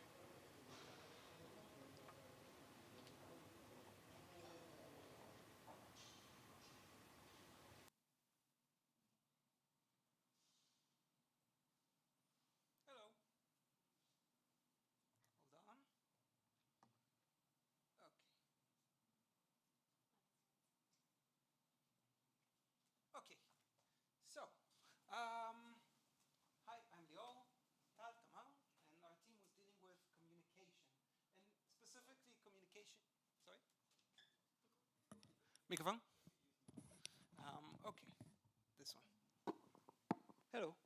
So our team was dealing with communication, specifically communication and systems of interacting components. So we're going to try to explain some of, at least an intuitive sense, some of we're going to do an interactive experiment with everyone here in the room. So if you haven't already, and if you're willing, maybe come closer, because it will work much better if people are kind of bundled together. Don't worry, I'm not going to ask too much. Just kind of stand up and sit down maybe a couple of times, but that's going to be the gist of it. So if you could.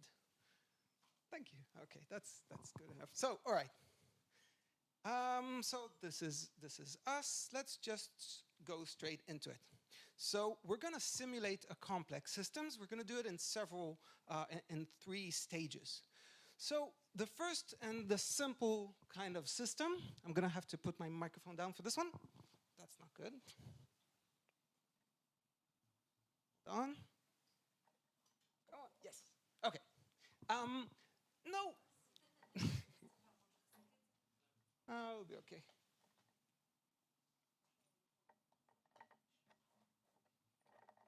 Okay. So, simple system. It's what I would call a linear system. When I clap, I'll just do it without it. When I clap, you clap. Okay, let's try this. Ready? All right, so it kind of takes a second. So wait a second for everyone to get my clap and then do it all. Try and synchronize it with yourselves. Great. One more time. So this is what's called a linear system. The relationship is from me. Yep. This is called a linear system. The relationship is from me to each and every one of you. All right? So now we're going to do something slightly different. We're going to introduce the concept of neighbors. So you're going to interact with your immediate neighbors.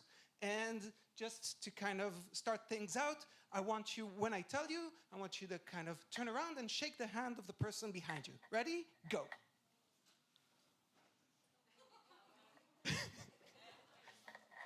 Okay.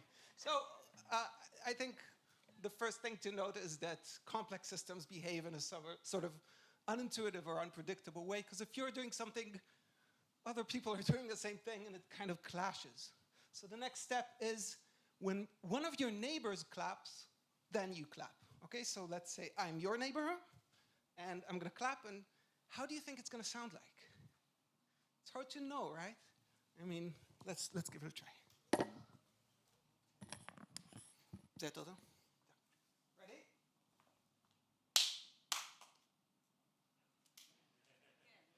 When just anyone around you, your immediate neighbor. Ready?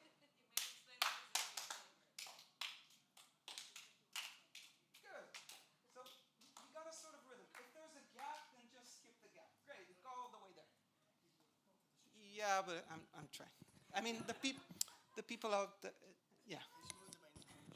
Yeah, but they won't see it on the internet anyway, so it doesn't matter. All right, let's try one more time, okay? Immediate neighbors, if someone next to you, and don't mind the gap. Ready?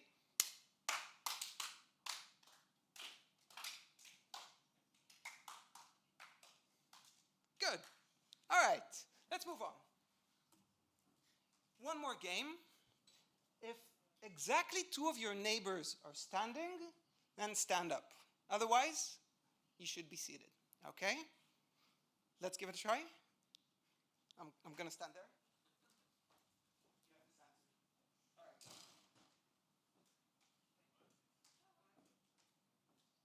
But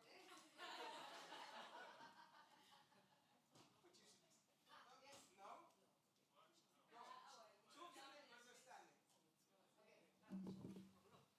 Now yes. It's not working.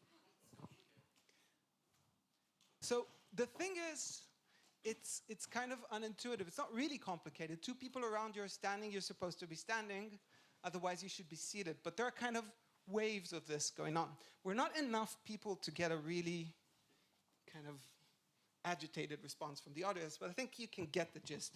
The thing I'm going towards is something called the game of life. So if you implement a system like this, this is what you would get. So imagine a group of pixels, and each one is doing the exact thing we just talked about. If 2 of your neighbors are standing, it's actually technically 3 of my neighbors, including myself, but you start to get this interesting patterns.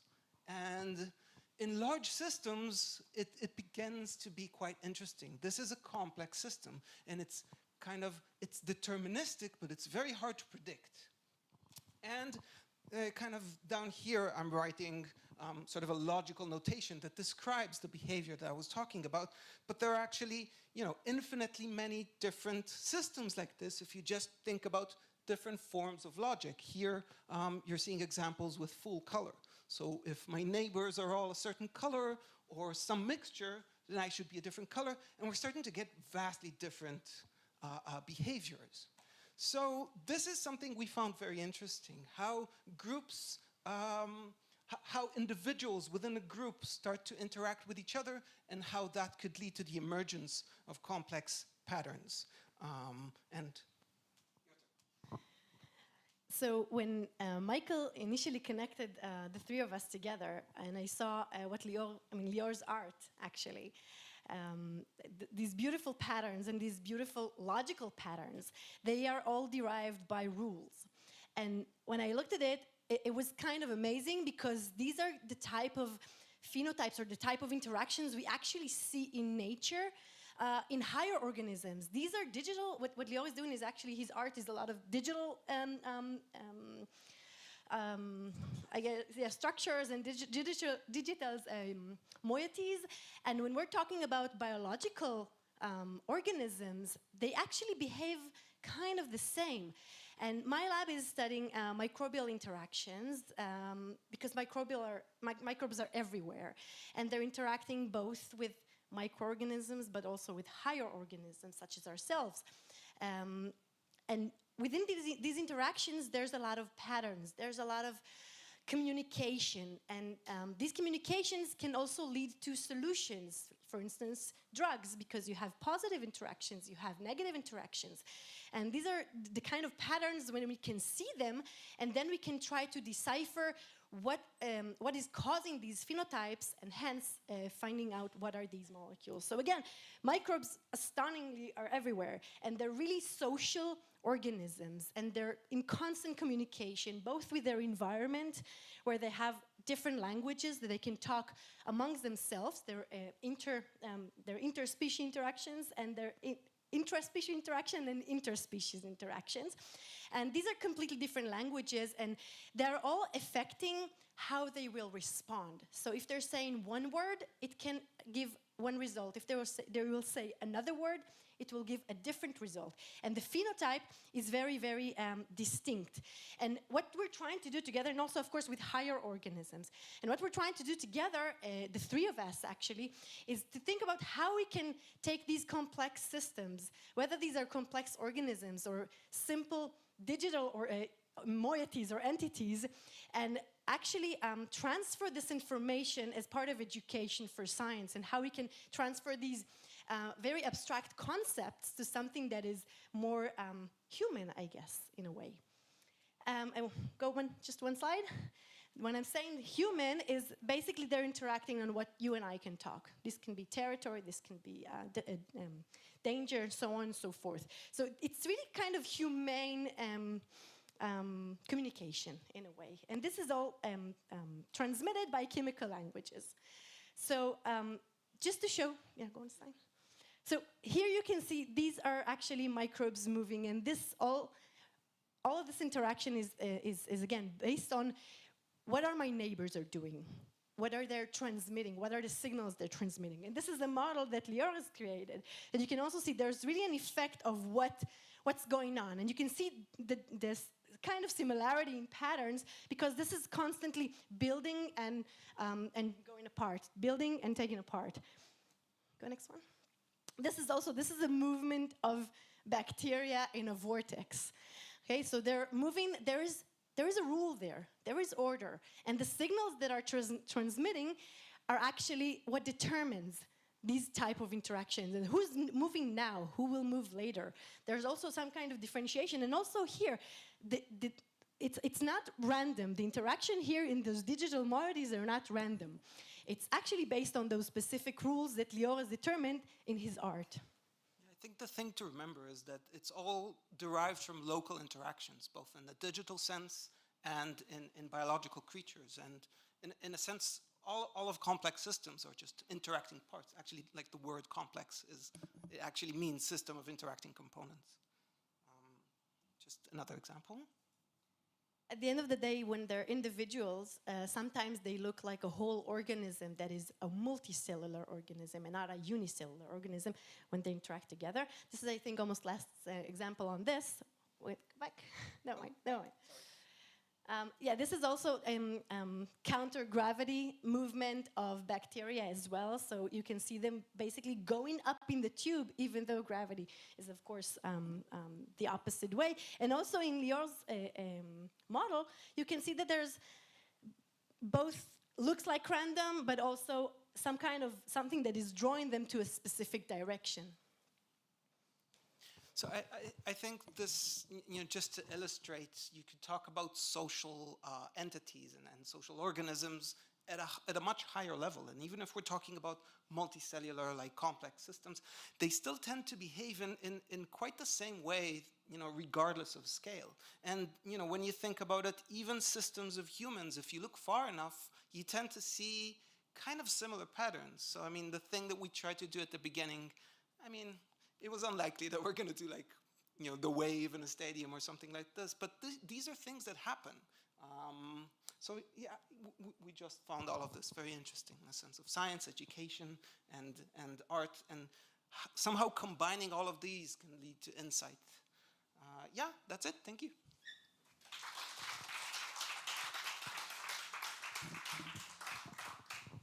Any questions for the communications team? So now we'll disconnect and we'll go online. Are there questions?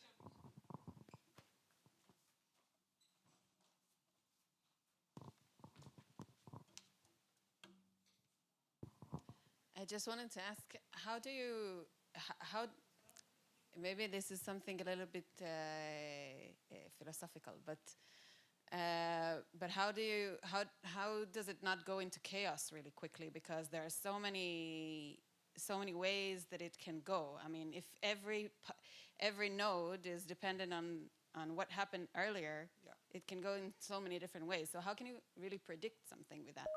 Well, if you're talking about the digital side of it, like the simulations. Yeah, you can digitize the natural systems. Yeah. So in regards to what I do, you don't predict it. The best way to predict a system, and this is what happens with computational models. You don't actually predict them. You create a model, you see how that behaves, and that works as some sort of approximation to a physical system. But in regards to what I do, it really depends. These are very sensitive systems. They are very chaotic. Any tiny change would turn the system towards a drastically different result. So, what I do is mostly it's like farming. You change something, you see where it leads, and you try to balance the system out. And that's most of the work, just watching it and number shifting until something interesting happens. And you're like, oh, that's cool. Let's put that for later. That's most of what I do. More? No time? Yes.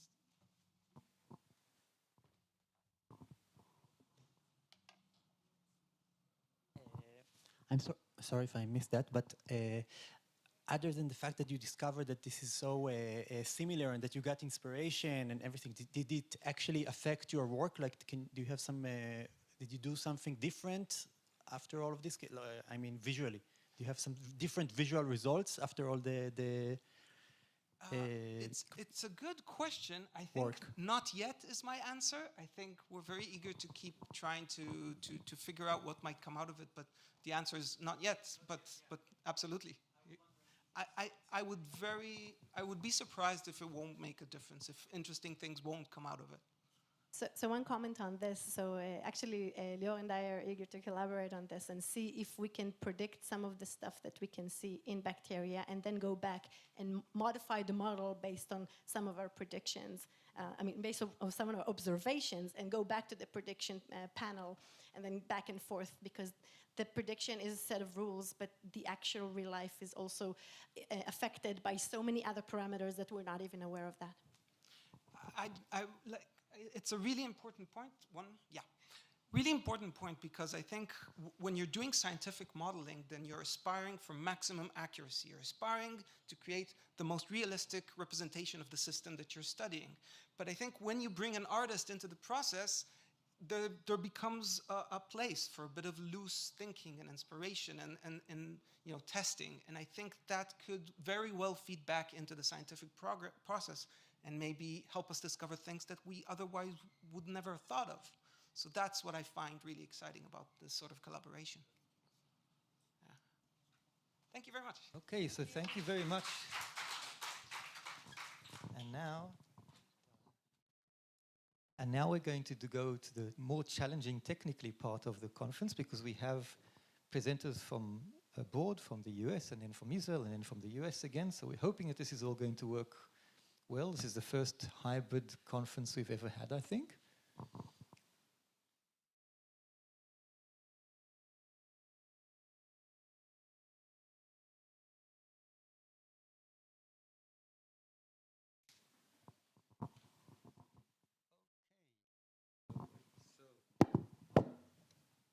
Lisa, are you? Oops. Lisa, are you there? Yes, hi. So wait, so we can't see you, Lisa. I don't know if you want to turn on your camera. But in any case, it's my pleasure to present Dr. Lisa Burla from UPenn. And Lisa did her bachelor's degree and her master's degree in biology, and then she moved on to do a PhD in art history. And Lisa is actually the inspiration for the Cabinet of Wonders, not the inspiration, it's not the right way of putting it, but she inspired us with some discussions to create the Cabinet of Curiosities that you saw above. And it's my pleasure to invite her to talk about the wonders of the sea in early modern collections. So Lisa, it's yours.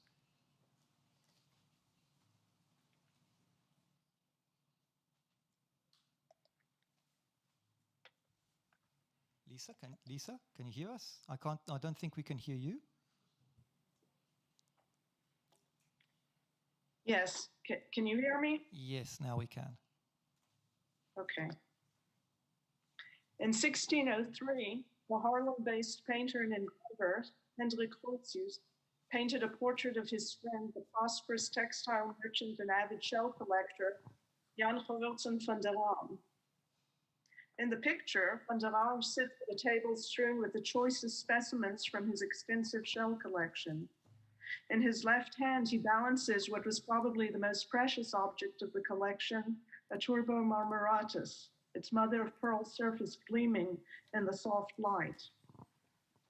Known as the green turban, this large sea snail, found near coral reefs in the Indian Ocean, was prized at the time for its very thick layer of nacre, or mother of pearl, which Grotius rendered exquisitely. The glow radiating from the shell's aperture has come to settle on van der Aar's forehead, making it as luminous as the turban's nacreous lining. Grotius thereby calls attention to the wisdom that results from the pursuit of natural philosophy, exemplified here by shell collecting. A Cheronia tritonis, or Triton's trumpet from the Bahamas, rests at the front edge of the table, apparently cutting across the picture plane, its pointed tip protruding into the viewer's space in a feat of trompe-l'oeil. In Greek mythology, Triton was the son of Poseidon, god of the sea. He would blow his shell to calm or raise the waves. But here the association becomes conflated with another trumpeting figure from antiquity, Fame. Thus the Cheronia trumpets the fame of van der Aar's shell collection, which ranged geographically from the Indian Ocean to the Bahamas. That is, it spanned the entire globe. A textile merchant by trade, van der Aar could have chosen, quite fittingly, to be depicted in sumptuous clothes. Yet in keeping with the open-collared informality of the portrayal, he wears a simple, solid, unobtrusive black tunic, so as not to distract from his treasures. Indeed, van der Aar seems to be telling us that the painting was meant to be as much a portrait of his best shells as it was a likeness of himself.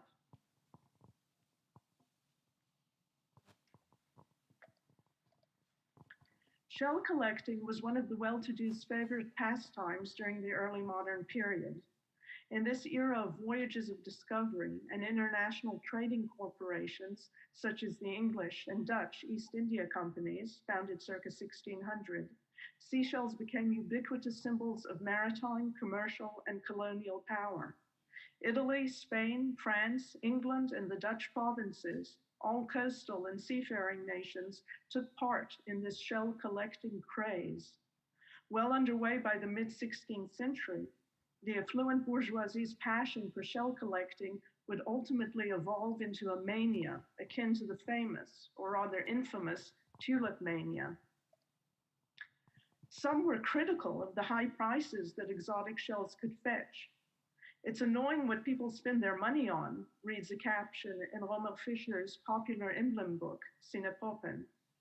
In the 17th century Netherlands, a single Winkeltrap shell could cost up to 500 guilders, equivalent to $30,000 today.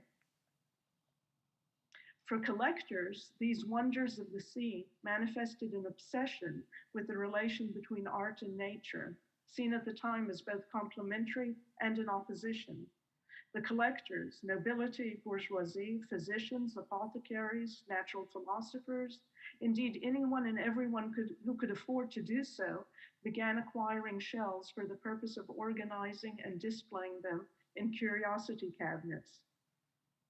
The shell collections housed in these curiosity cabinets, or Wunderkammern, would form the basis of the new sciences of conchology and malacology.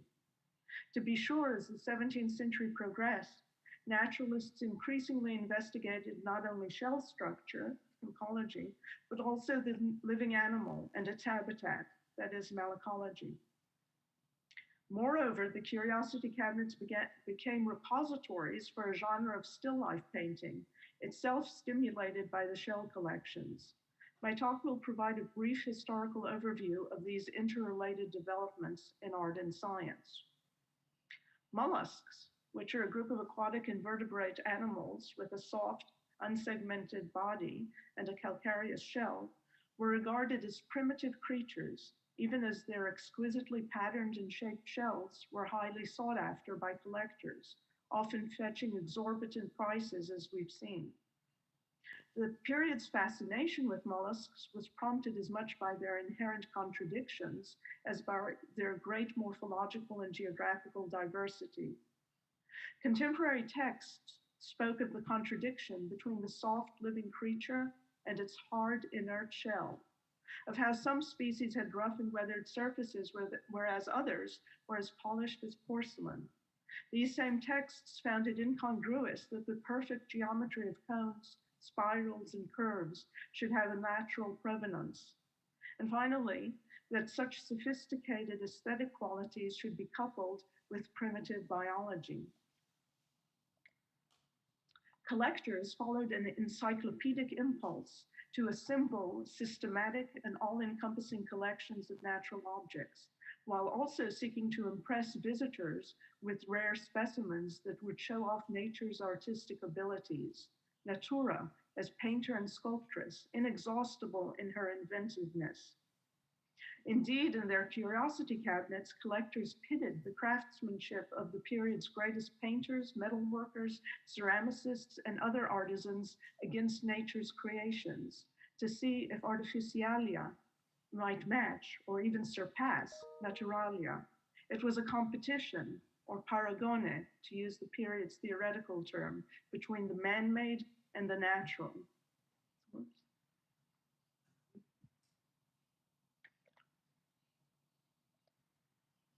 In the 1630s, Dutch artists began developing a new and distinct genre of still life painting, the so-called shell still life, which blurred the boundaries between natural history and the visual arts. One of the first proponents of this genre was the Utrecht-born Balthasar van der Ast. In van der Ast's depictions of shells, the curiosity cabinet is a palpable presence, evincing the naturalist's scientific and encyclopedic predilections. In addition, these paintings belong to a distinct category of still life, popular in the Netherlands in the 17th century, the vanitas. While admiring the artist's representational skills, The viewer is meant to reflect on the inevitability of death. The shells serve the same function as do skulls in other Vanitas paintings, just as a skull is all that is left of a once living, breathing human being. So too are shells what remains of the marine animals that once graced the seas and have long since perished. They are relics. But Vanitas pictures also urge the viewer to consider the futility of worldly ambitions, especially the accumulation of riches. This type of painting takes its name from the Latin of Ecclesiastes, vanity of vanities, all is vanity. The genre would become a pretext for exploring painting's formal properties, such as composition, perspective, and lighting. In his still life paintings from the end of the 17th century, Adrien Coult focused on the sculptural qualities of a few carefully selected and arranged shells. The strong cast shadows enhance the tactility of the shells, which seem to invite us, the viewers, to pick them up and turn them over in our hands. In addition, the spotlighting within a darkened interior transforms a seemingly mundane subject into a theatrical one, lending solemnity and grandeur to the act of examining seashells attentively. Willem Plessen-Heda was profoundly interested in lighting effects and complicated perspective.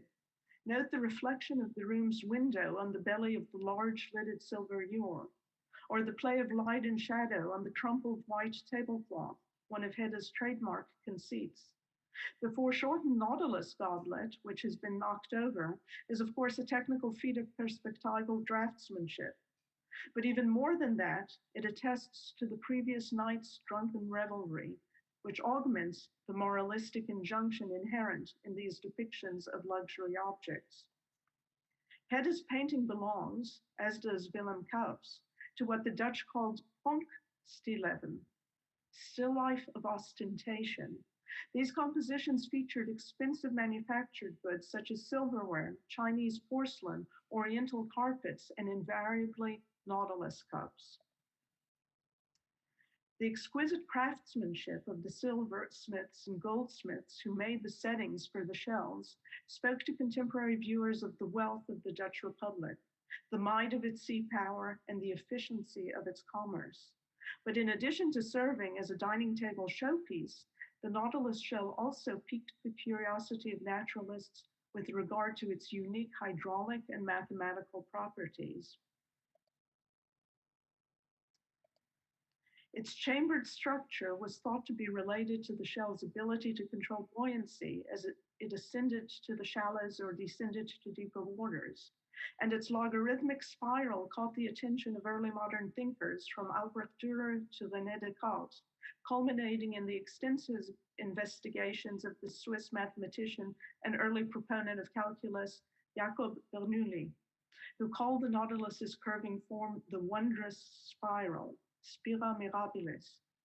More broadly, as interest in whorls, curves, and ellipses grew, 17th century collectors saw similarities between the shell's regular patterns and geometrical forms of machine-made objects, such as lathe-turned ivory ornaments. In fact, the two were sometimes juxtaposed in curiosity cabinets to make the association explicit.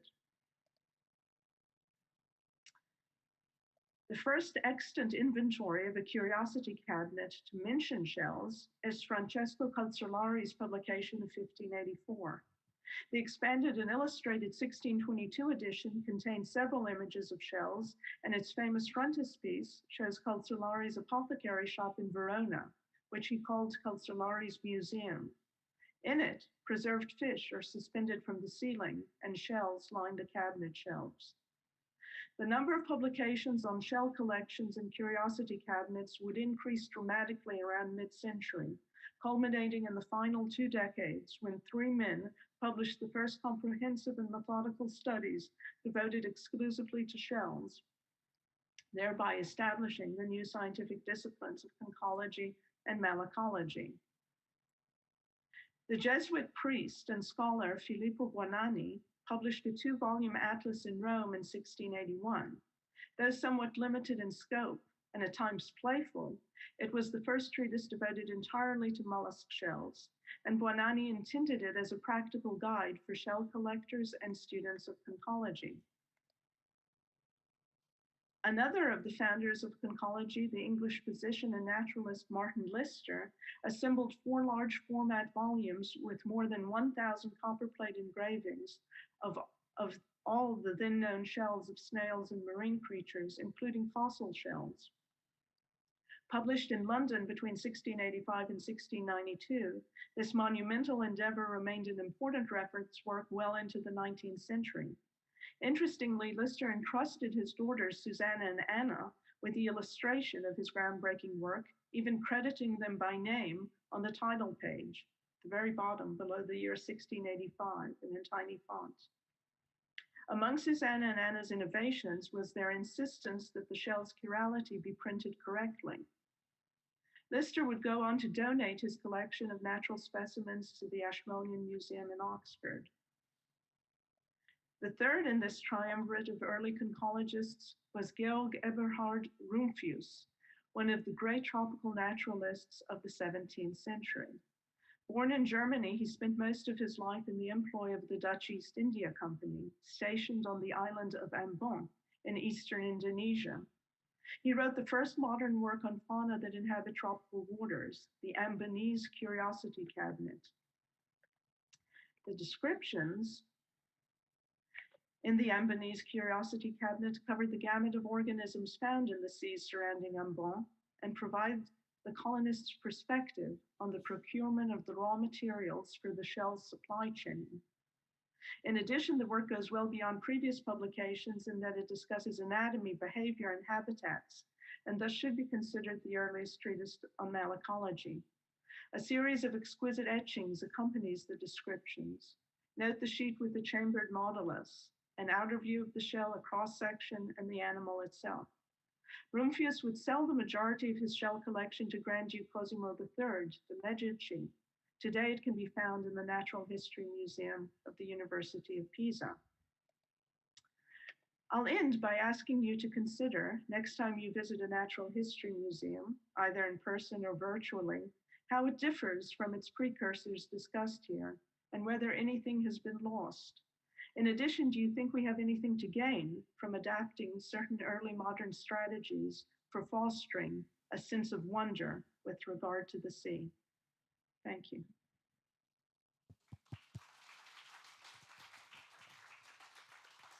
Thank you very much, Lisa. Are there any questions for Lisa from the audience? No? Thanks very much, Lisa. We're also short on time, so this was super fantastic. And we'll move on to the next speaker, which is not on Zoom.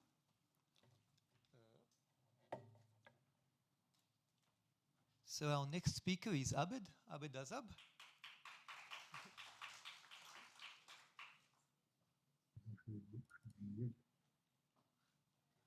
עבד, המצגת שלך פה? אתה העלית את המצגת? כי אני הייתי אמור ואני חושב ששלחתי.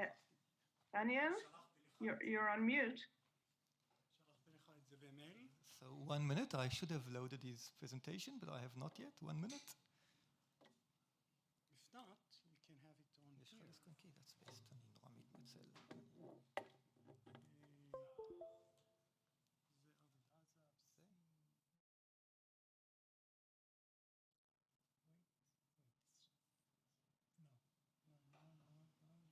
C2021.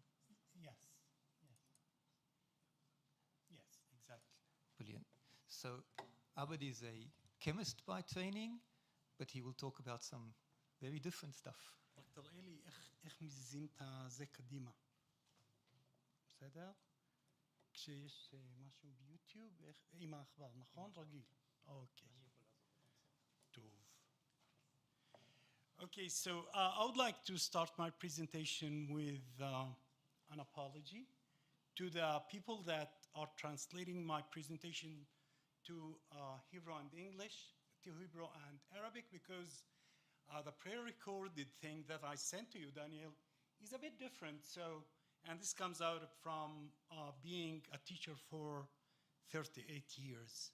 So the title of my presentation is Sea in Arabic Culture from Romanticism to Reality.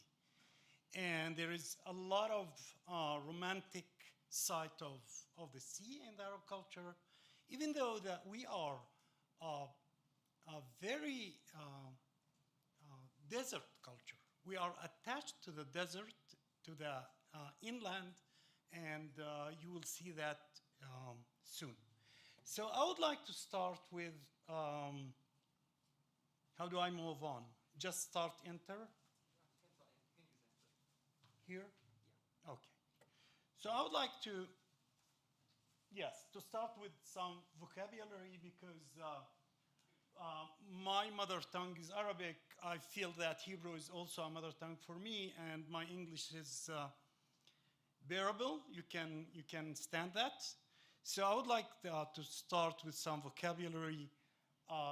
Sea in Arabic is bahr, and I know it's not easy for Western throats to say that, so we will say that in spoken. That was in official classical Arabic, so we'll say that in spoken Arabic, and it's bahar. So try to say that. It will, yes. Okay, and there is another word for sea in Arabic, that's yam. It's like yam in Hebrew, but in classical Arabic, yam refers basically to freshwater bodies, and in the Quran in particular, it refers to the Nile. And Allah, God says to Yocheved, in the Jewish faith, the mother of Moses, he says to her, suckle your child, breastfeed him, and you are afraid that he will be killed by Pharaoh, throw him in the Yam. وَإِذَا خِفْتَ عَلَيْهِ فَالْقِيهِ فِي الْيَمِ. Throw him in the Yam, that's the Nile River. And when it comes to ocean, so okeanos in Hebrew, obviously that's not a Hebrew word, but in Arabic we have a word for ocean that's muhit, okay? And it's quite different of the Western term. Okay, so in the Quran, there are more than 45 mentions of the sea. And why do I say more than 45 and not pointing out the exact number? Because some of these mentions are nouns and some of them are verbs. So I did not refer to the verbs, just to the nouns. So there are about 45 mentions. And the general attitude is admiration, somewhere between admiration and fear. And that comes out from the fear of the sea on one hand and the admiration of the sea on the other hand. You know, like all ancient cultures who were interacting with seas, oceans, and giant rivers like the Nile and other rivers. Anyhow, it's a great way to travel. That's what the Quran says. It's a great source of food. And unlike in Judaism, in Islam, for example, everything that comes out of the sea, out of water, is kasher, is halal, is permitted for eating. Everything, okay? It's not like in Judaism. And it's a refugee for the righteous. You know, the Exodus story of the sons and daughters of Israel that fled ancient Egypt. So the sea was actually the barrier that stopped Pharaoh and his army. So the sea took the evil people as a punishment, and the sea is mentioned in the Quran many times as a way to punish evil people. In the sayings or the traditions of Prophet Muhammad, it's not so much mentioned, and it is focused on very specific targets, very specific goals. That means It's a way to travel to seek education. It's a way to travel for jihad.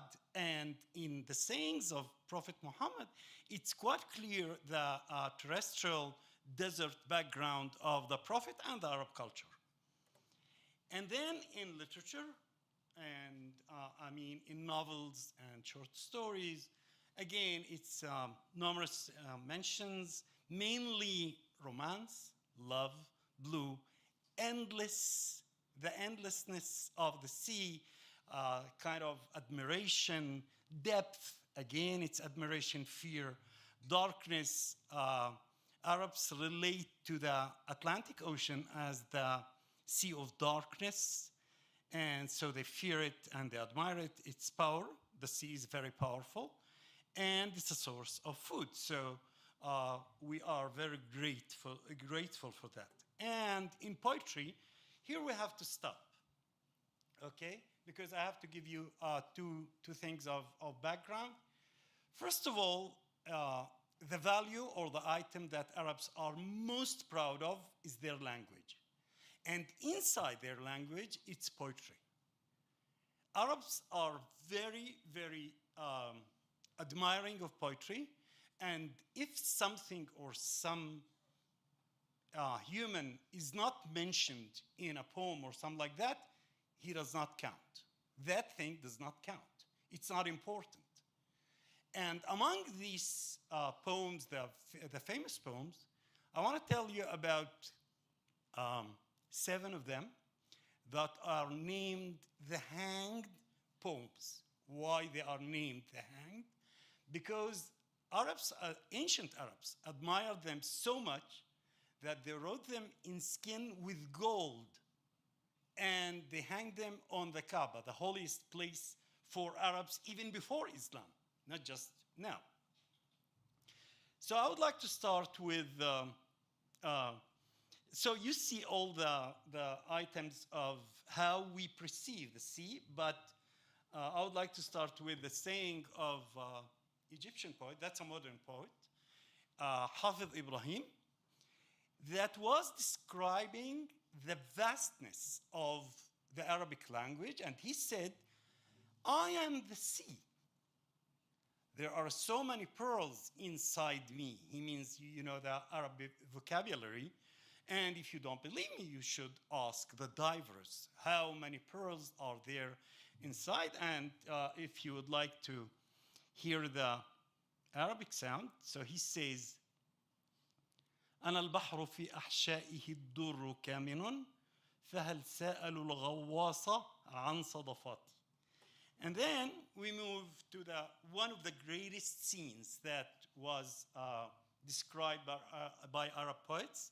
This is Tarf ibn al-Abd, one of the composers of these, one of the 7 hanged poems. And in the beginning, he describes the caravan, the camel caravan of his beloved woman. And he says that it splits the sand dunes exactly the same way that a ship does to the sea.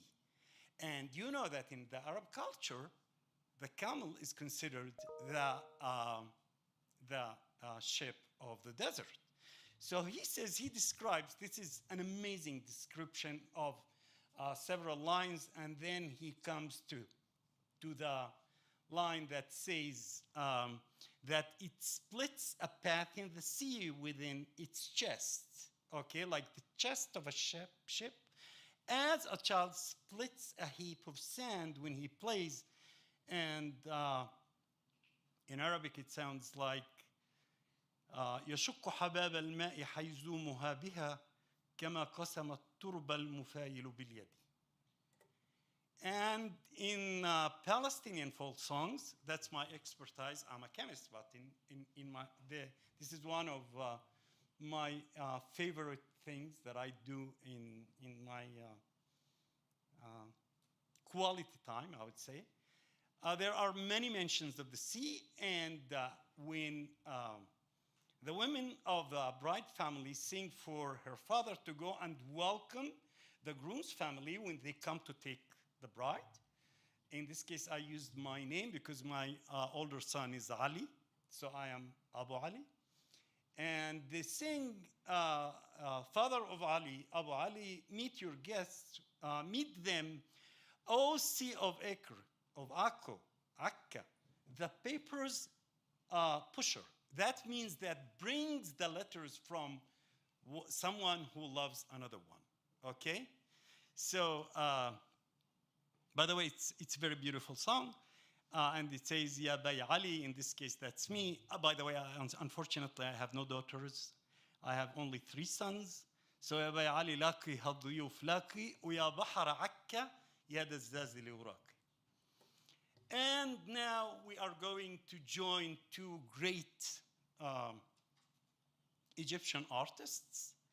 And the first one is Muhammad Taha, and he's the master of folk Egyptian songs. And the second is Said Darwish, one of the most important composers and singers in the 20th century. So Muhammad Taha sings, O bird, please fly to my beloved home and call her. Tell her that your beloved dived in the sea of love and was lost. And Said Darwish composed an amazingly beautiful song that was performed dozens of times after that.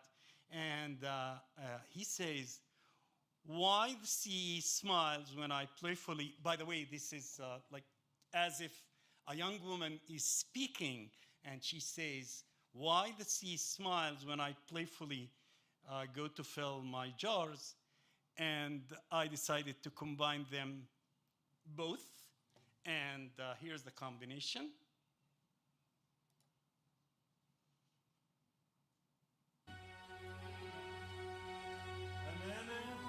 The one who plays that, my son. And the one who sings, I hope you recognize.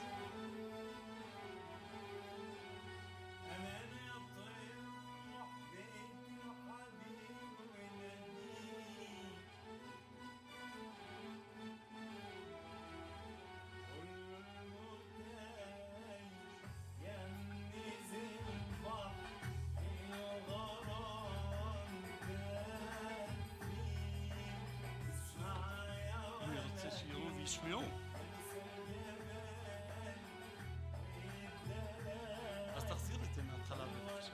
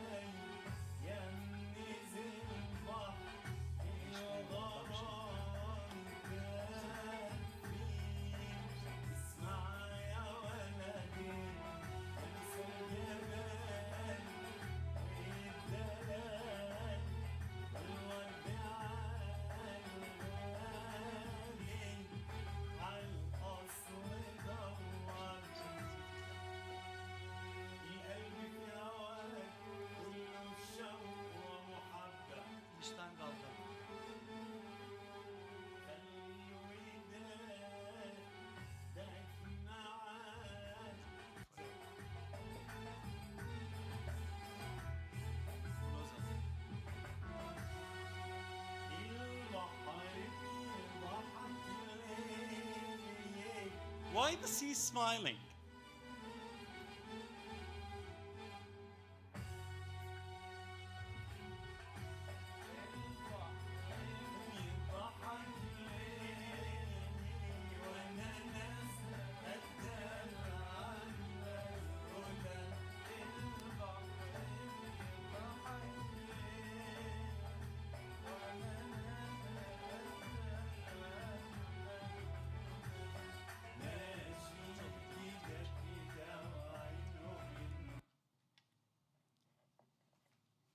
Sorry for interrupting the music, but we have to go on. Okay, thank you. Okay, but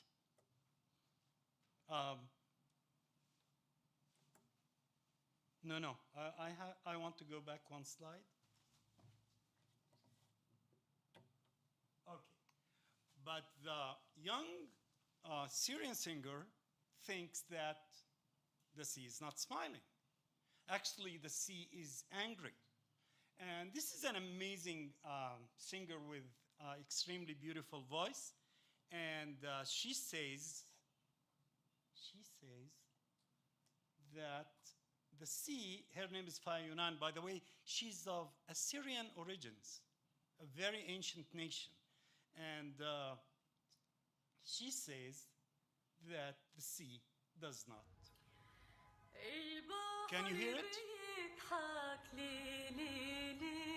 وانا نازله اتدلع املى القلل البحر بيضحك لي وانا نازله اتدلع املى القلل البحر غضبان ما بيضحكش اصل الحكايه ما تضحكش البحر جرحه ما بيدبلش وجرحنا ولا عمره دبل البحر بيضحك ليه وانا نازله اتدلع املى القلب. אוקיי, ואיך אני חוזר לזה? למצגת עצמה? Okay. So the sea does not really smile. The sea is not laughing. The sea is sad. The sea is angry. And why is that? Because, look at this. We know that the Arab aquatic bodies around the Arab world are polluted. Look at this article. And this is the only slide of science that I'm going to present. And you can see this is a very important journal that says that our means Arab aquatic bodies are polluted, but the awareness is there. People are aware of this pollution, are aware of the damage that is done to the marine life, to the marine ecosystem, and grassroots in the Arab world are there, and you can see, okay, I'll skip that. This is a very important website. This is one of the most important websites in the Arab world. It's like the Wikipedia of the Arab world. The name of it is Mawdu'. And here there is a very big chapter about sea pollution with some animations for children. That's the beautiful thing about that. And our objective in EcoOcean, I work for EcoOcean, which is a partner of this conference. So our mission and objective in EcoOcean is to educate mainly young generations. My colleague Tamar spoke in the morning, to protect our seas.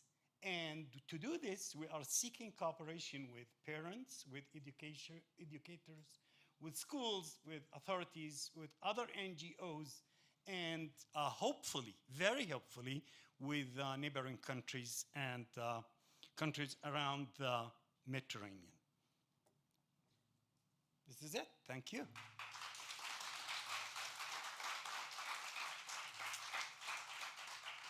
Any questions, suggestions, remarks?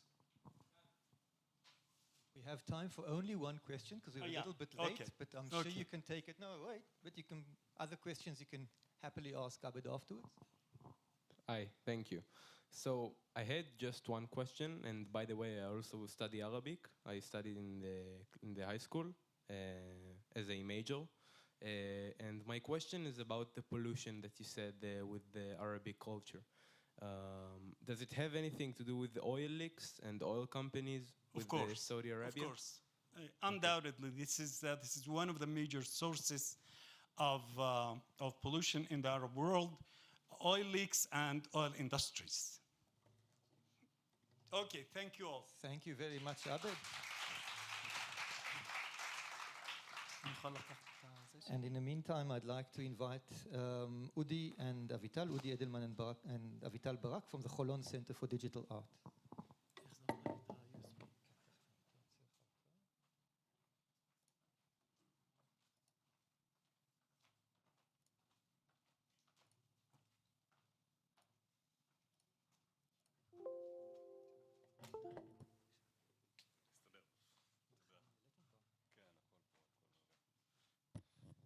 everybody. Can you hear me? So, just a minute.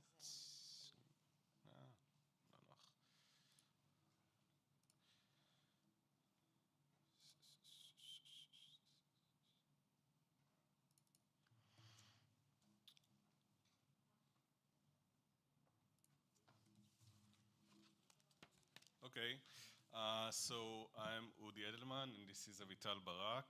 We are from the Center for Digital Art in Holon, and we're going to talk today about a new project that we are working on in the past year or so in collaboration with the Goethe Institute. This is actually a regional project between us and Goethe Institute around the Mediterranean and other art institutes in this area. And this is an ongoing project that should hold interactive maps regarding climate changes, you can see it here, and the effect of water problems around the Mediterranean. And this is a new project, so we are in a preliminary stages, and we're gonna show briefly today the project, but before that we're gonna shortly talk about the concept and the way that it should work. So when we're talking about the concept and the sense of this project, we're thinking about a collection of maps that will become a source of information on the one hand, but also it is an artistic project, and this is something that we try to develop and understand, and maybe the most problematic or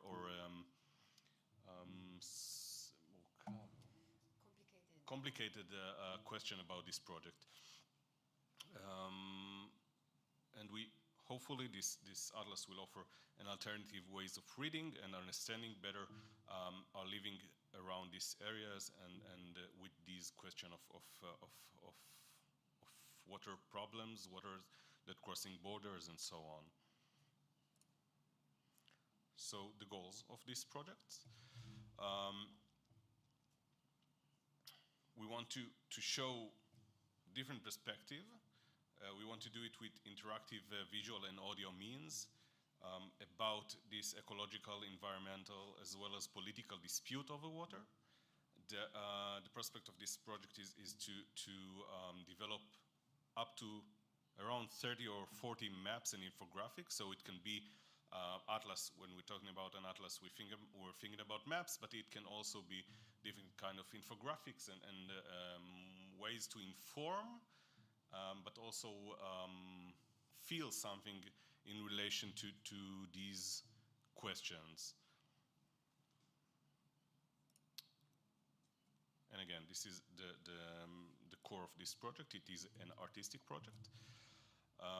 And we are thinking about the way that these practices, these artistic practices, is joined with scientific and historical data and what it means to make them to go together.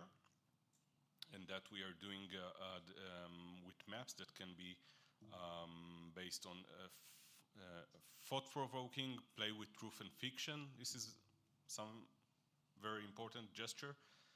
Or manipulation of information, showing the different ways that we can relate in visual ways to these information data, ways of looking at these problems, but also like the way that we feel around water. We'll briefly show you in a minute. And we're doing it mostly on a web platform that we are developing. But also maybe after the show of the website, we'll tell you a bit about the plans for future of this project that are outside of the virtual spaces.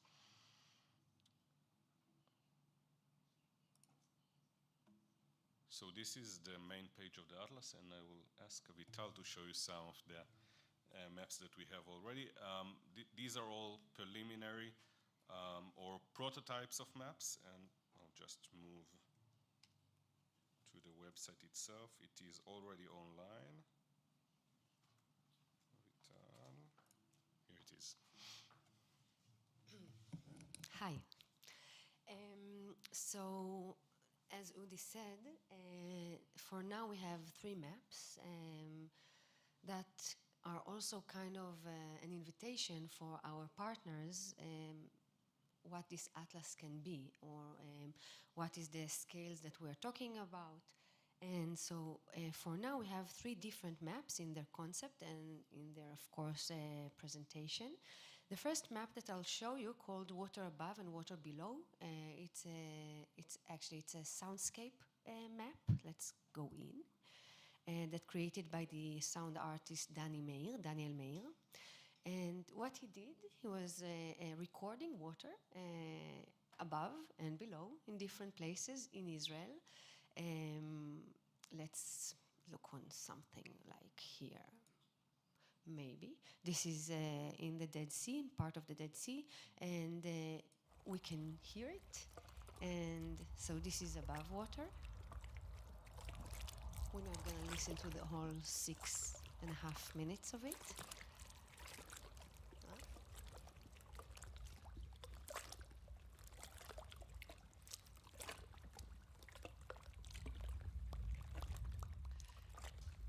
And this is the below.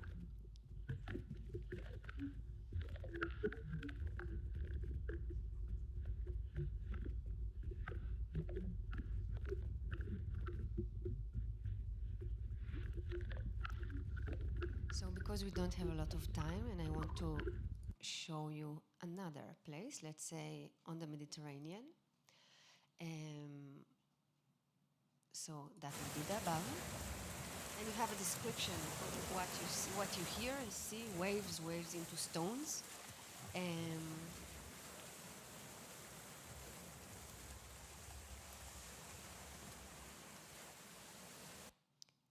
the below.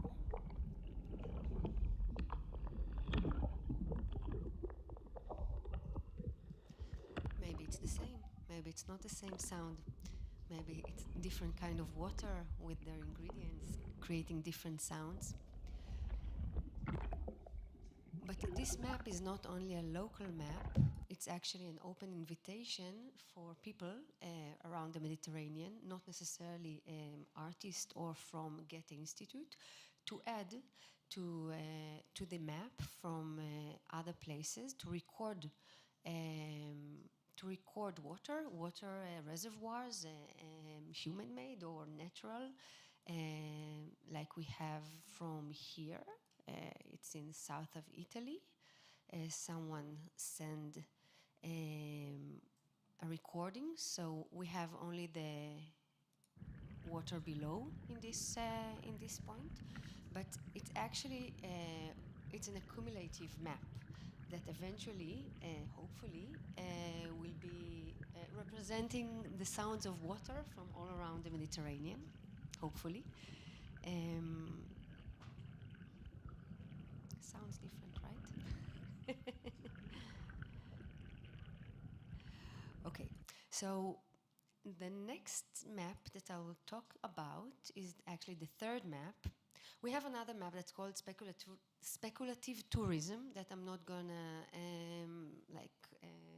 show you. You can, of course, you are most invited to go into the website and look for it by yourself, because it's kind of a complicated concept and narrative that start with an accurate history of the water situation and climate situation in the Mediterranean, and go into the future with a speculative storytelling and how tourism maybe will look like in 50 years ago, 80 years ago, after parts of the Mediterranean completely vanished because of the sea rising, and then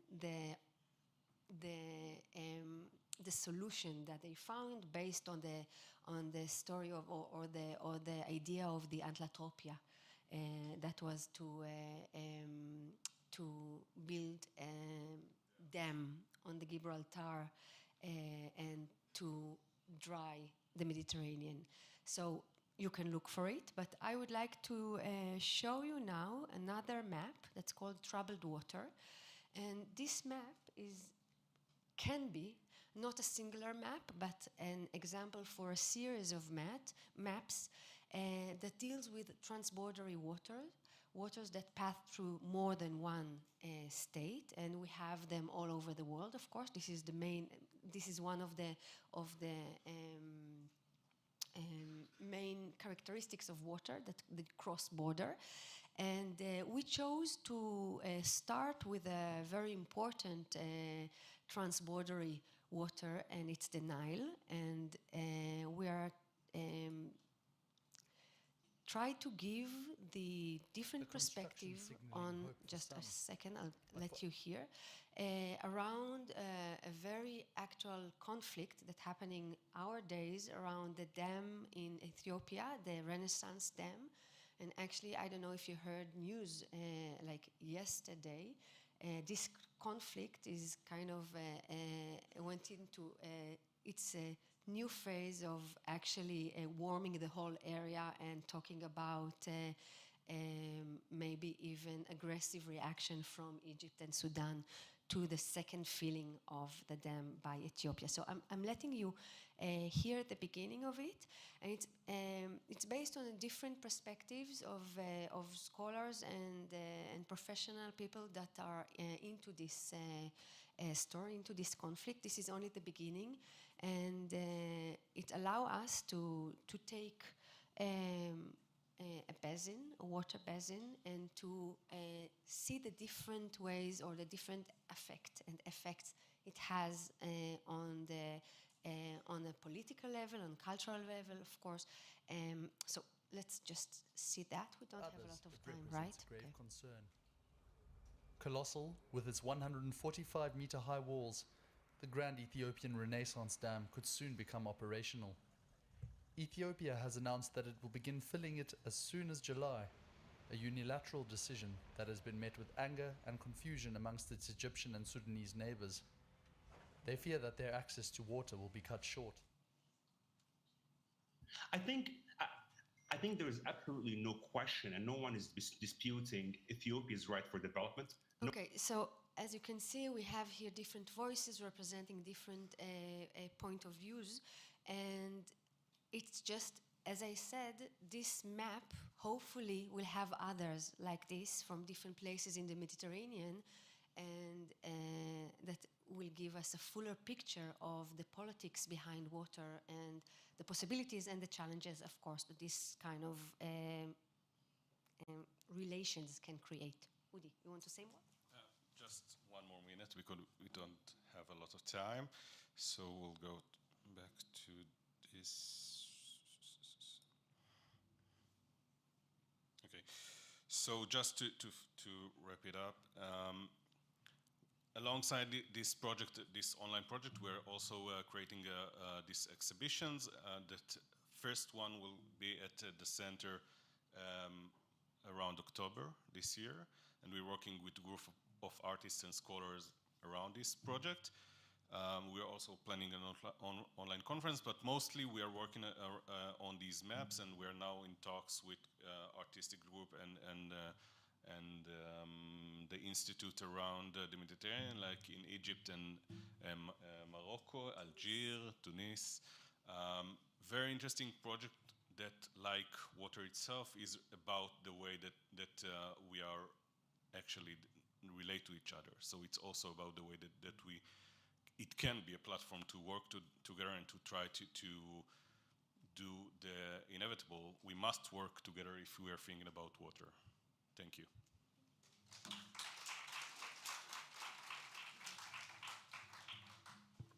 Thank you very much. Any questions for Udi and Avital? We have time for one quick question, and if not, then afterwards. Thank you very much. We will go online again. Let's see that we have. Right.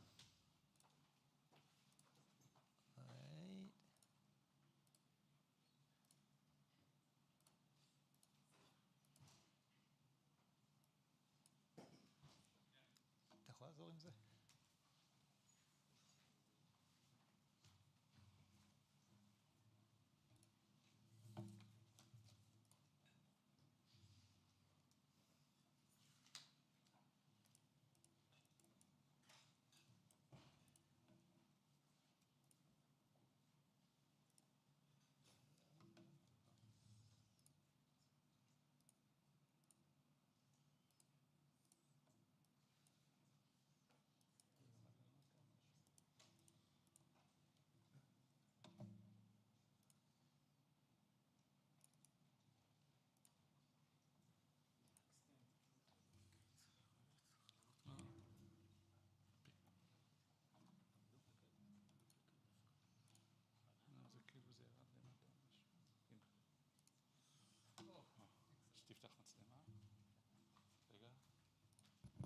So I'd like to invite Isabel Rivera. Isabel, I can see your slides are online. Are you there? Wait. So now we can, Isabel, can you talk so we can hear that we can hear you? No, I think you're on mute.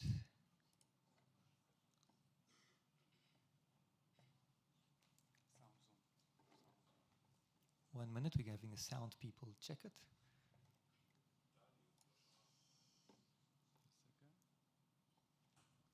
Yes.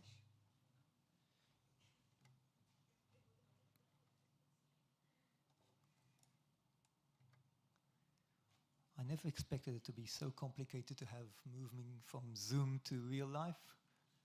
I see it, at least Isabel can hear us because she's smiling.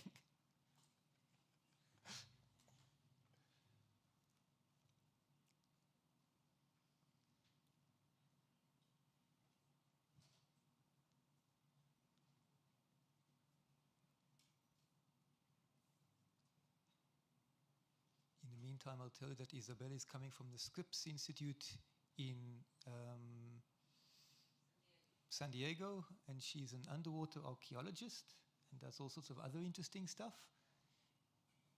Can we hear you? Isabel, can you try? I can hear you. Can you hear me? Yes, now we can hear you. Ah, So Isabel, awesome. it's yours. Thank you. Thanks so much. And thank you for having me. It's very early here. I'm so happy to have been able to hear some of your presentations and sad that I wasn't there with you in person. I would like to begin by thanking the organizers of the conference, and in particular Michael, for inviting me to think outside the box, to explore my practice of maritime archaeology through Nueva Trova music. One quick second, there we go. Nueva Trova is a style of music that was born in the 1960s in Cuba. The first Nueva Trova concert was hosted by the people in this photo. This is Silvio Rodriguez, Noel Nicola, and Pablo Milanés. And it carried a message of revolution, of social action, of resistance to injustice. The music spoke of commitment to the land, or the patria, which I'll go back into the definition in a little while, of our responsibility to our people, of our right to justice and to freedom, especially from capitalist, imperialist, and colonial powers that seek to destroy our identity. In Puerto Rico, groups like Haciendo Punto en Otro Son, which is, where is my slide? Which is this group here, Roy Brown, or even later Andres Jimenez, were and still are integral to our movements of protest, resistance, and culture. The link between music and our Boricua identity is woven within our childhood. Songs like this one, La Tierruca, taught us to love our small island. Let's listen.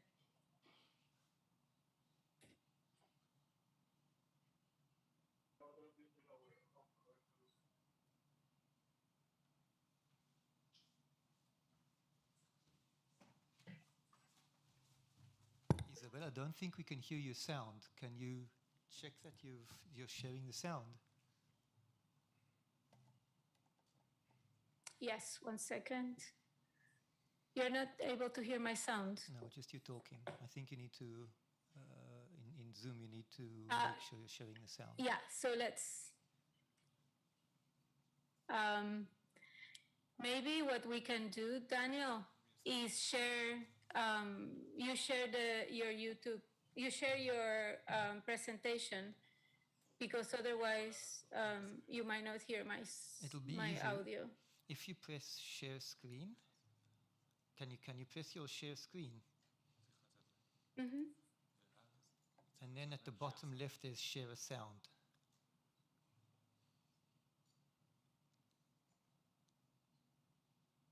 When you press share screen, you should have share a sound also. 1 second. Yes.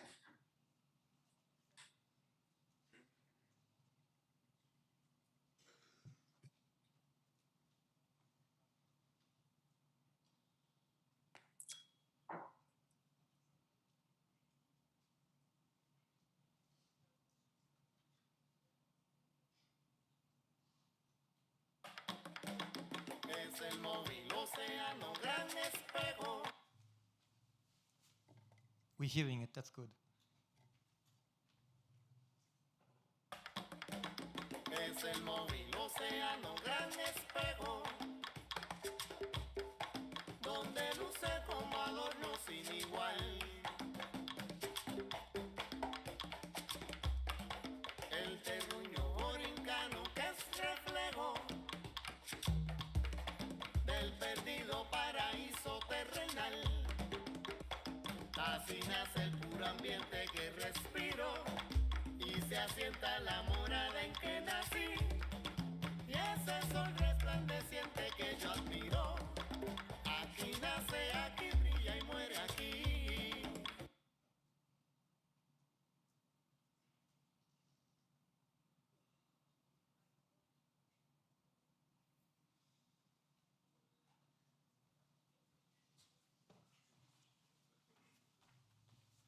Wait, Isabel, now we can't hear you.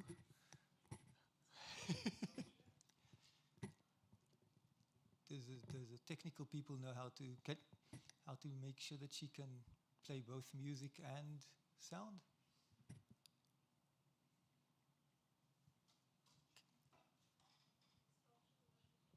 Yeah. I apologize for this.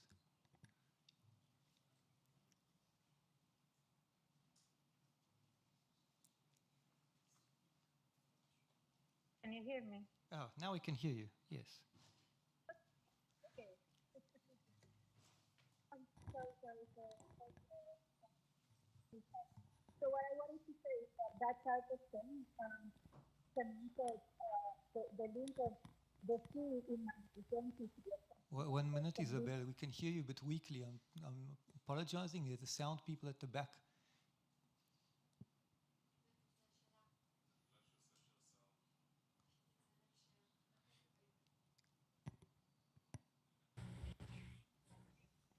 Does this work better? Yes, much better.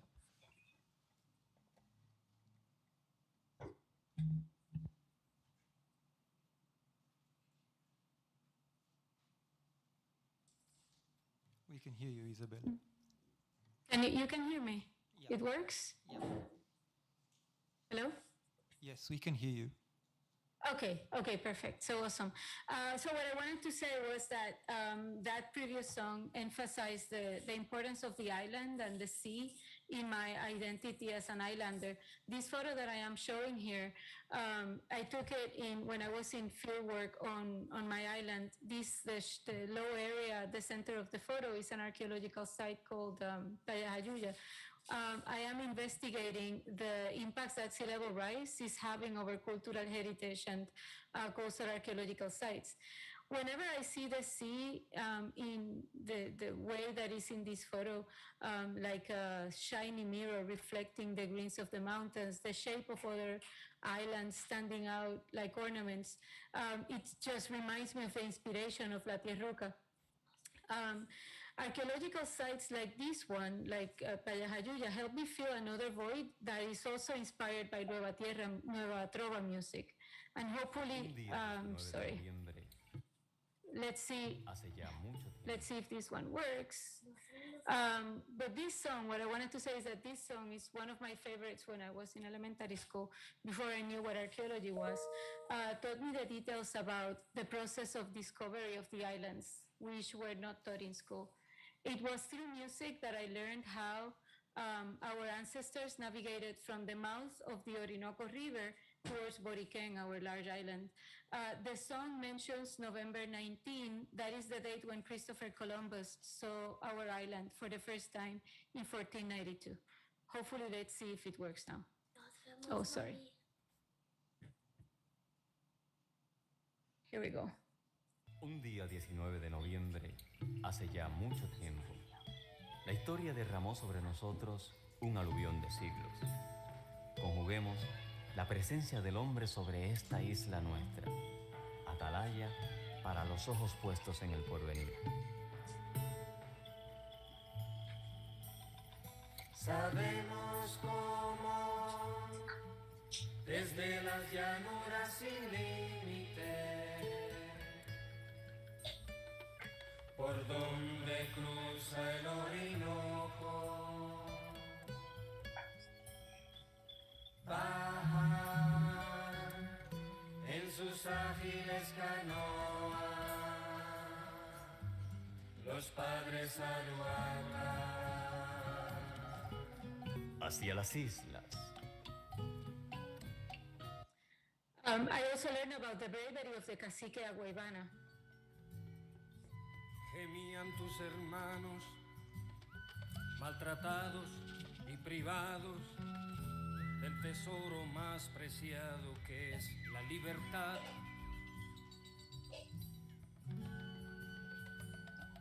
Tornaste sus gemidos en valientes alaridos y sus brazos en antorchas de verdad.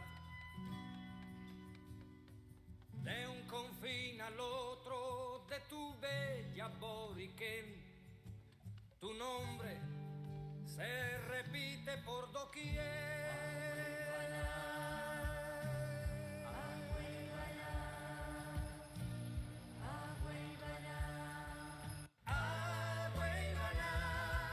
Cacique boricano, tu nombre está grabado en la eternidad. Agüeybaná, por siempre en nuestra historia, cubierto estás de gloria, Agüeybaná. This song counts as oral history. It kept in our memory the story of our past and inspired pride for those who fought against injustice. It also inspired much of my work, such as this article, The Ghost of Caliban, where I explore the role of colonization over the attitudes we adopt and the discourses we repeat or resist as Puerto Rican archaeologists. Or my research on settlement patterns and the temporal depths of human presence on the island. But music not only invited me to understand the world of the Taíno, it also continued to emphasize the importance of the sea and navigation. Through the song Aires Bucaneros, I learned details of the world of the 17th and 18th century that are not mentioned at all in the history books. These history books completely ignore that illegal trade, contraband, and piracy were central to the development of who we are as Boricua. This song is very long, it's about 9 minutes, so I will only share a super small section that describes the galleons navigating in the Caribbean.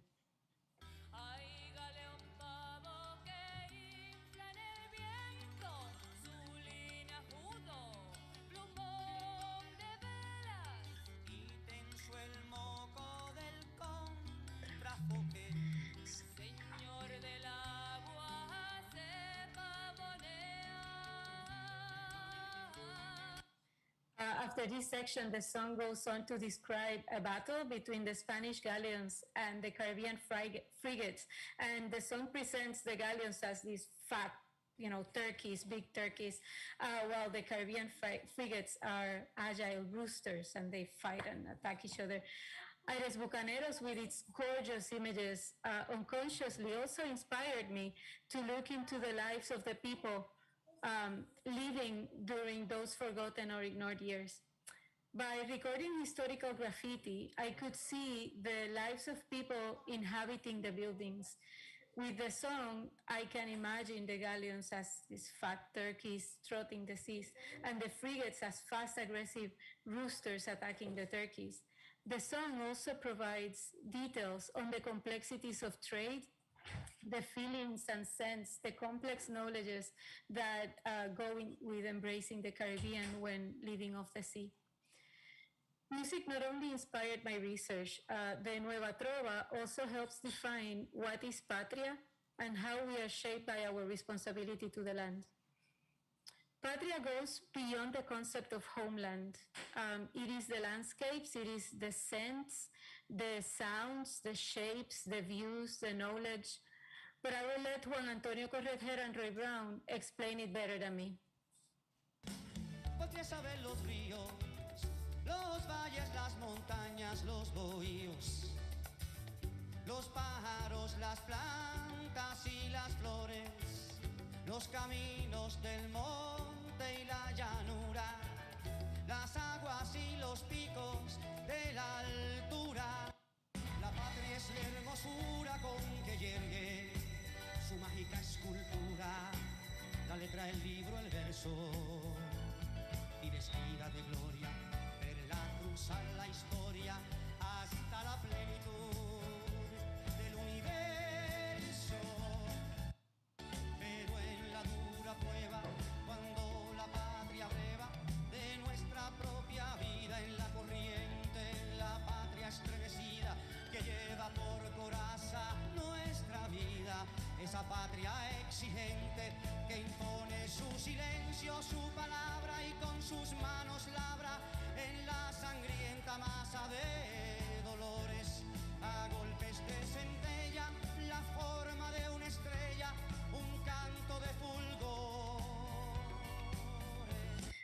Our patria shapes us, even if it is painful. We are responsible for protecting her. She uses us as her armor, and with that, with our pain and her forging, we go together towards brilliance. As oral history, Nueva Trova also helps us to remember the abuse that we have experienced and reminds us of how the so-called progress, together with gentrification, lead us to forget who we are, to forget the voice of the land, to forget the meaning of Boriken. Sabe que yo viendo y yo paraba oyendo sobre imperialismo, gritan comunismo, todo es vandalismo, piedras y vitrinas, señoras en chancletas y muchas motocicletas. Hay situaciones que arrebatan y hay otras hay que matan. ¿Cómo cree usted, compay, que se sintió mi mai cuando un mister con macana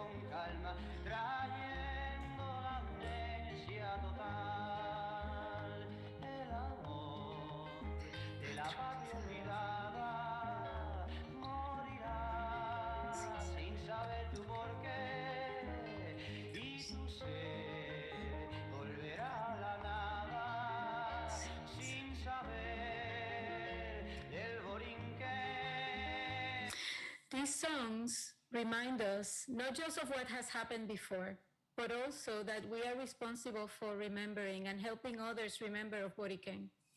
These songs have inspired my practice. It is my duty to give back to my people, to use my knowledge to empower communities, to return them the ownership of our past. In order to do this, I base my work on co-production of knowledge. At the moment, me and my team are focused on the impacts of climate change over the coastal cultural heritage and on environmental restoration as a way to mitigate climate impacts. I also seek to understand how climate change increases uncertainty and enhances the vulnerabilities that we are already carrying because of our dependent relationship with the United States. This is not easy. As the song said, commitment with the patria and achieving the brilliance forged by my island's hands is built on blood and pain. This work begins a quest for justice. Thanks so much for your patience. And as final thoughts, let me leave you with the words of Fiel a la Vega. They convey my feelings perfectly. Salimos de madrugada de una cuna reciclada, recitando oraciones y aprendimos sin opciones. Y hoy regresan en canciones, en saludos y discusiones, y en las miradas de tu cara, en la forma en que te paras, y hoy toda la brisa sale.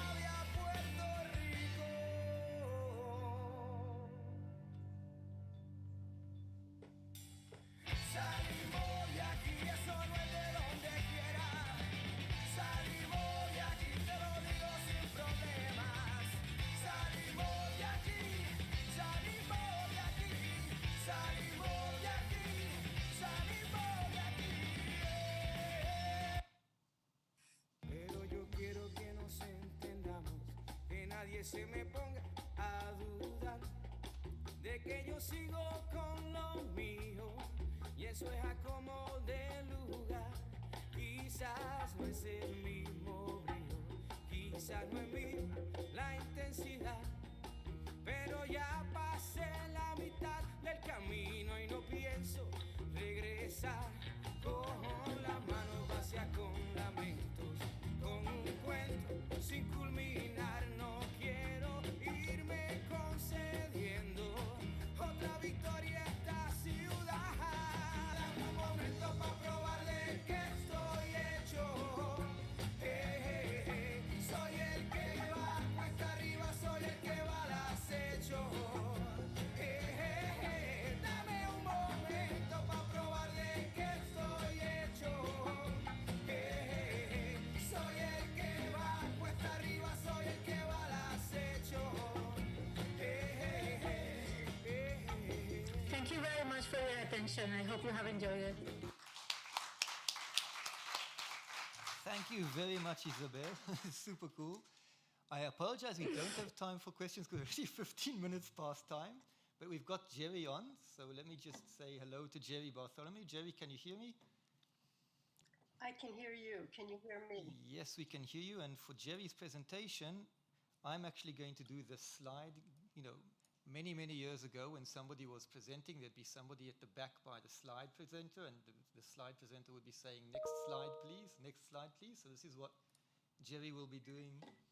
Jerry and I will be doing for technical reasons. I just want to see that we have all of the relevant files.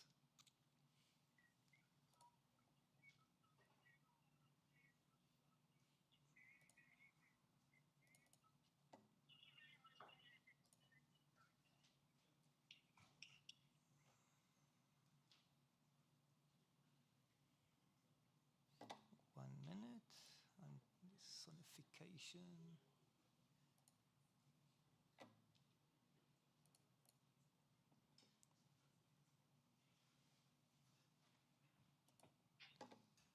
Okay, Jerry, I think we are ready to go. Yes, the sound man is, and then we need to share.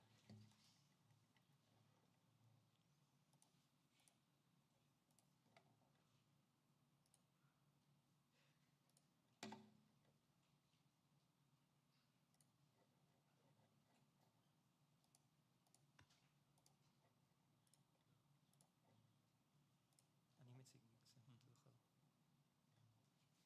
אחר כך נעשה את ה... עוד לא עשיתי את ה... גם סאונד, נכון? כן, רגע. Okay. 1 minute, Jerry.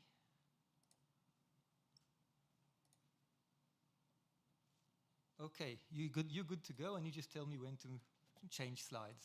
Oh, okay. I'm seeing this in presenter mode with all of my notes. No, it's okay, but they're seeing the real screen. Okay, all right, great.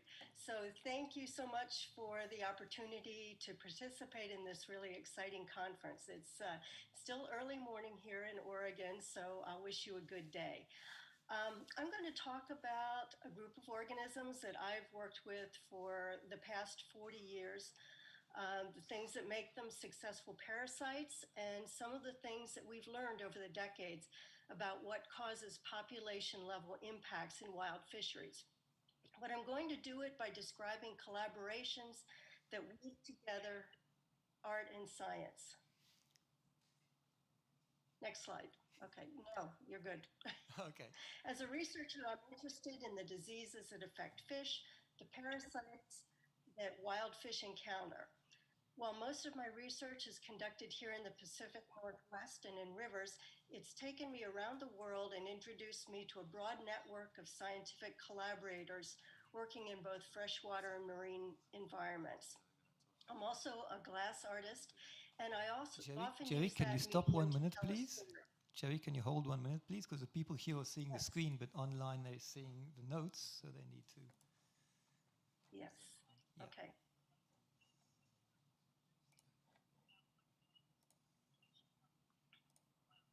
Okay. I think so. I'm 1 seeing minute. the correct screen now. Ha, brilliant. Okay, sorry.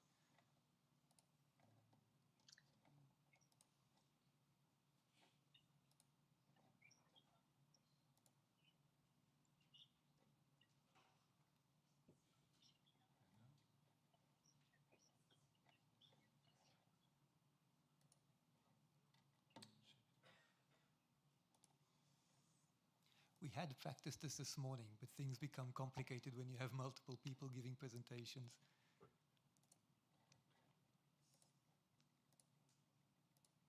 It worked perfectly before I went to bed last night. Exactly.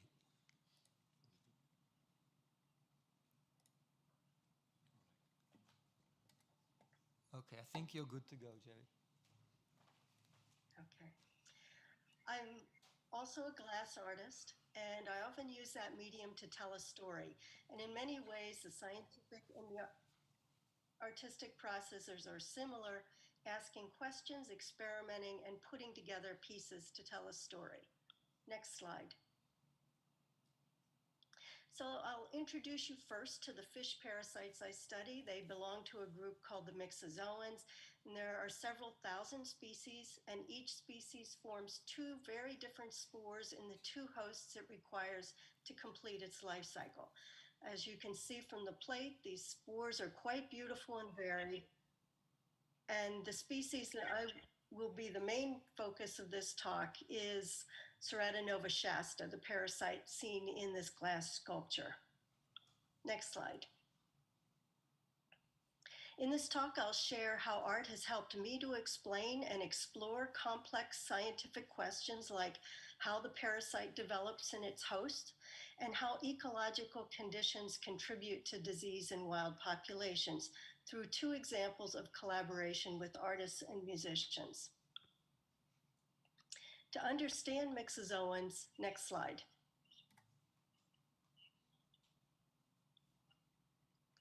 We look to their closest relatives. When I began working with this group, they were classified as protozoans and then assigned a phylum of their own, the Myxozoa, but they really didn't fit in well anywhere. However, when molecular tools were developed, their home was finally resolved within the Cnidarian phylum. And I'm sure all of you are aware, those are primarily free-living and colonial organisms like jellyfish, corals, and sea anemones.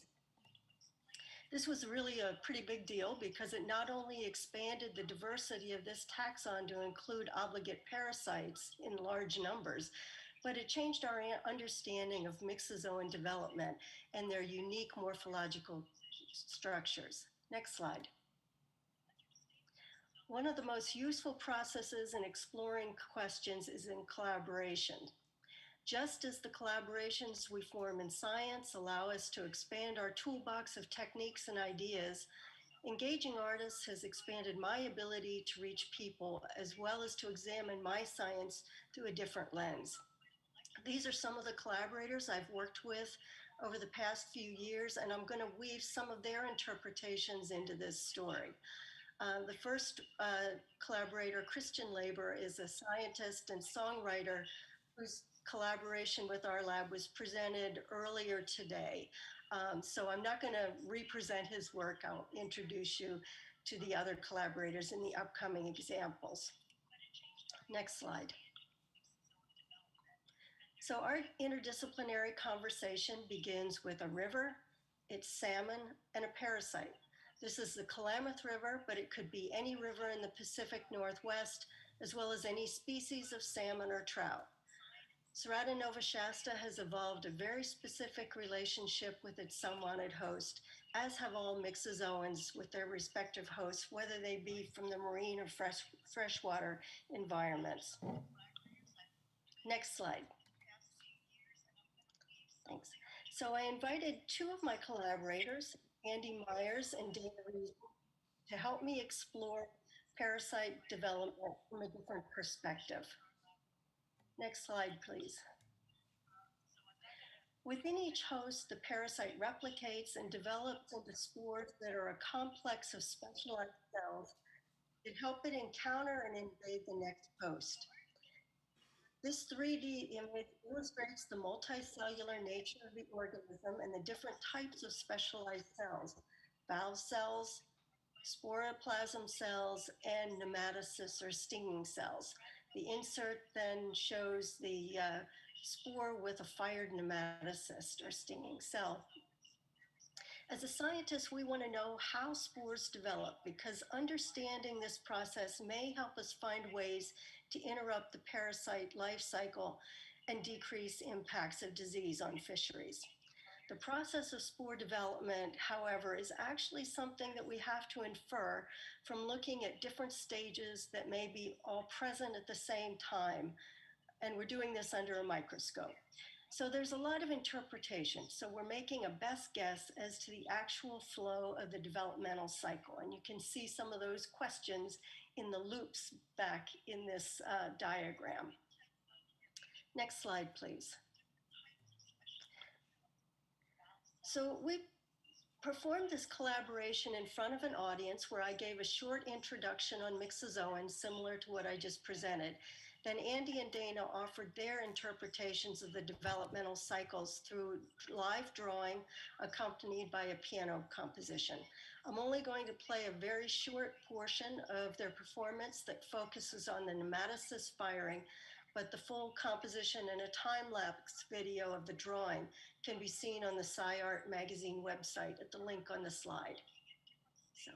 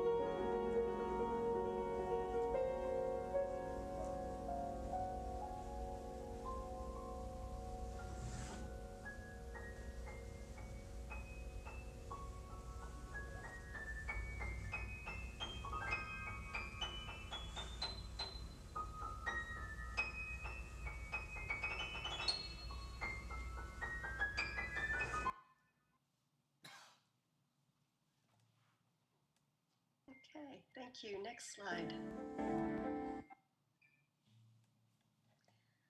A good portion of the last 20 years of research in my lab has been monitoring disease in wild fish populations and developing models to predict those impacts. This has resulted in large data sets that can be explored in different ways. And for the second collaboration, I worked with Jason Fick, who uses music technology to interpret our data. Next slide, please. Through our monitoring, we collect water samples and using a molecular assay can determine how many parasites are present in a liter of water at any given time. This gives us a preliminary insight on disease risk for the outgoing young salmon. In the Klamath, some years clearly represent low disease risk with low parasite numbers, while in other years, parasite risk is very high. Next slide, please. In addition to parasite abundance, water flow and water temperature are important predictors of disease severity, and by analyzing these measures together, we can predict an expected level of disease in the juvenile salmon as they migrate to the ocean. One of the things that I thought would be interesting is whether these combined data sets could create a sound signature that could be determined by listening to rather than reading the data. Next slide, please. So my lab provided Jason with a 10-year data set, and he's going to explain how he sonified these 3 data sets to provide information about infection patterns. Okay, so I'm going to try play shift that. to the sound file.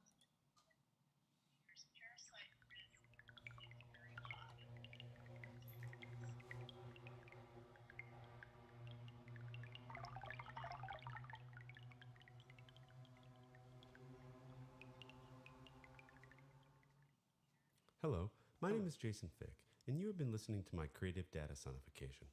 In this example, you hear real-time sound renderings of environmental and spore data at an index point in Klamath River from 2009 to 2019. My custom-built software reads over 10 years of data and maps it to sound instruments in real time. The data we are using includes water flow, temperature, and waterborne spore densities. I've mapped the water flow to water droplets that become louder and more dense the higher or lower the rate. It sounds like this.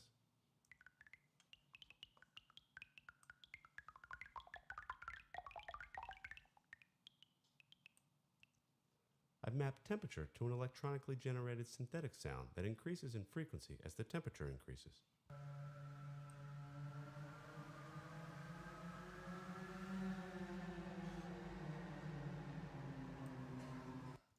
Lastly, I've mapped spore data to two separate sounds. One is a pulsating synthetic sound that increases in volume and speed as the spore level increases.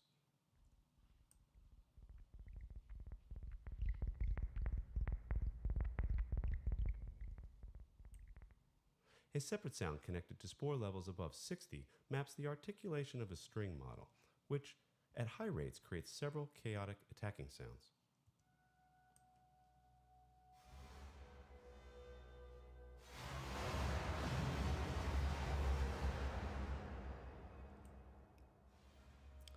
The interface you were looking at shows time-elapsed, date, season, real-time graphs for flow, temperature, and spore that document the history of the last 100 data points, amplitude meters for each individual sound, and detailed spore graph that tracks the position of the sequence in real time.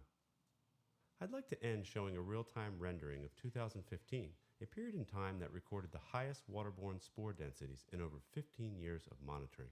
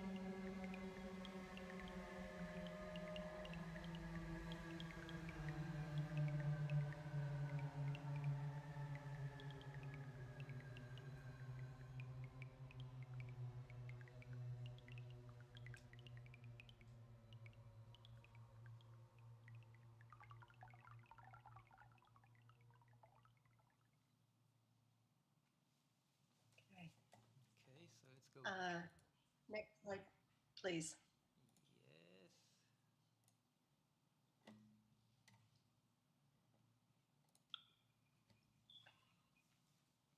So finally, to wrap up, I know over time, for me, adding these new perspectives has really allowed me to think differently about how I do science. Provided me space to see a larger picture, encouraged me to ask different questions, and it certainly allowed me to engage new audiences.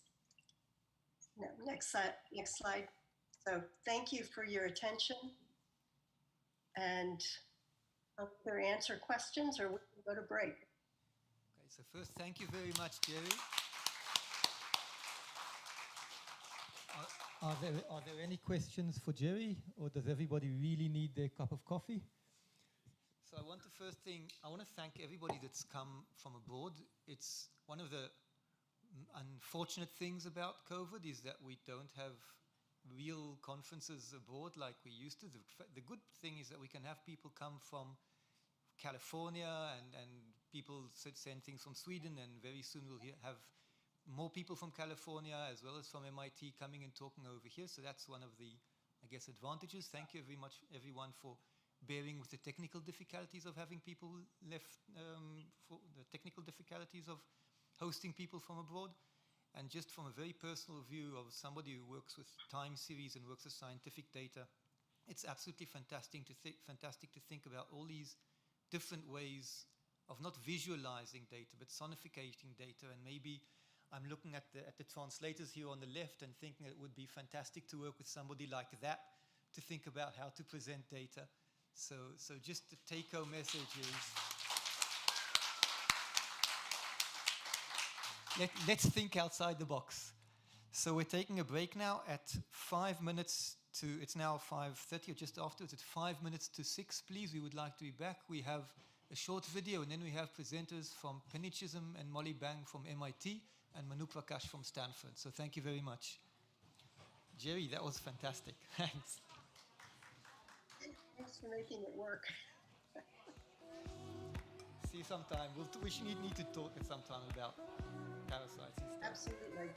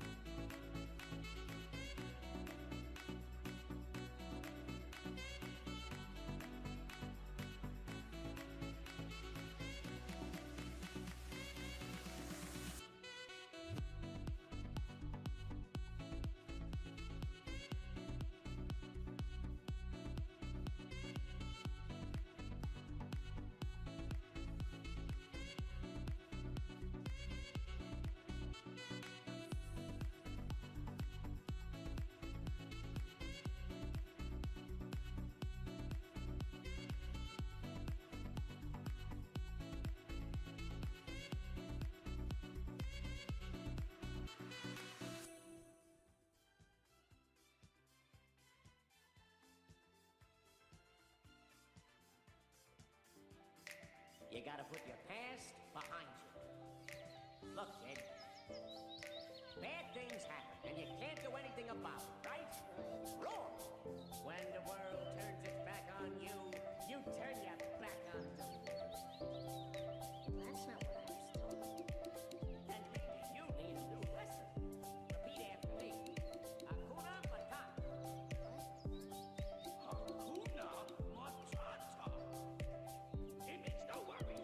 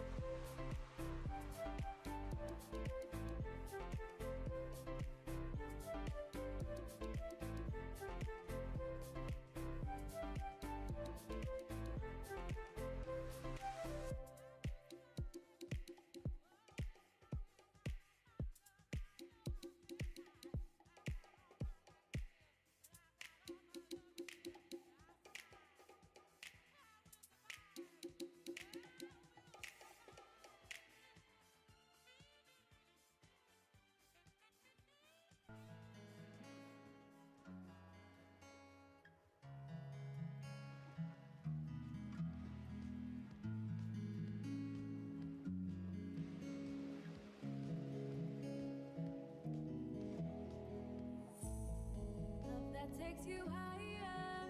I will forever be intertwined with you. Where the sun never goes down and time has slowed down. Would it be too crazy if we decided to stay forever? Decided to stay forever, forever.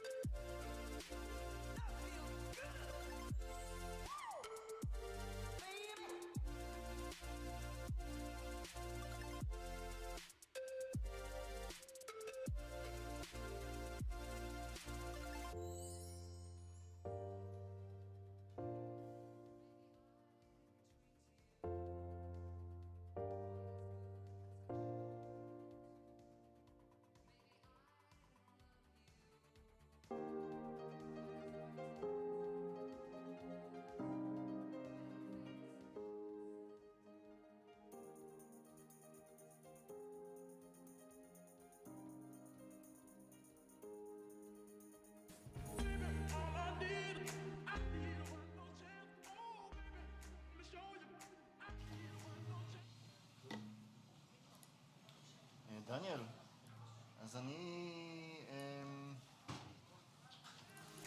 כמה מילים על הוידאו, אבל אתה יכול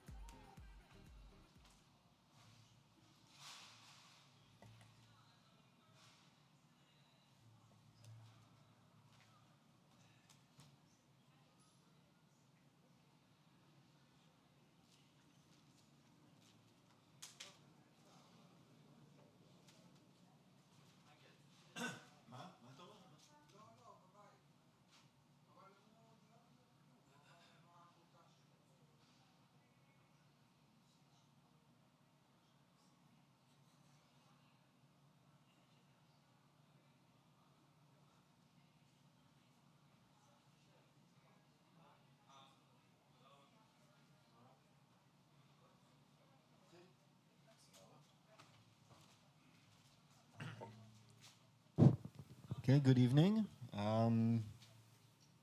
Thank you for staying with us. It's been a very long day. I think it's also been a very interesting day.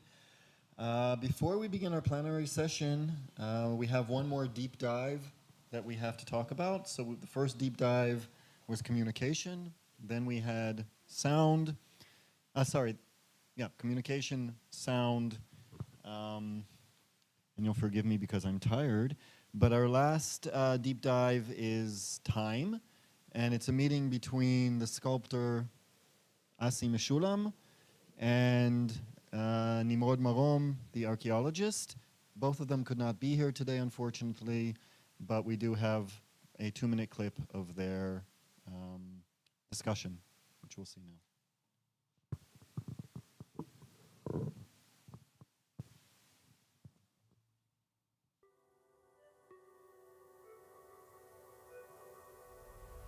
כשאתה עושה אמנות אתה גם יש בה רכיב ריטואלי במובן הזה של פעולה, פעולה או בזמן ההצגה או החיים של האמנות שאתה עושה, כלומר שחלק מה... Dealing with time, with motion.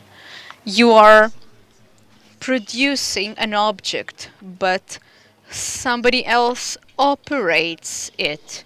One of the questions that I am encountering along the way deals with the specific questions where the border is, where is the line. Let's say if I have a statue, if lots of times, you know, I'm building temples, I am creating temples in my work, and my statues sometimes look like gods. And one of the questions regarding my work and the work of other artists that really deletes the line, erases the line between the representation and the art piece itself. I'm talking about sculptures, idols.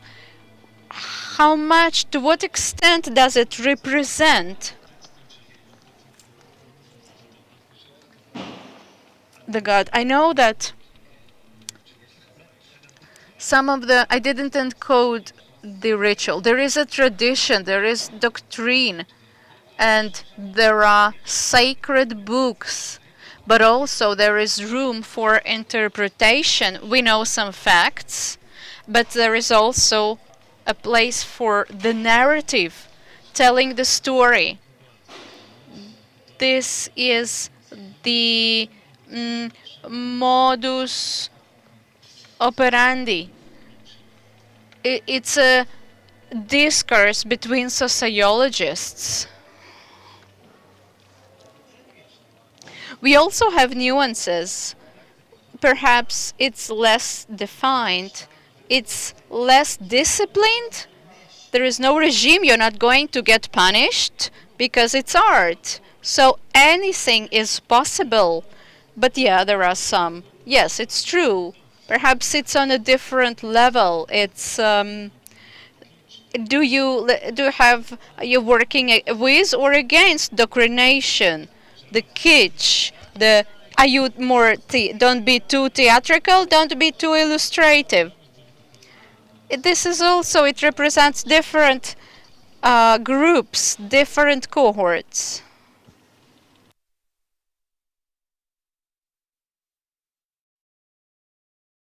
Completed our deep dives, and I hand the microphone over to Dan.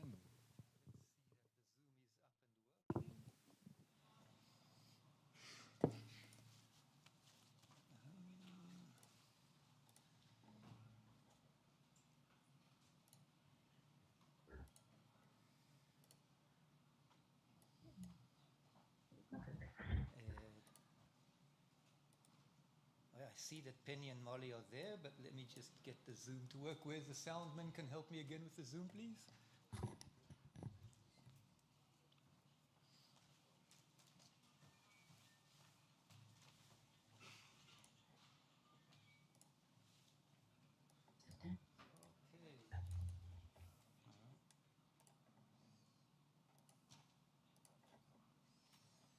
Hi, Molly. Hi, Penny. Can you hear me?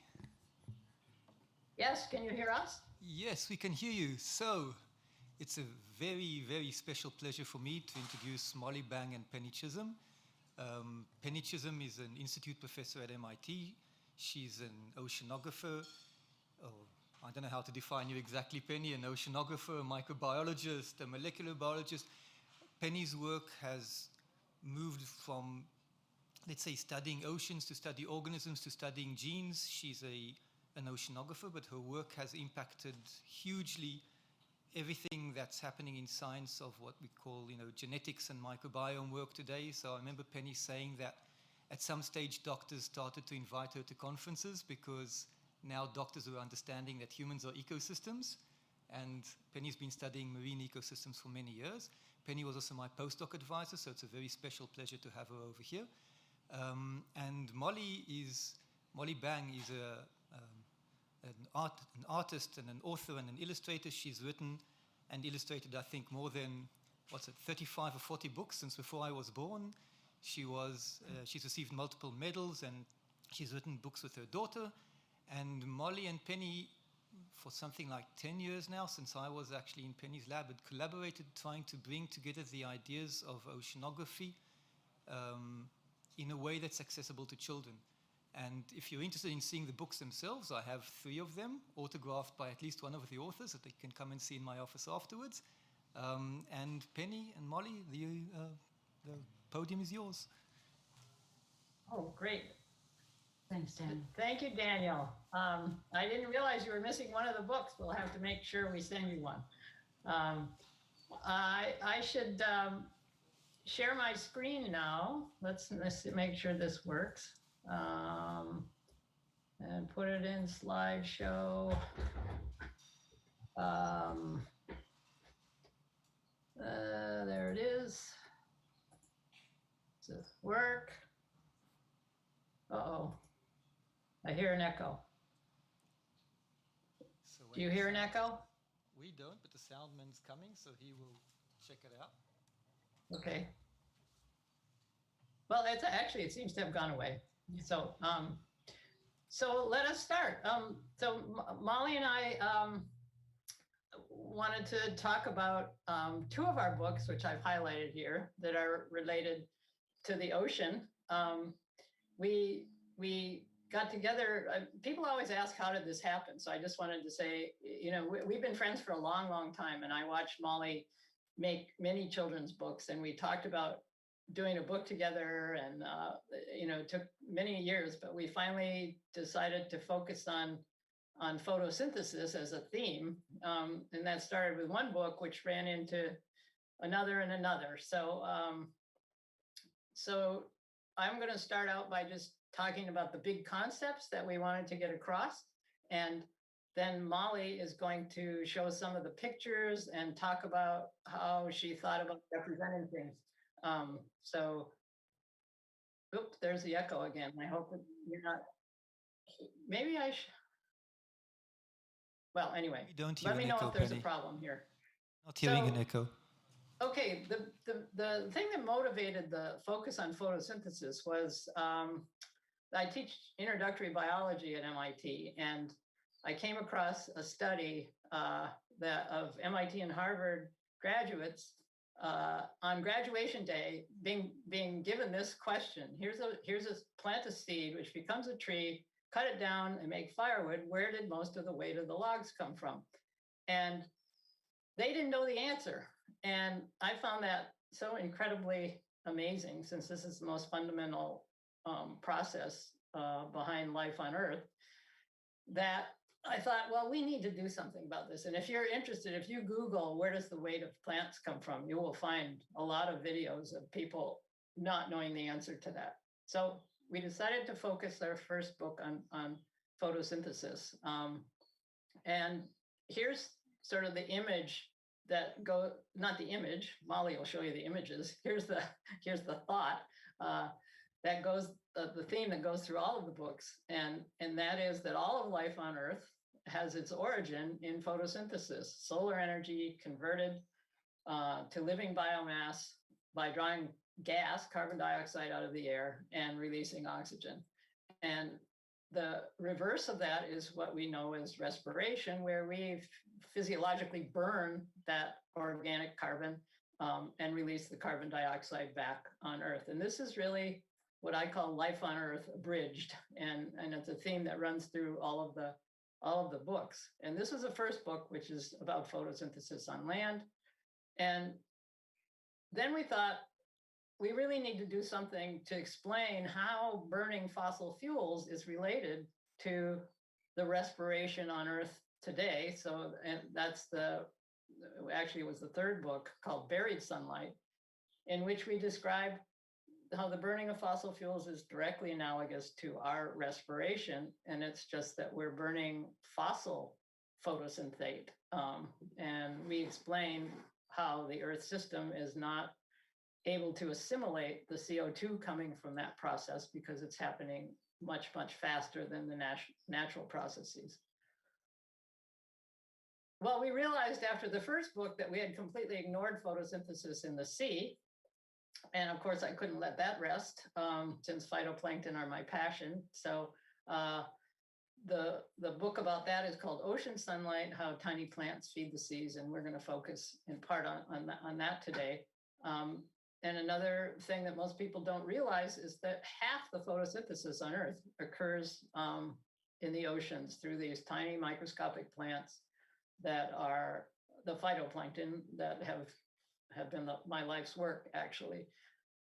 So Molly will show you some of the pictures from that book. And then finally, we realized to complete the ocean photosynthesis story, we needed to talk about ocean physics, because without the physics, the phytoplankton can never be renewed with nutrients from the deep ocean. And so rather than just the physics of the oceans, we decided that book should be about the global water cycle. And it serves two purposes. One is to describe how all things on Earth cycle, and that's what keeps the system going.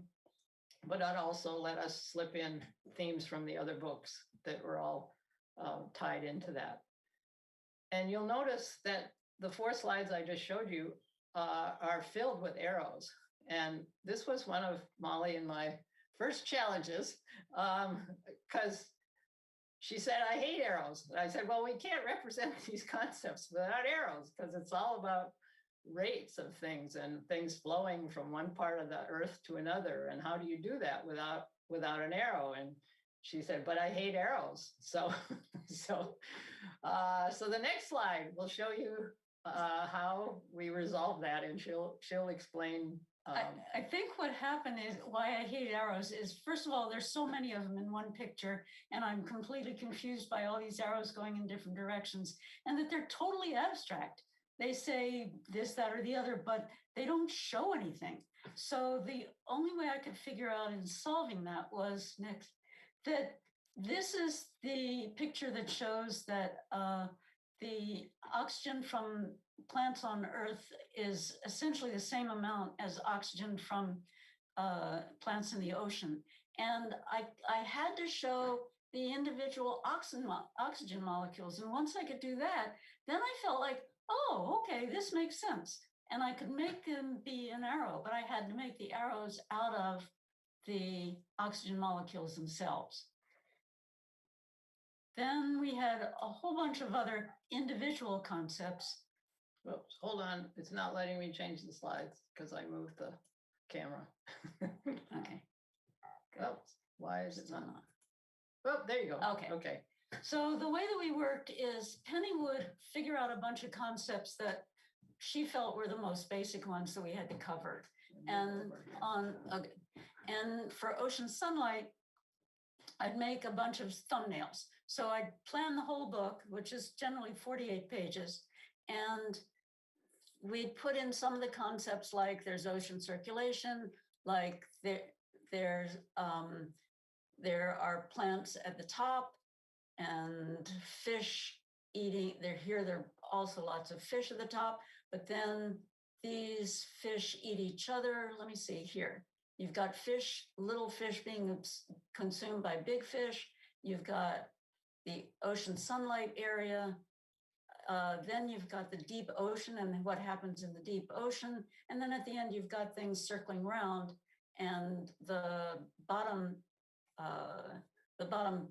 food that's gone all the way down there, rising back up to the surface to feed the phytoplankton.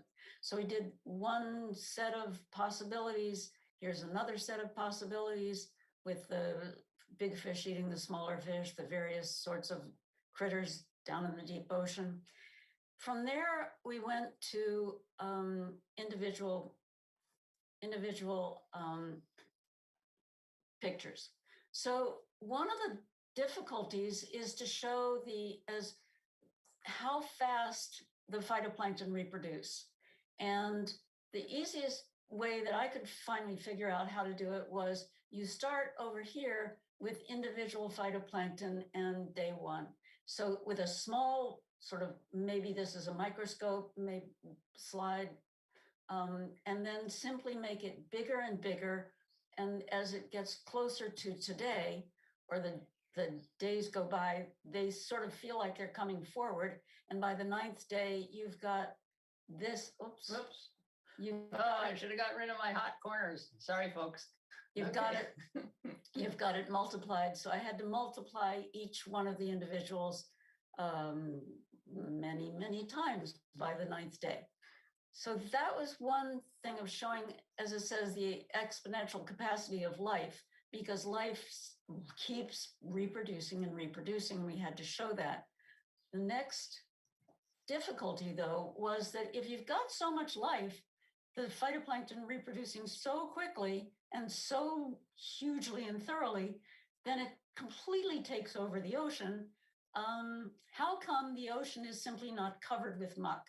And Penny and I both loved this picture of the ocean covered with muck.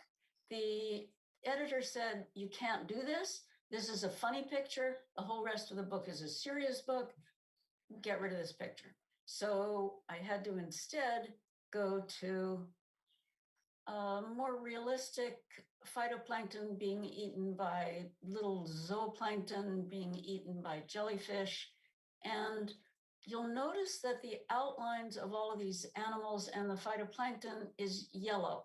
And I wanted to imply with that all of these are fueled by sunlight.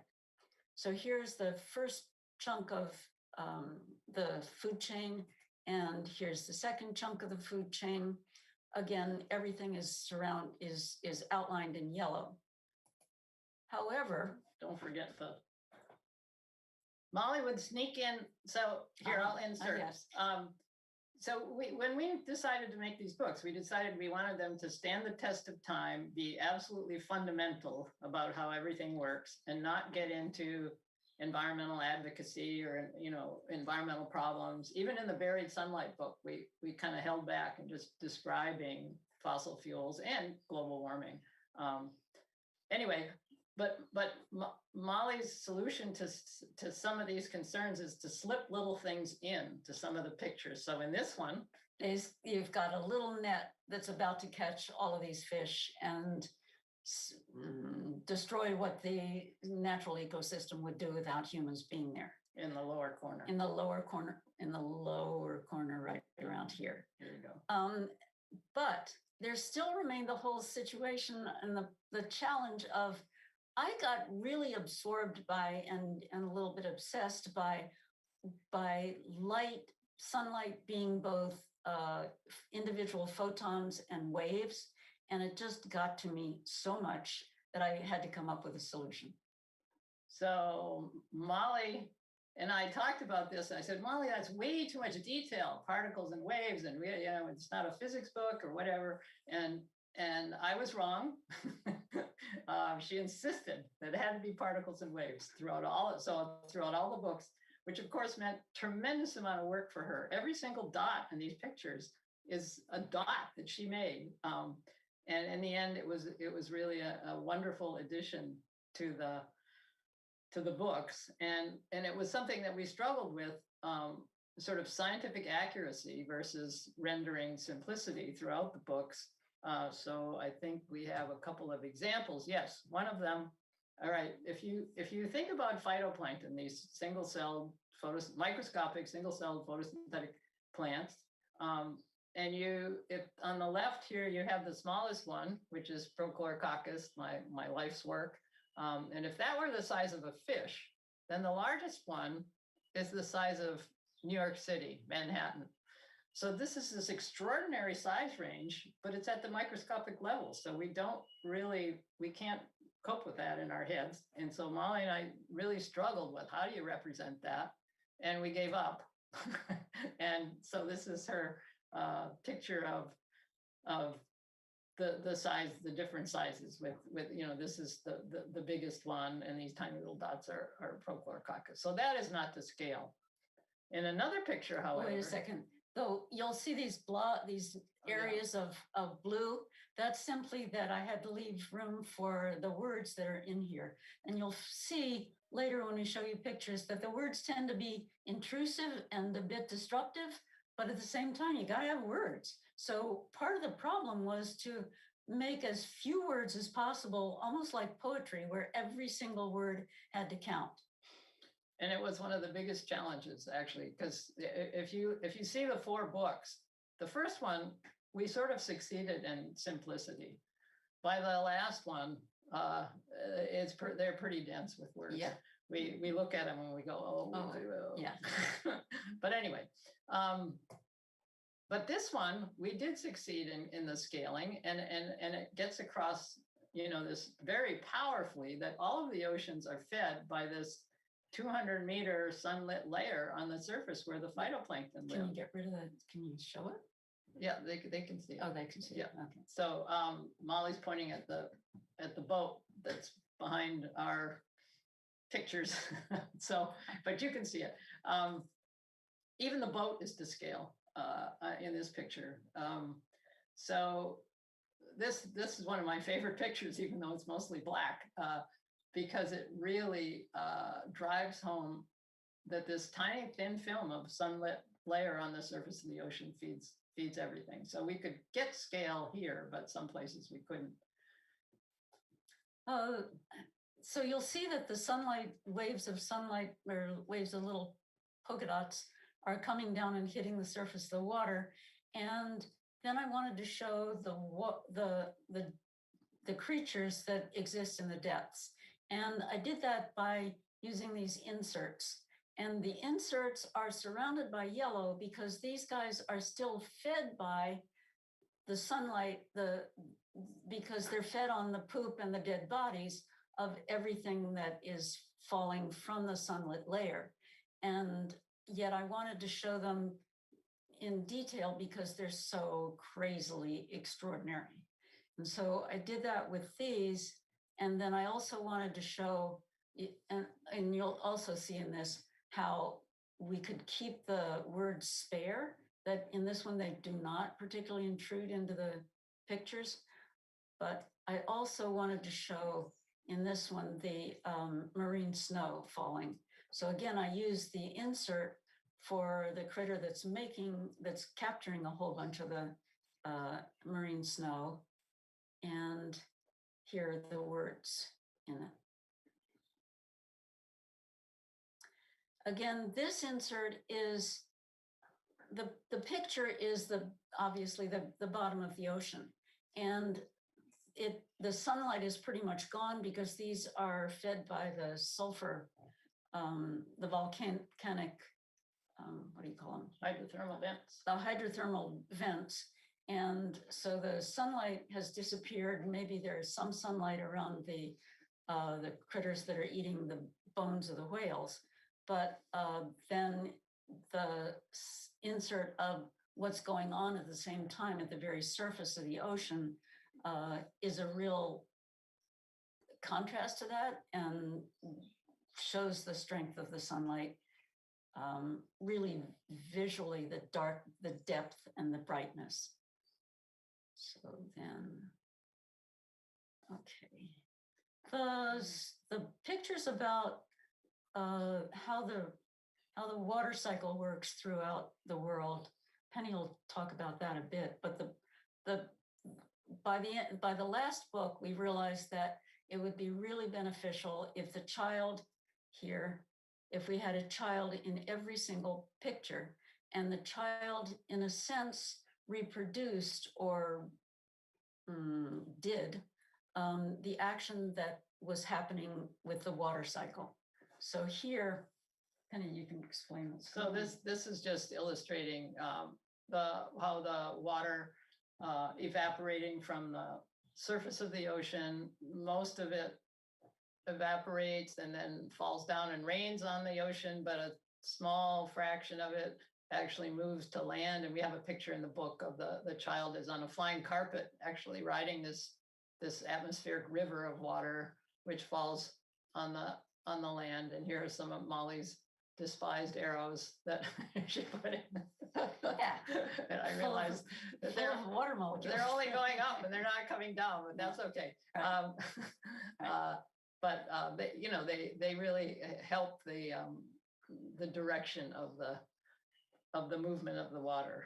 So as Molly said, in the last book, we finally realized that the child should be in every picture doing something. So here's another one.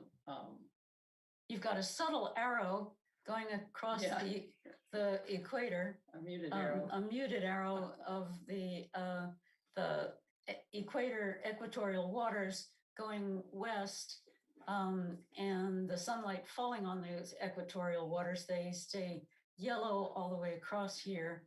And then here finally is the child in the kayak going east this time, with the surface of the ocean conveyor belt, and then the depths of the ocean conveyor belt way down deep, shown by dark blue. And when it comes up to the surface and is warmed by the sun, it turns yellow. I wanted to end the story with some reference to the child cherishing water the way that all of us, especially all of you all who are oceanographers, cherish the water on Earth. I remember Gagarin saying when he rose into space, looking down at Earth and saying, "The Earth is blue." And I just keep that in mind all the time. And so we ended the rivers of sunlight with the child holding a drop of water and cherishing it. So we just wanted to talk a little bit about the fate of the books. We're very excited and surprised that they've been translated into Chinese, Japanese, and Korean. And I think those countries are really pushing ahead in STEM a lot more than I think we are. So that's very encouraging. This one in particular is beautifully bound into this four volume set, and so that's exciting. And we're also kind of proud that we've gotten a number of awards for the books, which also surprised us. And well, I guess I shouldn't say that because we think they're wonderful, but we were pleased. Anyway, if you want to know more about them, we have this website, thesunlightseries.com, and please feel free, anybody, to email Molly or me for more details. But there are resources for teachers on the website, and more about the books. So with that, I think we're ready to answer some questions if anybody has them. Okay, so first thing, I have a ton of questions, but does anybody else want to ask questions? Yes, there's a question at the back. 1 minute.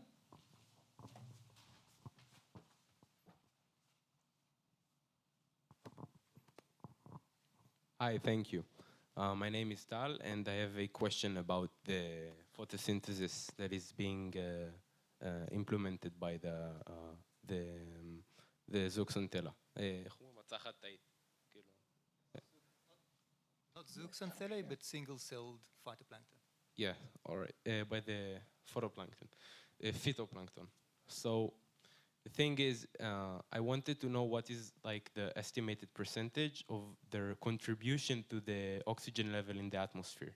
So if we're talking about trees releasing oxygen, then what is their contribution in contradiction to the contribution of the phytoplankton? Like, what's the matter? The zooxanthellae that are symbionts in coral, is that what you're asking?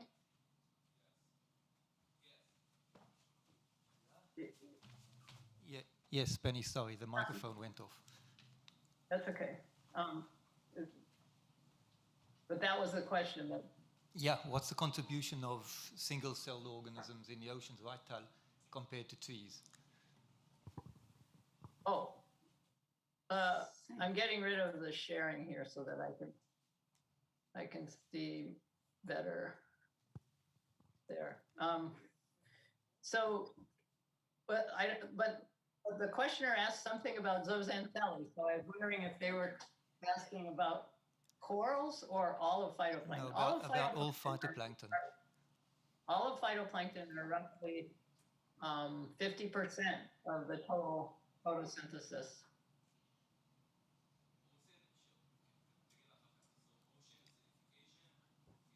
That's why those arrows. That's why those arrows were the same from the ocean and from the land. Those arrows of oxygen rising up into the air. So ocean acidification is really crucial, like when we're talking about global warming and the level of oxygen in the atmosphere. If like some level of sea plankton is being lowered, then it can be really felt in the atmosphere. That's what you're saying in terms of oxygen level? Well, it's interesting. That's a really important question because it would be felt in terms of the feedback on the carbon cycle, but because the amount of CO2 in the atmosphere is so small relative to the fluxes of CO2, the amount of oxygen in the atmosphere is actually enormous relative to the annual addition or subtraction. So it wouldn't change in time scales that we care about, the oxygen level, because it's been building up for eons. But it will have a dramatic effect on the carbon cycle of the ocean, which is directly involved in the greenhouse effect. So that's a complicated answer to your question, but it is something that people wonder about, and it's one thing that we don't have to worry about right now. The oxygen level in the atmosphere is not going down at a rate that is going to affect us, but it is going down, and it's worth looking at. So I've got one question I want to interject. You talked about the scientific process and about the artistic process, and the scientific process and the artistic process was between the two of you, right? So coming up with ideas that have to do with what the science is about and how to present it and whether you like the arrows or not. Did you get a chance to have the scientific process with the kids or with high school teachers? How do you, can you take that sort of input into account when you build a children's book that's based on science? Yes, we have gone to schools and read the books, used the books, and what we were hoping was that kindergarten through high school kids would find these books useful and helpful and comprehensible. And what we've found is exactly that kindergartners or preschool kids can understand some of the basics. They can know that plants get their energy from the sun. They know that they pull carbon out of the sky and build themselves. And high school kids also can use these books. What can I say? They use them as a pretend. The teachers use them for the kids, saying, I know you already know this, knowing that the kids actually don't. But we'll review these children's books just to remind you of what you already know, and then you can go on from there. And teachers have done that. And also the parents who are reading the books to their kids tell us that they learned things from the books that they had not known. I think Daniel, I think you're also asking, did we work with teachers and kids as we made the books? And the answer is no. We just made them, right? I mean, we probably should have, but I mean, Molly would run. You ran things by teachers, teachers every once in a while, but for the most part, it was sort of a labor of love. It was just something we wanted to do. So we did it largely because Molly had an editor at the time who was very open to this direction. And I often tell people who want to make these kinds of books, if she hadn't had that editor, we wouldn't have gotten it off the ground. So we were very lucky to have that sort of opening. But we had a lot of fun. Okay, I think we have time for one more question from an atomic scientist.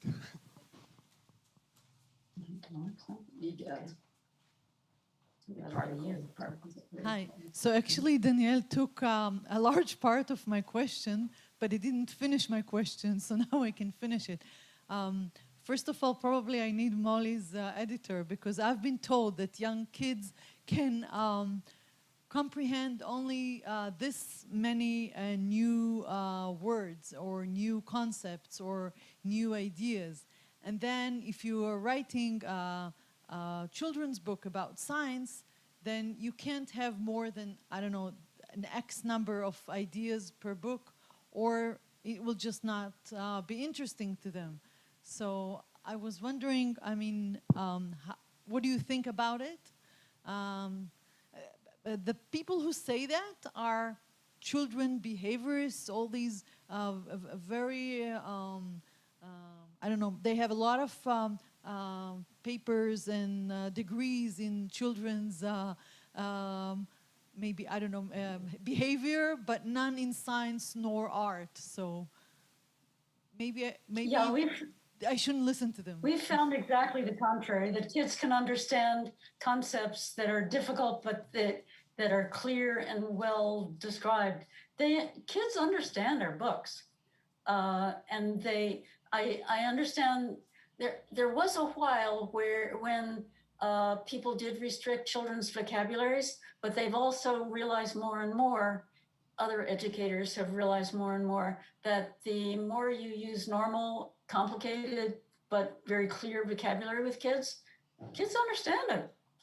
I know, one of my colleagues, I always remember him telling, I gave him the book, I give him when people have babies, and he had a 2-year-old, and he said, it's very unnerving to have your 2-year-old walking around saying, photosynthesis, phytoplankton. And so I think even at that age, they look at the pictures, they make up their own story, but they do pick up the vocabulary. And I think what we were trying to do, I mean, we really wrote these books for people of all ages. If you read the back matter and it's really to tell the story of the 4 slides I showed at the beginning, sort of how life on Earth works. And I think most adults don't remember that they were taught this in school. And so I remember sharing them with a woman who was on the board of an environmental protection nonprofit, and she said everybody on our board should read these books, so, which I of course agreed. But anyway, so that we were lucky.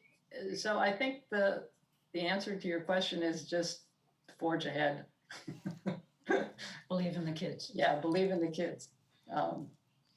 So with that, I'd like to thank very much Molly and Penny. It's been fantastic to have the two of you together. And I mean, I learned just so much about the concept. I love the art, but you know, the things like the arrows and there's a yellow color around, it makes you think about how you visualize things. So thank you very much for joining us.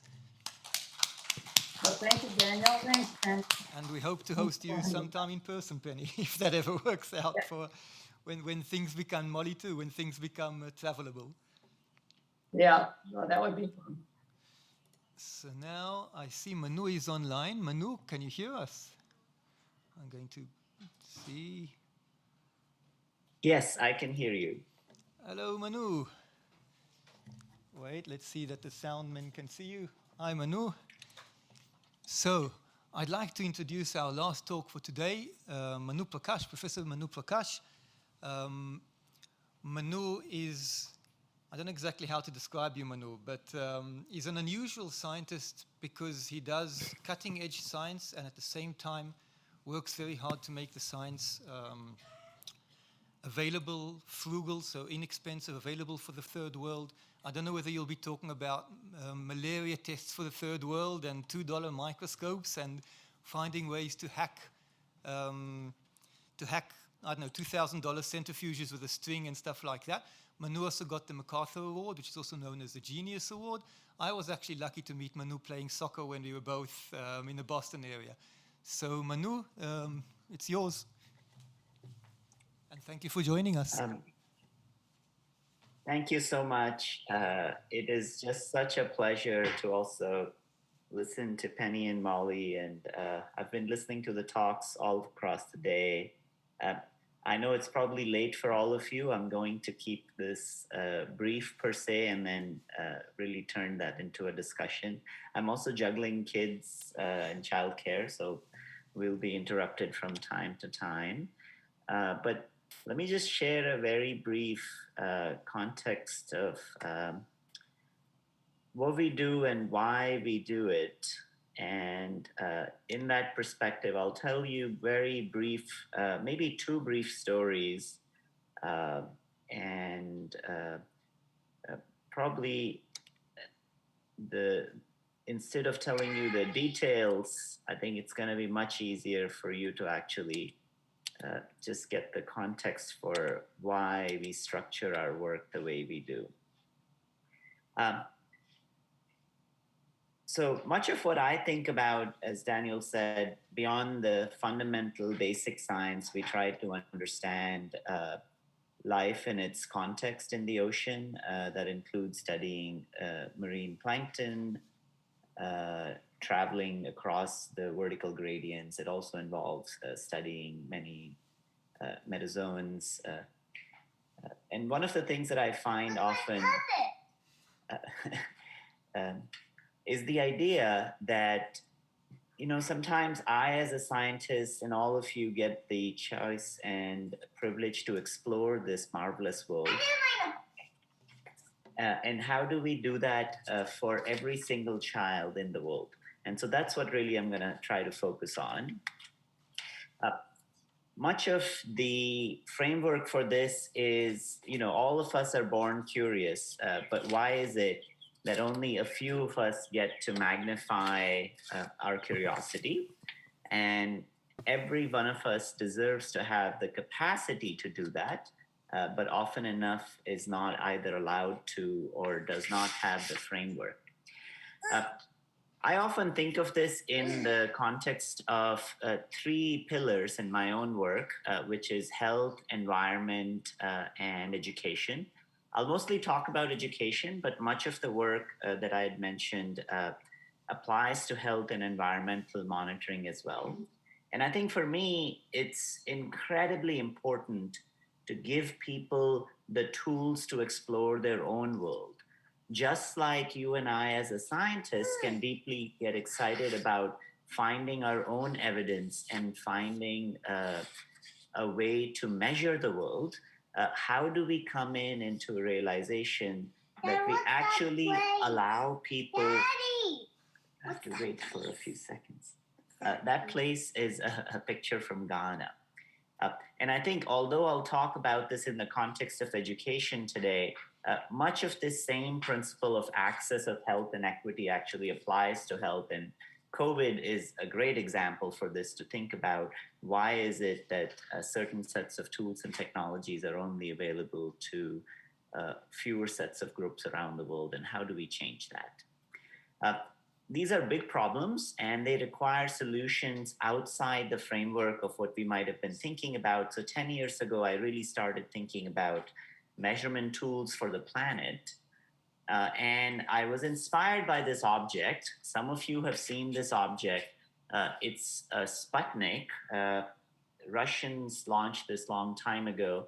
But one thing that many folks don't realize, that at the time Sputnik was launched, we did not have the technology to trace what's going on in the sky.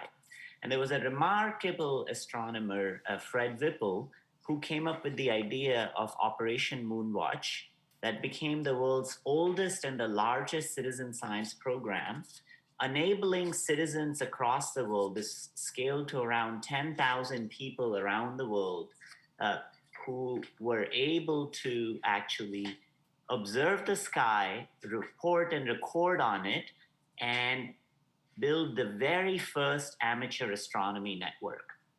And this is no wonder what part of the space race and the excitement of people were not only observing the sky, they were able to actually collect scientific data for the context of, I have a young child where I will have to keep juggling this for a while, so apologies. And I find this remarkable because all of this was done by $10 telescopes distributed to people around the world, which at that time, even $50 million satellites tracking automated instruments could not do. And I think there's a lot of inspiration in this because when you read the center point there, it says, Mrs. LeLloyd Eisenhower, housewife volunteer, sought Sputnik 2. And I've often thought about what does it mean for our daily life to have scientific instruments just like pencils. And I'll talk about one of them in the context of microscopy. The primary goal of many of the tools that we build is to really democratize access. I often try not to worry too much about what people will do and will they be able to make a scientific discovery that's as rigorous as you and I would like. That's a journey. When I was 6 years old, I was less worried about scientific rigor, but really focused on whetting my appetite and really just trying to understand nature at my own terms. Often enough, communities, we follow trajectories of people for more than 10 years, for example, to really try to understand whether, what kinds of scientific journeys they've actually taken. So much of this work is published, but I'll just focus on two simple ideas. One is Foldscope, which is an origami microscope, which at this point, we have shipped around 1.5 million of these instruments. And this has become the backbone of millions of kids at this point who are reading the book of life at the microscopic scale, wherever they are in formal and informal settings. You can see kids are tough to juggle. Maya, you have to wait for a little bit. Can I finish this for 10 minutes and then? No. Okay.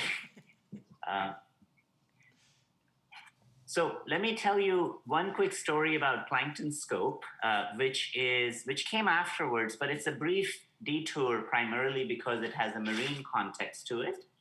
I met Colomban in France a couple years ago when we were starting to think about Foldscope and extending its context to the ocean because we were exploring the terrestrial world, but the world outside in the ocean was still out at large. And I think we made a realization that effectively at any given moment, there can be 15 to 20,000 sailboats in the ocean at any time. These are recreational sailboats. And we started asking what tools could we provide these sailors to be our citizens, to also be monitoring the ocean.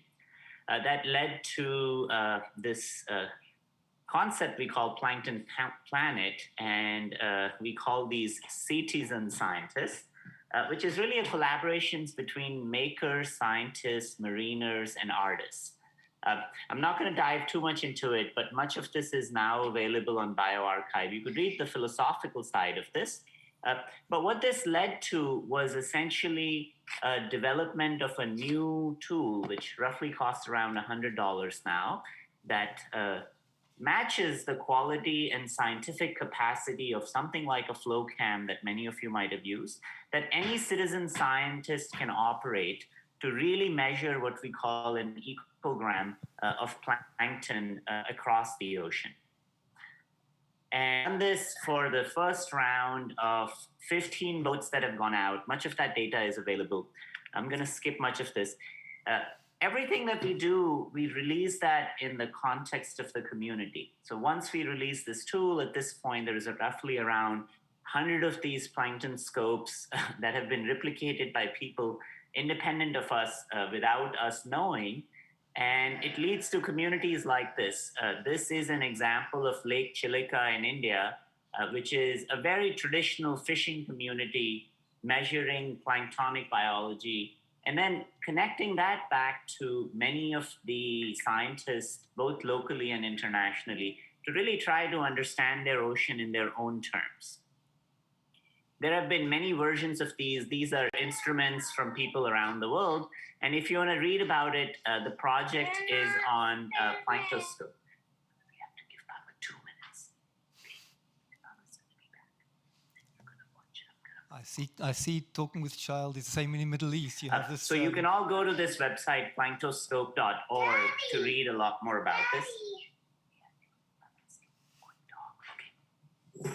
So let me just say a brief words about Foldscope now, which in my mind has been just personally for me a life-changing experience in how I view science. You know, the project has taught me as much as I have tried to invest time and effort in it.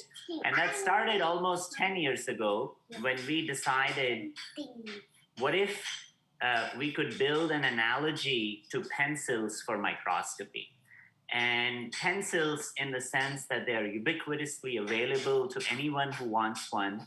And anybody should be able to have access to the microscopic world, because much of what is built in this world is dependent on the microscopic, but we don't have any context and understanding of this. And it's a very non-intuitive world. Foldscope is built using origami. You put it together by a single sheet of paper. This is the kind of data that comes out of an instrument that roughly costs around $1 to make and is available to people around the world at this point. But the key aspect of this was really thinking about this interface of a pencil. You should think about something that anyone can pull out and use. You don't need a cell phone or any other devices to operate it. If you have one, you can record the data. You can use a flashlight to project and draw, but also you could just observe life at its art through just naked eye. And from a resolution perspective, we can image single bacteria, for example, roughly around 1.9 micron resolution. That took a long while. It's sort of a technical story that I will be happy to talk about some other day. But here is what we did. At the time we built this, I was sort of unsatisfied with this fact that, okay, we've built it, we published a paper on it, and then to prove to ourselves that this can actually scale, I wrote an email and published on my website, which is anybody who will ask us for a microscope, we will ship them. The plan early on was to ship around 100,000 Foldscopes from the lab. And inadvertently, what I was doing at that time was building scientific communities.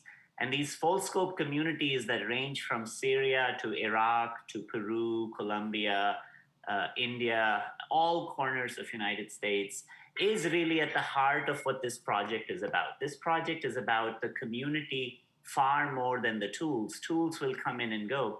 And one of the principles was to provide the ownership of what people do belongs to the people and communities that engage. This is a quick video. I'm going to let you guys watch this for a second while I also take care of my kid.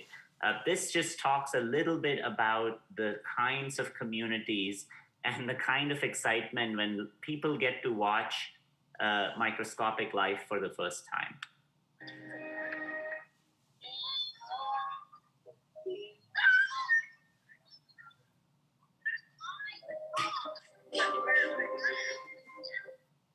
I'm going to play this video outside the presentation mode because sometimes it doesn't stall that much. Yeah, this is much better.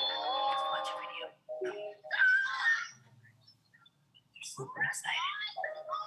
You see? It might be trying to escape from the tape. So that's a rural community in a slum of India.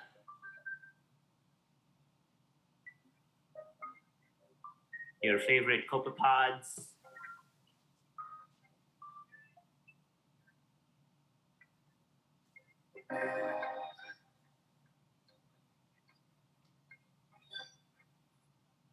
That's all of this data is from the community, people sharing what they find and see. This is a flower pot rotting after some time, leading to euplotes, which are these walking ciliates. That's a bustard cod. Lives in a little shell. And to me, the joy is associated with when people grapple with these types of pictures and videos in their own confinements and try to understand the biodiversity of wherever they are. The microscopic world is just so diverse in the context of where you live, whether you are in coastal areas, whether you have access to any aquatic ecosystem, or you're looking at your kitchen. Just being able to see the dance of life is so remarkable. See these one-eyed monsters.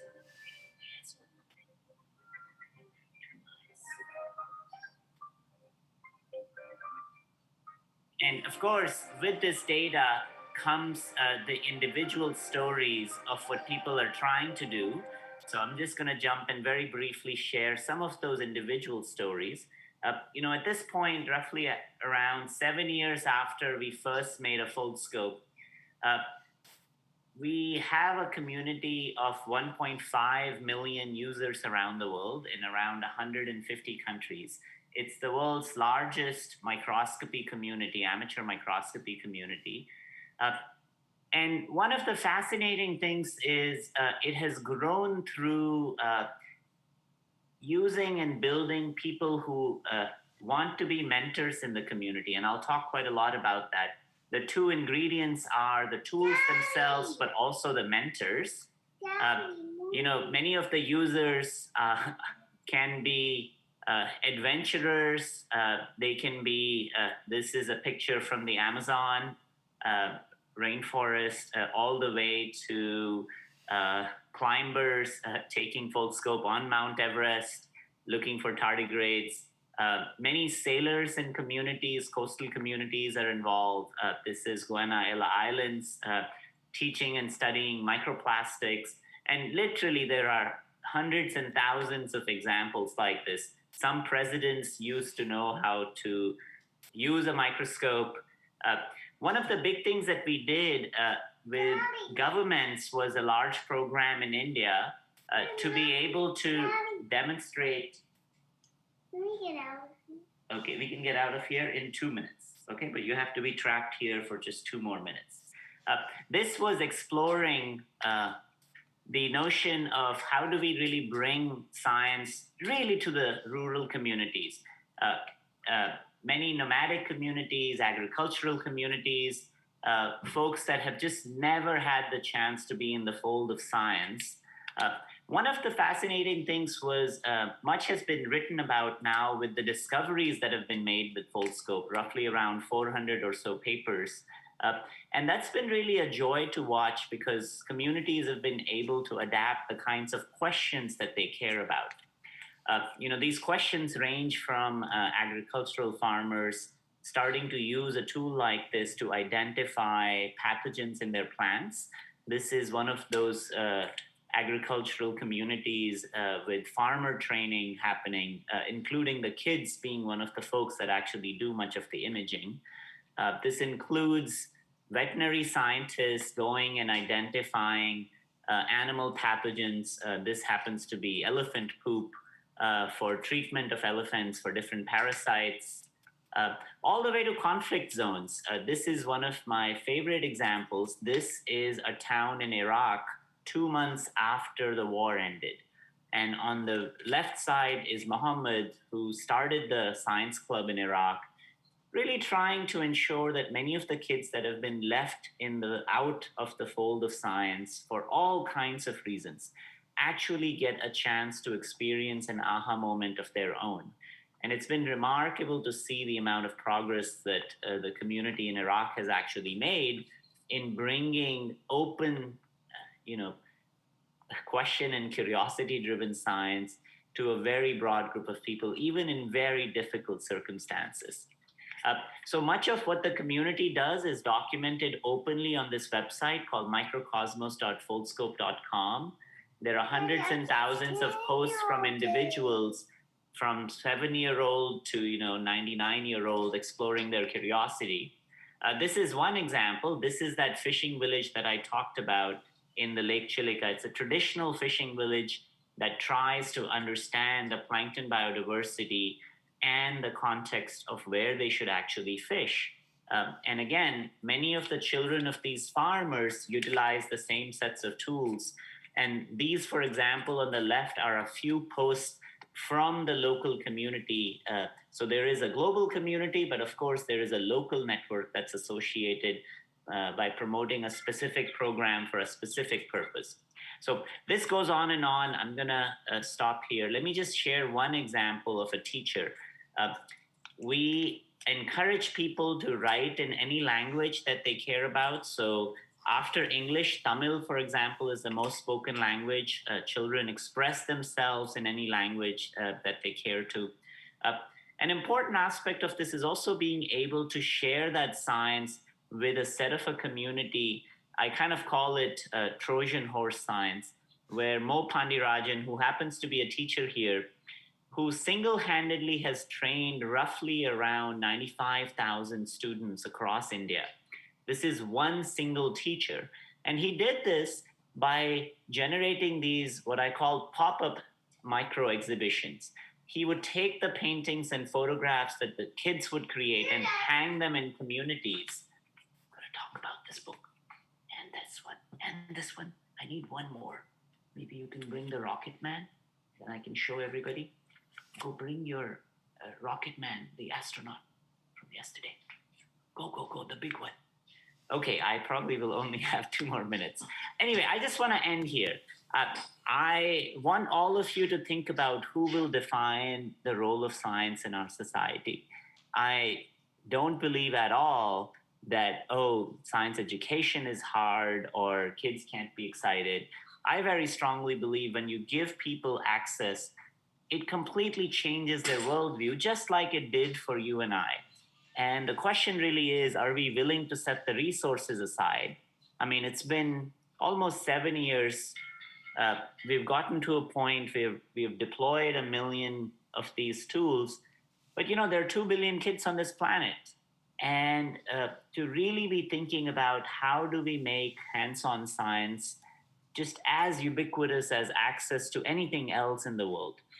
Because that's only when we will need and have the capacity to recruit the broadest group of talent, and also purely driven by and keeping the joy which we all started science with. I'll leave you with this picture.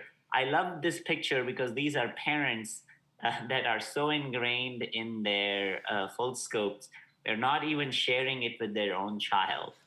And this is sort of what I love about this notion of thinking about sharing the joy of science in its honest, delightful way as possible. Why are the adults not sharing their Foldscope with the child? Because they're not sharing it because the papa and the mama are just so happy looking at the microscopic world. So they're not sharing it. Okay, I'm going to stop here. I apologize. I don't have any childcare today. I can take any questions if there might be briefly. And again, sorry for all the interruptions, but my daughter wanted to share a dragon, a monster, and a book that they made about cells and an astronaut. Okay, Daniel, over to you. Woo! Especially for the dragon and the book. Wait, is this working? Especially for the dragon and the book about astronauts. Thank you very much, Manu, for a fantastic talk and for juggling everything. Are there any questions from the audience? By the way, if you're interested, we have about 200 Foldscopes here, and if I can open the room at the end of the conference and you want one, I'm happy to give you one. Any questions? Or should we release Manu to be with his children? Thanks very much, Manu. Thank you very much, Manu's family. Especially for the dragon. And thank you everyone for staying until now. It's been a long conference, and those who want to go walking along the coast in Haifa, we will be meeting at 8:30 by the entrance to the train station. Thank you very much, and I hope that you enjoyed this conference, and that hopefully some of you will also be taking part in the activities tomorrow.